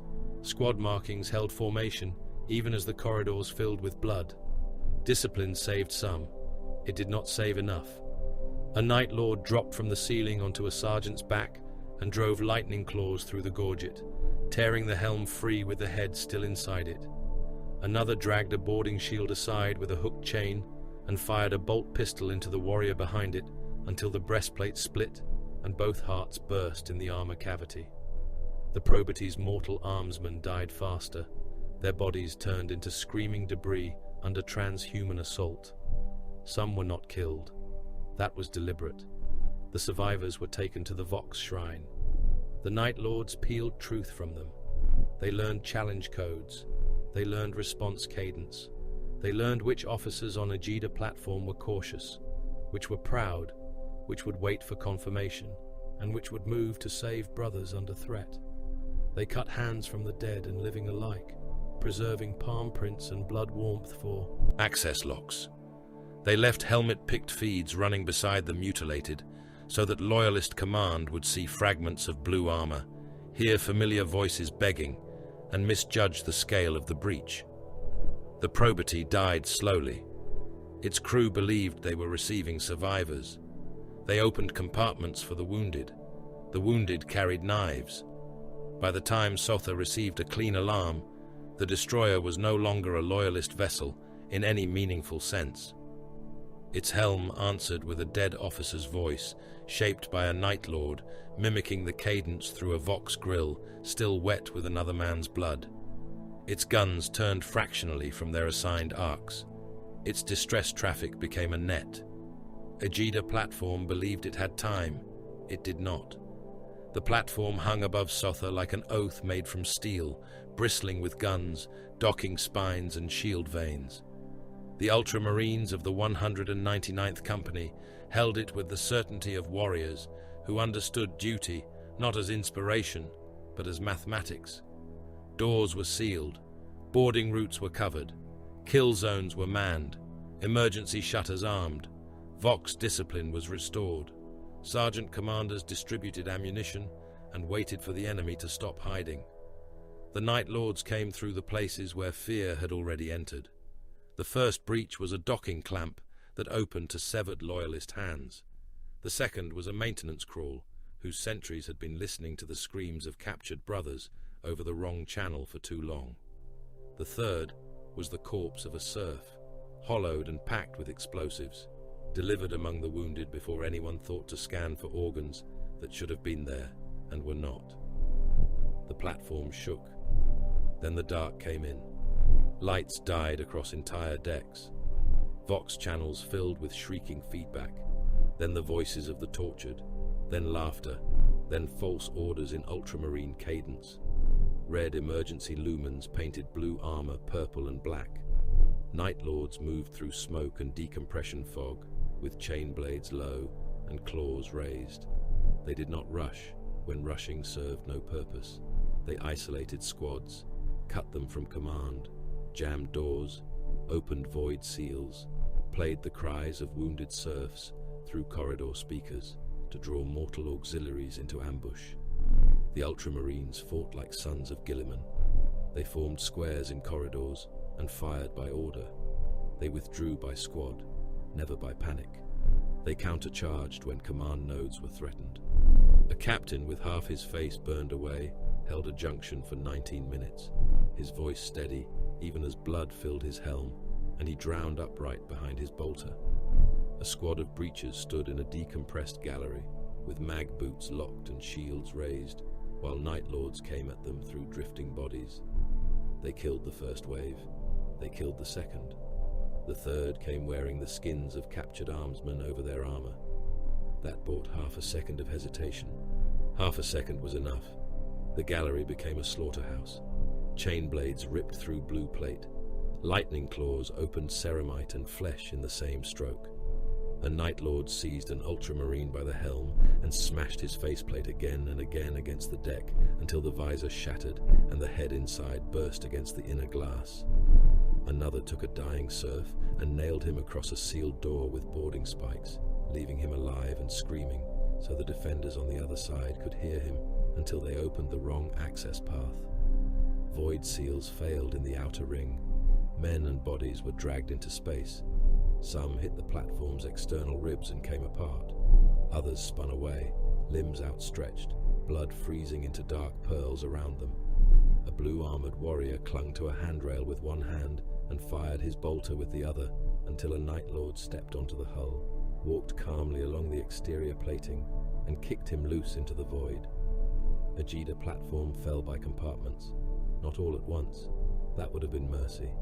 It fell as the Night Lords preferred, section by section, scream by scream, picked feed by picked feed, corpses arranged at sealed hatches, skinned prisoners hung from ammunition hoists, severed hands jammed into access locks, vox channels carrying the last words of the captured as warning, insult, and bait. By the time the platform's final loyal transmission reached Mount Pharos, it contained no coherent request, only a fragment of a battle cant. Then wet laughter. Then silence. Dantioch heard the fragment in the Pharos command chamber beneath the mountain. The chamber was colder than it should have been. Alien light moved through walls that had no visible machinery. Servitors twitched in restraint cradles. Mechanicum adepts murmured binary prayers at consoles they did not understand. Pollux stood beside the main tactical hololith, yellow armor lit by red alert runes, his face severe beneath the harsh lumen glow. The first reports came broken, probity compromised, Nicton a trap, Aegida platform dark, 199th Company engaged, orbital telemetry corrupted, enemy strength unknown. Then the picked fragments arrived, a corridor painted in blood, a blue helm turning toward the feed with no head inside it, a severed hand still twitching in an access socket, a Night Lord standing over 3 kneeling prisoners, cutting slowly, making certain the camera saw, a child's prayer horn from Sothopolis, transmitting static over a military channel, though no one knew how the enemy had forced it into the net. Screams layered under false orders. Pollux's hand closed around the edge of the hololithic table, hard enough to dent it. "Night Lords," he said. Dantioch watched the data fall into pattern. Terror assault, command disruption, orbital seizure, planetary decapitation. They will not seek immediate compliance. They seek the Pharaohs. They seek what it allows. Pollux turned toward him. "We retake Aegida." "No." The word was flat. The Imperial fist stepped closer. "That platform anchors the orbital defense. That platform is already lost, or made into bait. Any force sent there now is spent before achieving useful return. Those are loyal warriors. Likely dead warriors. You do not know that. I do not require certainty. Probability is sufficient." Pollux's eyes hardened. "You speak of brothers as if they are ammunition." Dantioch looked at him through the iron mask. "They are more valuable than ammunition. That is why I refuse to waste them." The hololith shuddered as new contacts bloomed across the system. Ships, more ships, Night Lord's fleet elements translating in scatter formation, using the beacon's revealed pathways and the chaos of captured signals. Assault craft deployed, siege tanks and support vehicles marked on descent trajectories. Legion strength expanded from raiding force to invasion host. 20,000 warriors was a number too large for comfort and too small for the arrogance of thinking them an army alone. They were supported by armor, gunships, mortal auxiliaries, terror cadres, siege equipment, and every cruel art the sons of Kurz had refined since Nostramo taught them the usefulness of screams. Sotha woke into war. The skies above its fields burned. Sothopolis became the wound through which the planet learned what had come for it. It had been a city of clean avenues, administrative towers, storage vaults, habros, transit yards and civic plazas, built in the ultramarine style, ordered without ostentation, practical without ugliness. Its defense forces were disciplined. Its evacuation plans existed. Its alarms worked. The Night Lords made each virtue hurt. They struck the Vox Towers first, not to silence them, but to own them. Civil defense broadcasts became execution hymns. Evacuation routes were rerouted into ambush zones. Medici stations were marked as shelters and then used as collection pens. Captured officials were hung from balcony rails with their intestines drawn down to the street as banners. Men who tried to organize resistance were killed publicly and slowly. Their screams transmitted over municipal channels until other men understood that courage could be made contagious in either direction. They did not merely slaughter, they instructed. A Night Lord squad entered a shelter beneath the Western Manufactorum and killed 1 man in 10, choosing by no pattern the civilians could understand. The survivors were left alive, drenched in the blood of those beside them, and ordered to carry the bodies into the street. When they obeyed, snipers shot every third carrier. When some ran, they were allowed to run, so their terror would map the city's remaining hiding places.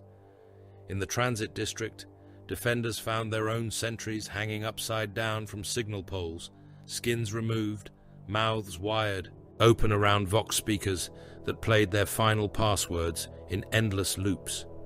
In the lower hab rows, severed hands were nailed to doors in the shape of the Aquila. In the plaza before the magistrate hall, a Night Lord champion stood upon a mound of bodies and announced that the Emperor's light had abandoned them.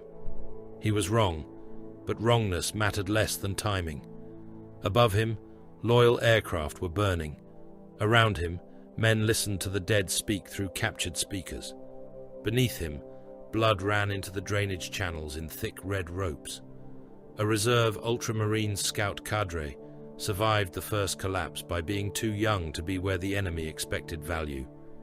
They were not full battle brothers, not yet.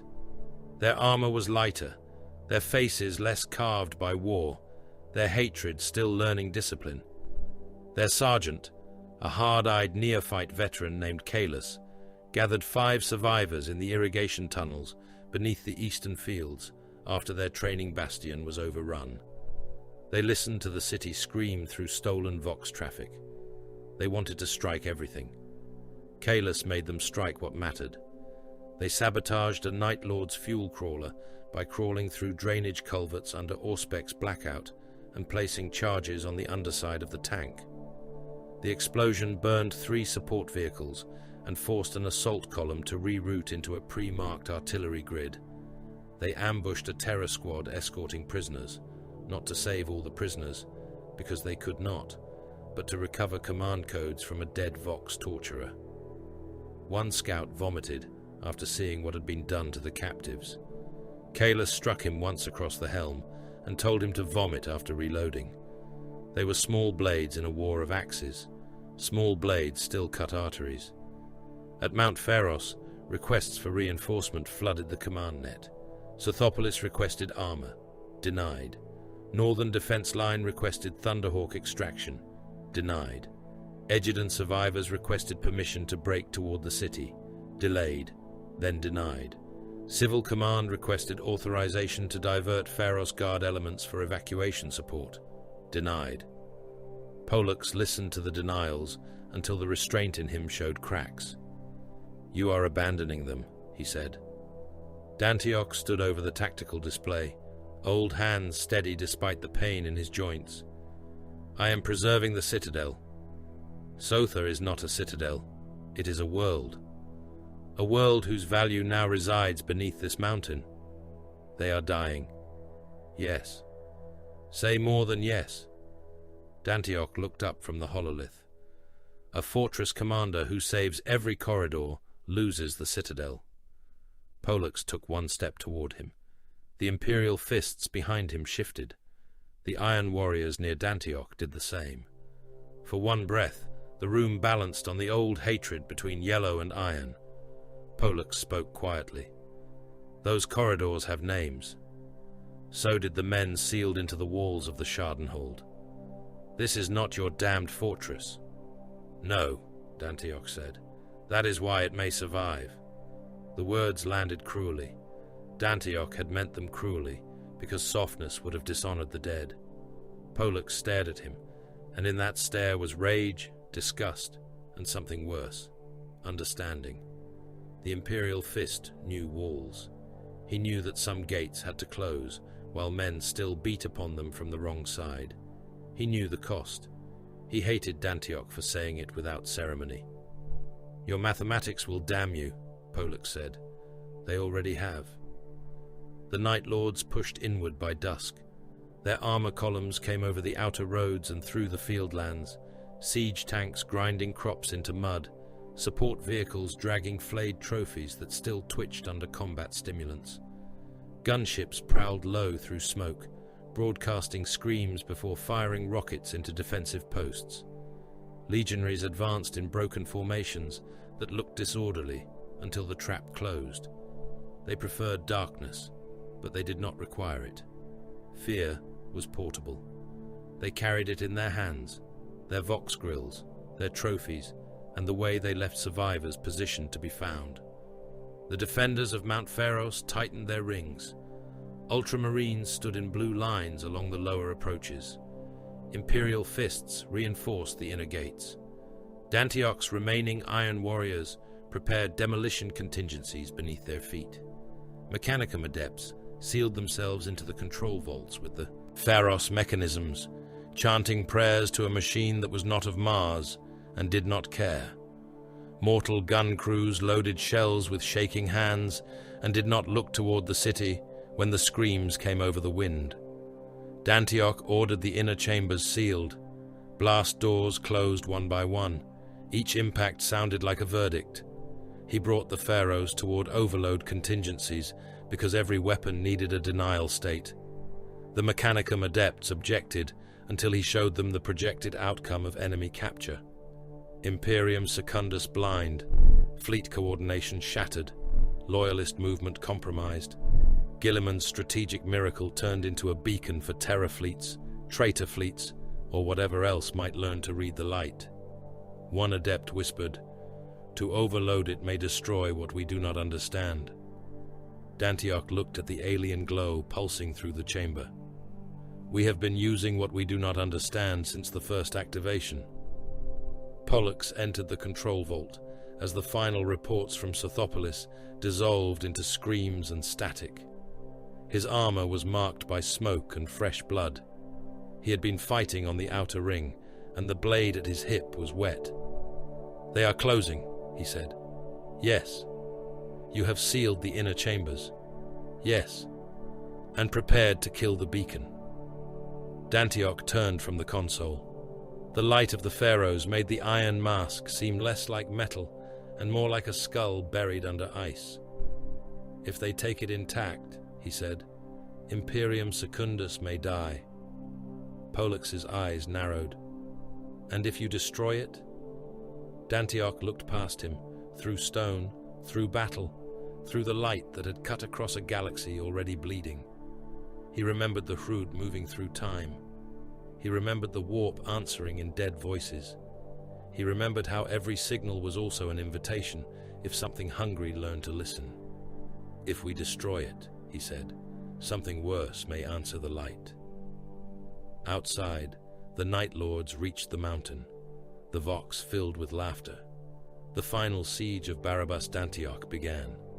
Mount Pharos became a fortress because Barabas Dantioch decided that even a miracle should have murder holes. The mountain shook beneath bombardment. Its outer slopes burned where Night Lords' gunships strafed the terraces, black contrails cutting through smoke and dawn haze. Siege tanks crawled between orchards and shattered irrigation channels, their guns hammering the lower gates until stone dust poured down in grey sheets. Midnight blue infantry advanced through the ruins of Southern defense lines, with prisoners chained before them, using living shields, not because they needed protection, but because the sight made loyal hands hesitate. Ultramarines held the first ring. Imperial fists held the second. Dantioch's iron warriors held the doors that mattered. Mortal defenders crouched behind barricades with white faces and shaking hands, surrounded by ammunition crates, spent casings, blood buckets and medici packs already empty. Mechanicum adepts chanted to alien machinery beneath the mountain, half in Benaric, half in frightened low Gothic, their mechadendrites plugged into devices that were older than their priesthood and utterly indifferent to their worship. Servo turrets unfolded from stone recesses. Blast doors cycled in sequences only Dantioch fully understood. Kill chambers waited in darkness, with flamer vents primed, deck plates weakened, ceiling guns slaved to hidden Auspex triggers. The Night Lords came laughing through the smoke. Not fools, never fools. They cut power to the eastern galleries before assaulting them. They jammed Vox channels with dead ultramarine voices. They mimicked command traffic with enough accuracy to move a mortal reserve company 2 corridors too far from its assigned post, then slaughtered it in a stairwell and left the bodies stacked in the shape of a wall. They dragged prisoners ahead of them with chains through elbows, knees and jaws, men made into screaming curtains.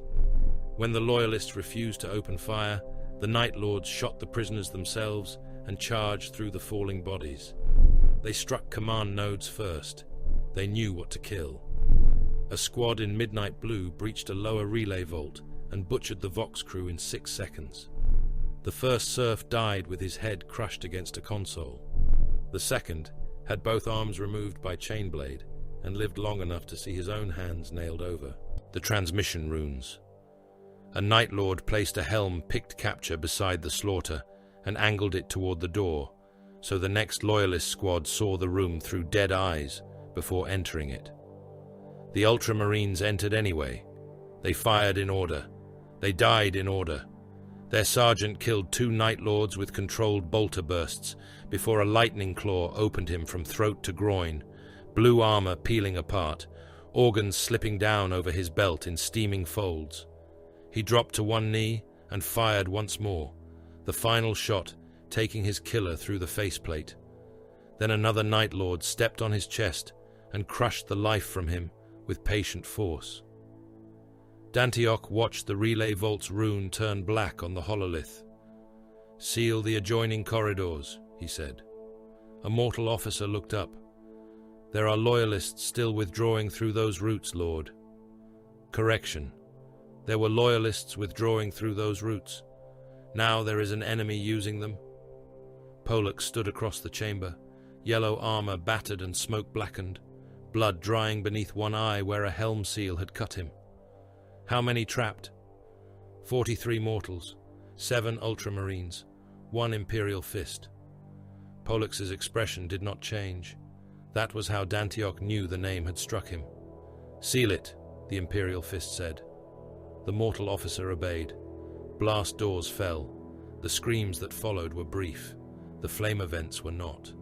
Dantioch did not look at Pollux. "Necessary. I know. You hate it.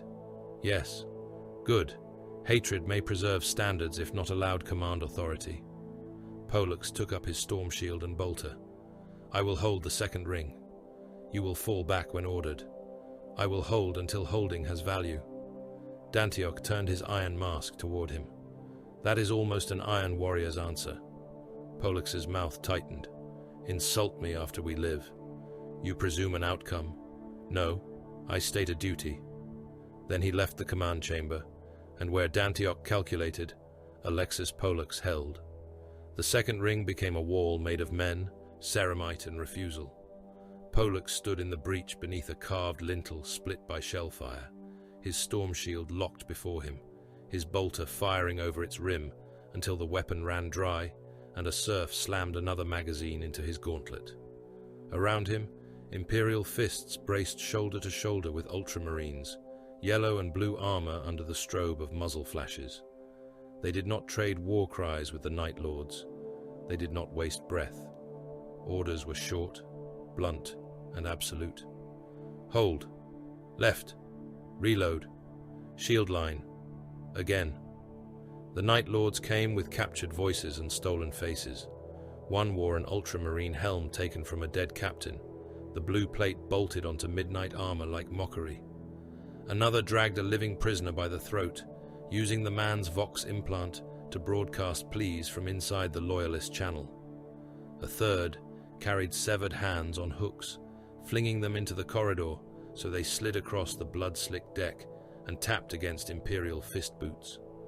Pollux did not move. A prisoner staggered forward, chained, belly opened, intestines tied to a Night Lord's wrist like a leash. The man begged for the Emperor. The Night Lord behind him laughed. Pollux fired through the prisoner and killed the traitor. No one cheered. No one condemned him. The breach became bodies. Night Lords died there, and Loyalists died there, and mortals dragged ammunition over the dead until the floor rose underfoot. Chain blades snarled. Bolters detonated ribs and helms. A Night Lord vaulted the barricade and landed among the gun crews, cutting 3 men apart before an Imperial fist sergeant broke his spine across the edge of a shield. Another Night Lord crawled under the corpse pile with a melter charge clamped to his chest and would have reached the inner door if a wounded Ultramarine had not thrown himself on top of him and held him down until both vanished in white fire. Pollux stood when the smoke cleared. His shield was split. His left pauldron was gone. A chain blade had bitten into his thigh and left black blood running down his greave. The breach behind him was no longer an opening. It was a mound of corpses so dense that the next attackers had to climb. He voxed Dantioch. "Second ring holds." "For now," Dantioch replied. "For now is the only time a warrior can hold." Dantioch almost answered. He did not. In the Pharos control spaces, the alien machine sang. It had no voice, yet it filled bone and steel with vibration. Light moved through the chamber in long veins, passing beneath the floor, inside the walls, through the bodies of servitors strapped into monitoring thrones. Their skin glowed from within. Their eyes leaked luminescent fluid.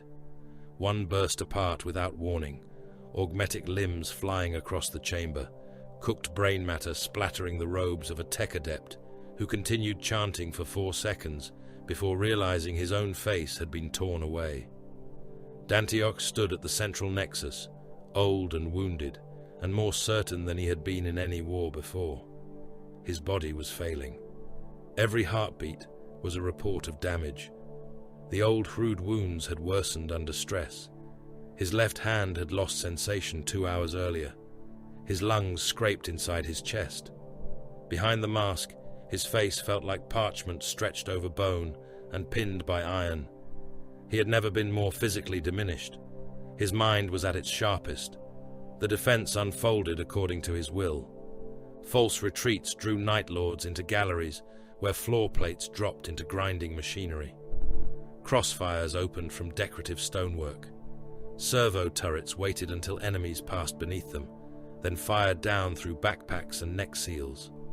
Access tunnels collapsed behind advancing squads, cutting them from support and forcing them deeper into kill zones. Vox ghosts lured terror cadres into dead chambers already lined with rad charges. Mortal squads were spent in controlled quantities, never where courage alone demanded, always where delay purchased measurable consequence. The Night Lords adapted. That was the danger. They ceased taking obvious bait. They sent prisoners first to trigger turret arcs. They fired blind into suspected walls and found 2 hidden guns. They flooded one corridor with their own dead to weigh down a gravity trap, then crossed over the corpses with claws extended. They captured a Mechanicum adept alive and used his noospheric keys to open 3 sealed maintenance routes before Voss found the intrusion and burned the entire subnetwork, killing traitors, loyal servitors, and the screaming adept alike. They learn quickly, Voss said. They are legiones Astartes, Dantioch answered. Do not insult them with surprise. The inner ring failed when Krukesh arrived. He came not with the first wave, nor the second, but when the defenders were tired enough to mistake precision for exhaustion.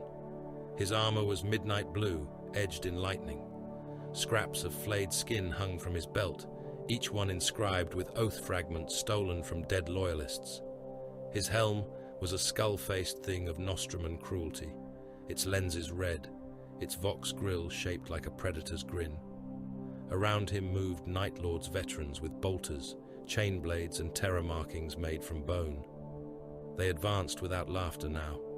That was worse. They cut through the last outer command junction with disciplined violence. A loyal Iron Warrior died holding the door controls, his chest blown open, one heart visible and still pulsing until a Night Lord stamped through it. Tarash met them at the junction with 3 warriors and 2 sons of Dantioch. He killed the first attacker with a bolt to the throat and the second with a blade through the visor. The third took his wounded arm off at the elbow.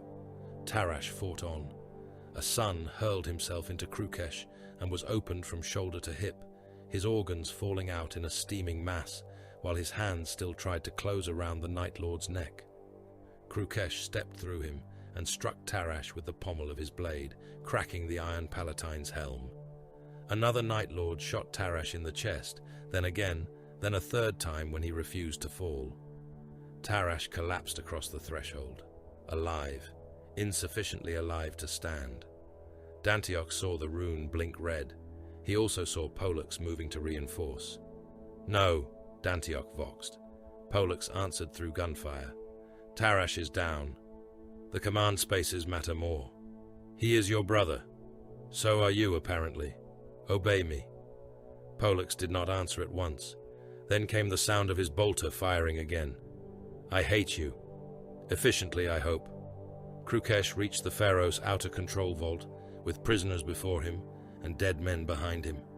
Dantioch had expected breach. He had not expected conversation. The Night Lord commander entered through a curtain of smoke and failing light, one clawed hand locked around the gorget of Alexis Pollux. Pollux was not beaten. He was constrained by circumstance. 2 Night Lords held his arms with chain hooks looped under the pauldrons. Another had a blade at the weak point behind his knee. Krukesh stood beside him, one talon resting against the Imperial Fist's throat seal. Pollux's armor was hacked nearly to ruin, his face visible through a broken helm, one eye swollen, mouth bloody. He still looked like a wall. Dantioch stood alone at the central nexus. Mechanicum adepts lay dead around him. Some had been shot. Some had died from the Pharos' escalating energies. Servitors twitched in burst thrones, their skulls open, brain tissue smoking. Alien light pulsed through the chamber in increasingly violent waves. Krukesh looked at the iron mask. There he is, the Night Lord said. The loyal Iron Warrior, the old shame, the fatherless thing under a mountain. Dantioch's hands rested on the alien controls. He said nothing. Krukesh dragged Pollux one step forward. Your yellow friend fought well. That matters perhaps to men who build graves and call them walls. Pollux spat blood onto the floor. You talk too much. The Night Lord laughed softly. Imperial fist, always stone in the mouth. Dantioch watched the stress runes crawl across the Pharos interface. Not Mechanicum runes, his own. Crude overlays he had forced onto alien responses through months of work. Energy rise, containment distortion, beacon harmonics, translation potential, overload proximity. The machine was near enough now. Not yet. Krukesh tilted his skull helm. You are uglier than the stories. Did time do that? Or did Perturabo look upon you and decide even iron can be miscast? Dantioch did not answer. Nothing? Krukesh asked. No oath? No sermon? No protest that loyalty makes you strong? Loyalty makes me useful. That amused the Night Lord. Useful to whom? The Emperor cannot see you. Perturabo cast you away. Guilliman uses you because he uses everything. Your brothers became honest, and you remained a slave. Dantioch adjusted one finger on the control surface. The Pharaoh's light deepened. Krukesh noticed. He was no fool. His claw tightened at Pollux' throat. Step away from it. No. I will open him. Likely. Pollux looked at Dantioch then, not with fear, with understanding. He had heard that tone before, at the Schadenhold in story, in every argument over walls and sacrifice, in every denial of reinforcement to doomed positions. The Iron Warrior had reached the final calculation. Dantioch, Pollux said. The old warsmith looked at him. No farewell passed between them, no apology, no brotherly declaration fit for remembrances, only the recognition of two fortresses that had tested one another and found neither hollow. Dantioch moved the final control sequence beneath his palm. Krukesh struck. Pollux drove backward at the same instant, ignoring the blades cutting into him, turning his body into resistance. The Night Lords holding him staggered. Dantioch triggered the overload. The pharaohs screamed. Light became violence. Stone turned translucent around them, the mountain's bones visible in impossible layers. The chamber stretched, folded, and seemed to look back at itself from 1,000 distances. The air filled with voices from far away and far before. Vox channels burst alive without receivers.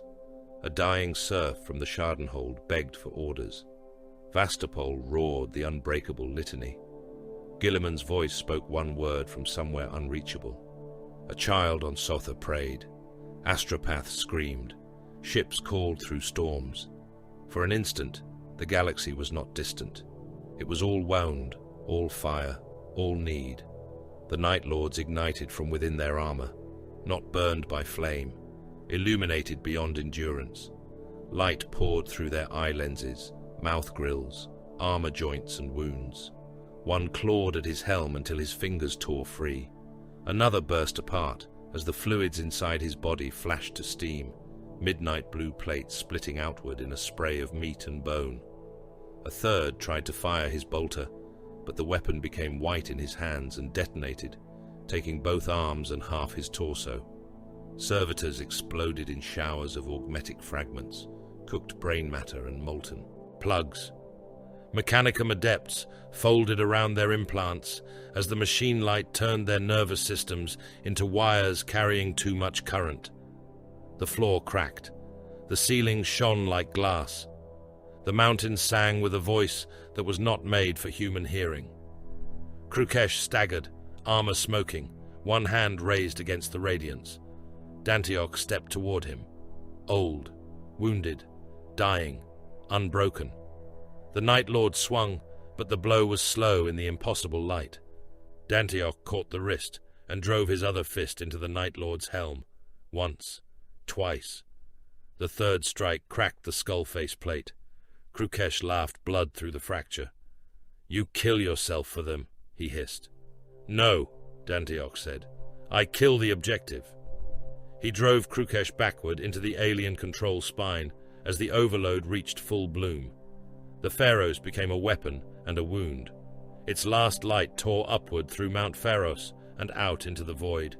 It burned across Sotha, across orbital wreckage, across the dying Ajida debris field and the scattered Night Lord's fleet.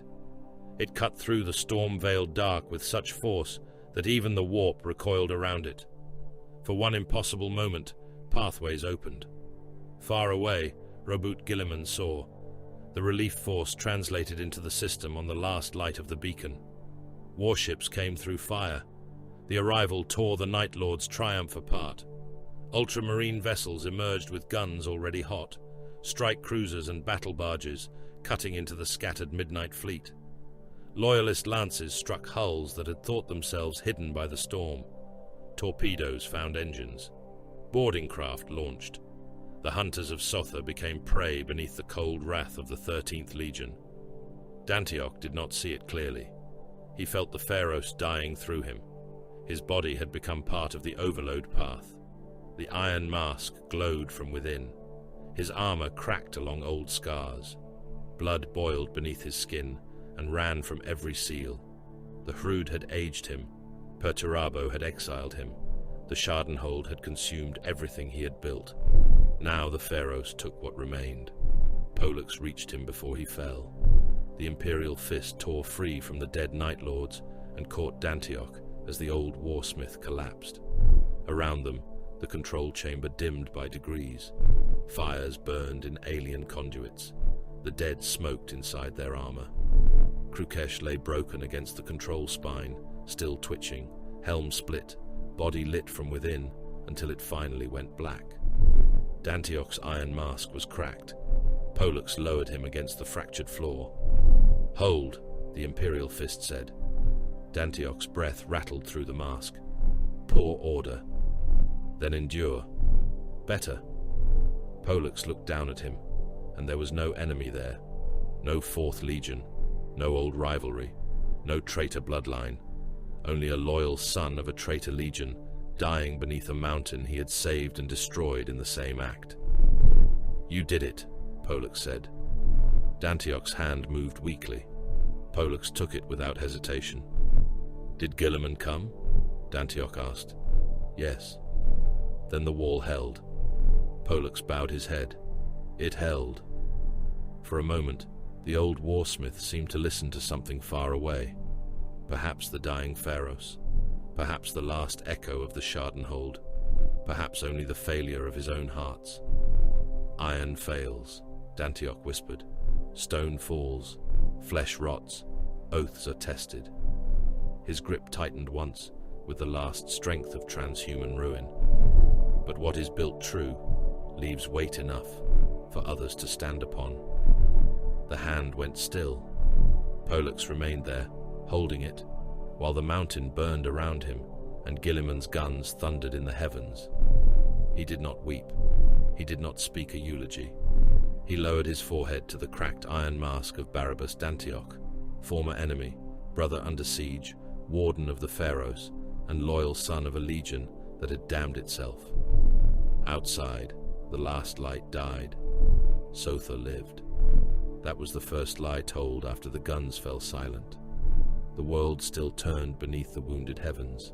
Its seas still reflected a sky stained by orbital fire.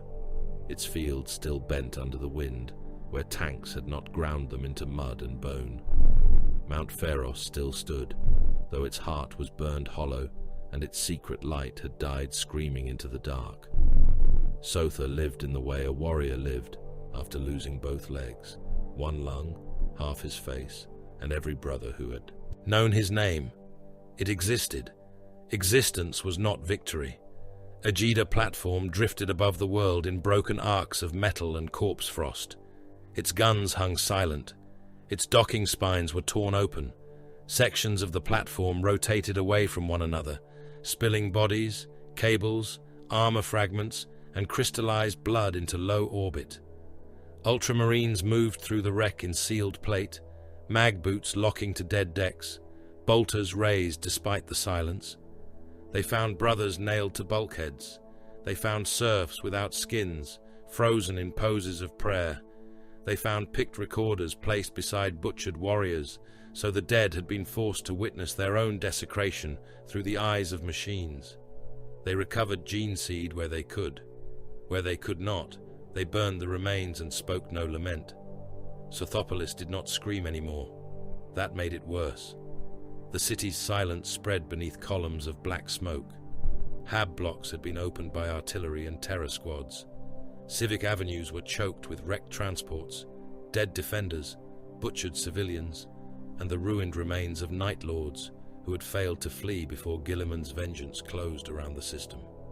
Blood dried in the drainage channels as dark crust. Severed hands still hung from doors and lampposts, nailed into symbols meant to mock the Imperium's eagle. Vox towers crackled with fragments of captured screams until ultramarine tech marines climbed them and tore out the corrupted transmitters by hand. The living moved as if sound itself had become dangerous. Ultramarines counted the dead with precision. Names, ranks, gene lines, squad designations, munition losses, platform losses, civilian estimates, armor reserves, orbital assets, command casualties. Every figure entered the ledger of Ultramar. Every corpse that could be identified was identified. Every unknown dead man was still given a place in the accounting. Imperial fists recovered their wounded in silence. They did not ask for comfort and did not offer it. Their apothecaries moved from body to body with the hard mercy of the 7th Legion. A warrior too ruined to live received a hand on the pauldron before the bolt pistol spoke.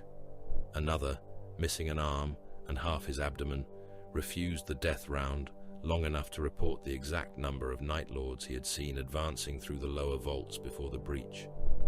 Only then did he allow the apothecary to finish the duty. The last loyal Iron Warriors stood apart. There were very few of them. Some were Dantioch's old survivors. Some were broken by the Pharos defense. Some could no longer stand without armor support. Their iron plate bore no triumph marks. No warrior came to clasp their hands in brotherhood. Ultramarines watched them with disciplined suspicion. Imperial army officers avoided their shadows. Mechanicum adepts looked at them with hunger for knowledge and contempt for bloodline. To the Imperium that would survive this age, the 4th Legion would become a curse spoken through clenched teeth. Iron warriors would mean treachery, siegecraft turned inward, walls broken for the War Master, and Perturabo's bitterness made war. The loyal few knew it. They had chosen correctly, and would still be remembered incorrectly. The surviving sons of Dantioch understood less and suffered more cleanly for it. They waited in a cordoned embarkation bay beneath Mount Pharos, huge and malformed in their slab armor, breathing through crude rebreathers, hands wrapped around drill hammers, chain axes and boarding mauls they had not been ordered to surrender. Some were burned, some bled through bandage harness. One had lost an eye and kept touching the empty socket, as if surprised it had not returned. They looked toward every opening when footsteps came, waiting for the iron mask and the voice that would tell them where to stand, what to kill, when to die. No one told them he was gone at first. No one knew how. Pollux found them there after the mountain had cooled enough for unsealed movement. He came without honor guard. His yellow armor was scorched, gouged and split in places, repaired only enough to keep him upright. Dried blood darkened one side of his face. He walked with the stiffness of a warrior who had refused the medici slab because other men needed it more. The sons turned toward him, dull eyes narrowing behind scratched lenses. One of them spoke, voice thick and damaged. "Warsmith?" Pollux looked at the creature for a long moment. "No," he said. The son's grip tightened around his maul. It did not understand grief. It understood absence only as a failed order. Pollux stepped closer, slowly, as he might approach a wounded beast bred for war and obedience. He held. The words meant something. Not enough, but something. The sun bowed its heavy head. Others followed. Pollux stood among them and said nothing more. Robut Gilliman came to the chamber beneath Mount Pharos after the dead were removed and the living had finished lying to themselves that the worst was done. The Primarch entered with no procession fit for glory. Glory had no place there. Ultramarines came with him, helms held under their arms, faces stone still. Officers of the army, Mechanicum adepts, surviving Imperial fists, and the remnants of Dantioch's command stood in a half-circle around the burned heart of the Pharos. The alien machine no longer sang. Its walls were blackened glass. Its conduits were cracked open like bones. Here and there, pale light still flickered under the stone. Not alive, only refusing to die at the pace men preferred. On a stone plinth lay the iron mask. It had been removed from Dantioch's body only after Pollux allowed it. That had taken time. The mask was ugly, brutal, unadorned. It had no saint's halo, no sculpted tears, no gilded wings, no laurels of imperial victory. Its surface was cracked by the overload. One side was burned dark. The mouth grill was warped. Within its inner rim, dried blood had blackened into the seams where the old warsmith had breathed his last. It looked less like a relic than a piece of armor recovered from a furnace. That was why it mattered. It did not represent purity. No sane man would have called Barabas Dantioch pure. He had fed battalions into guns to measure reload cycles. He had sealed the living behind doors when necessity demanded. He had built slave soldiers in his own name. He had made corpses useful, turned fortresses into traps, and spoken of men as expenditure because war had carved that language into his bones. The mask represented endurance after every clean thing had been stripped away. Bloodline corrupted by treason, legion damned by its own Primarch, body ruined by time, honor erased by a father who could not forgive the truth, face hidden because weakness had become a wall. And still, when the final breach came, he held. Guilliman stood before the plinth. The Primarch of Ultramar looked tired in the way gods should not look tired. The war had not made him smaller. Nothing could. But it had made him heavier. His mind held fleets, systems, food lines, casualty chains, refugee worlds, broken astropathic routes, traitor vectors, and the desperate fiction of Imperium Secundus. Now it held one iron warrior who had died saving a structure that might yet preserve them all. Barabas Dantioch, Guilliman said, his voice carrying through the ruined chamber. Warsmith of the 4th Legion, loyal servant of the Emperor's design, defender of Sotha, first warden of the Pharos. No one moved. He was born of a legion that chose treachery, Guilliman continued. He did not. He was abandoned by his father. He did not abandon his oath. He was feared by loyal men and hated by traitors. He endured both. He gave the Imperium Secundus its road through darkness, and at the last, when that road would have served our enemies, he destroyed it at the cost of his life. Pollux stood beside the plinth. A mortal officer near the rear whispered the word traitor, not loudly enough to be a challenge, but loudly enough for transhuman hearing. Pollux turned his head. The chamber cooled around him. He was not a traitor, the Imperial Fist said. The officer went pale. My lord, I meant his legion. Then say his legion. No one corrected Pollux after that. Guilliman placed one hand near the mask, not touching it. Let it be recorded. Barabas Dantioch is named Hero of the Imperium. The words should have been victory. They were not. They were a stone placed over a grave. Later, when the formal oaths were cut into the chamber and the surviving defenders gathered beneath the mountain, the Egedan oath was sworn. Not all voices spoke with the same strength. Some belonged to warriors with lungs burned by smoke, some to mortals with throats raw from screaming, some to ultramarines who had lost squads on a Jeda platform, some to Imperial Fists who had held beside strangers, some to the last iron sons of a damned legion, speaking loyalty in a room where many would have preferred them silent. They swore to remember Sotha. They swore to guard what remained. They swore that the dead would not become mere numbers, though numbers were all that could contain the scale of loss. Symbols changed because war makes language from wounds. The crossed scythes of the Egida would endure in memory and heraldry, carried forward into legacies not yet fully formed. The warriors who would one day bear that inheritance would not all know the smell of the Pharos chamber after the overload, or the sound of Pollux correcting a man who spoke too carelessly of treachery, or the sight of Dantioch's mask beneath cold lumen glow. But they would stand upon ground made heavy by that memory. The Imperium survived by burying truth beneath duty. Duty was lighter to carry. Truth remained underneath. The war moved on, because war always does. Guilliman hunted the Night Lord's vessels through the system with disciplined wrath. Some escaped, because the sons of Kurz were not fools, and terror had taught them the value of running before vengeance closed the trap. Others died under loyalist lance fire, their hulls split open, their trophies, slaves, murderers, and screaming machine spirits spilled into the void. Sotha burned and counted its dead. Ultramar tightened its defenses. Imperium Secundus endured, wounded and uncertain, but not blind. Dantioch's sacrifice had saved them in the immediate sense. Warhammer grants no mercy to immediate victories. The Pharaohs had not merely shone across the galaxy.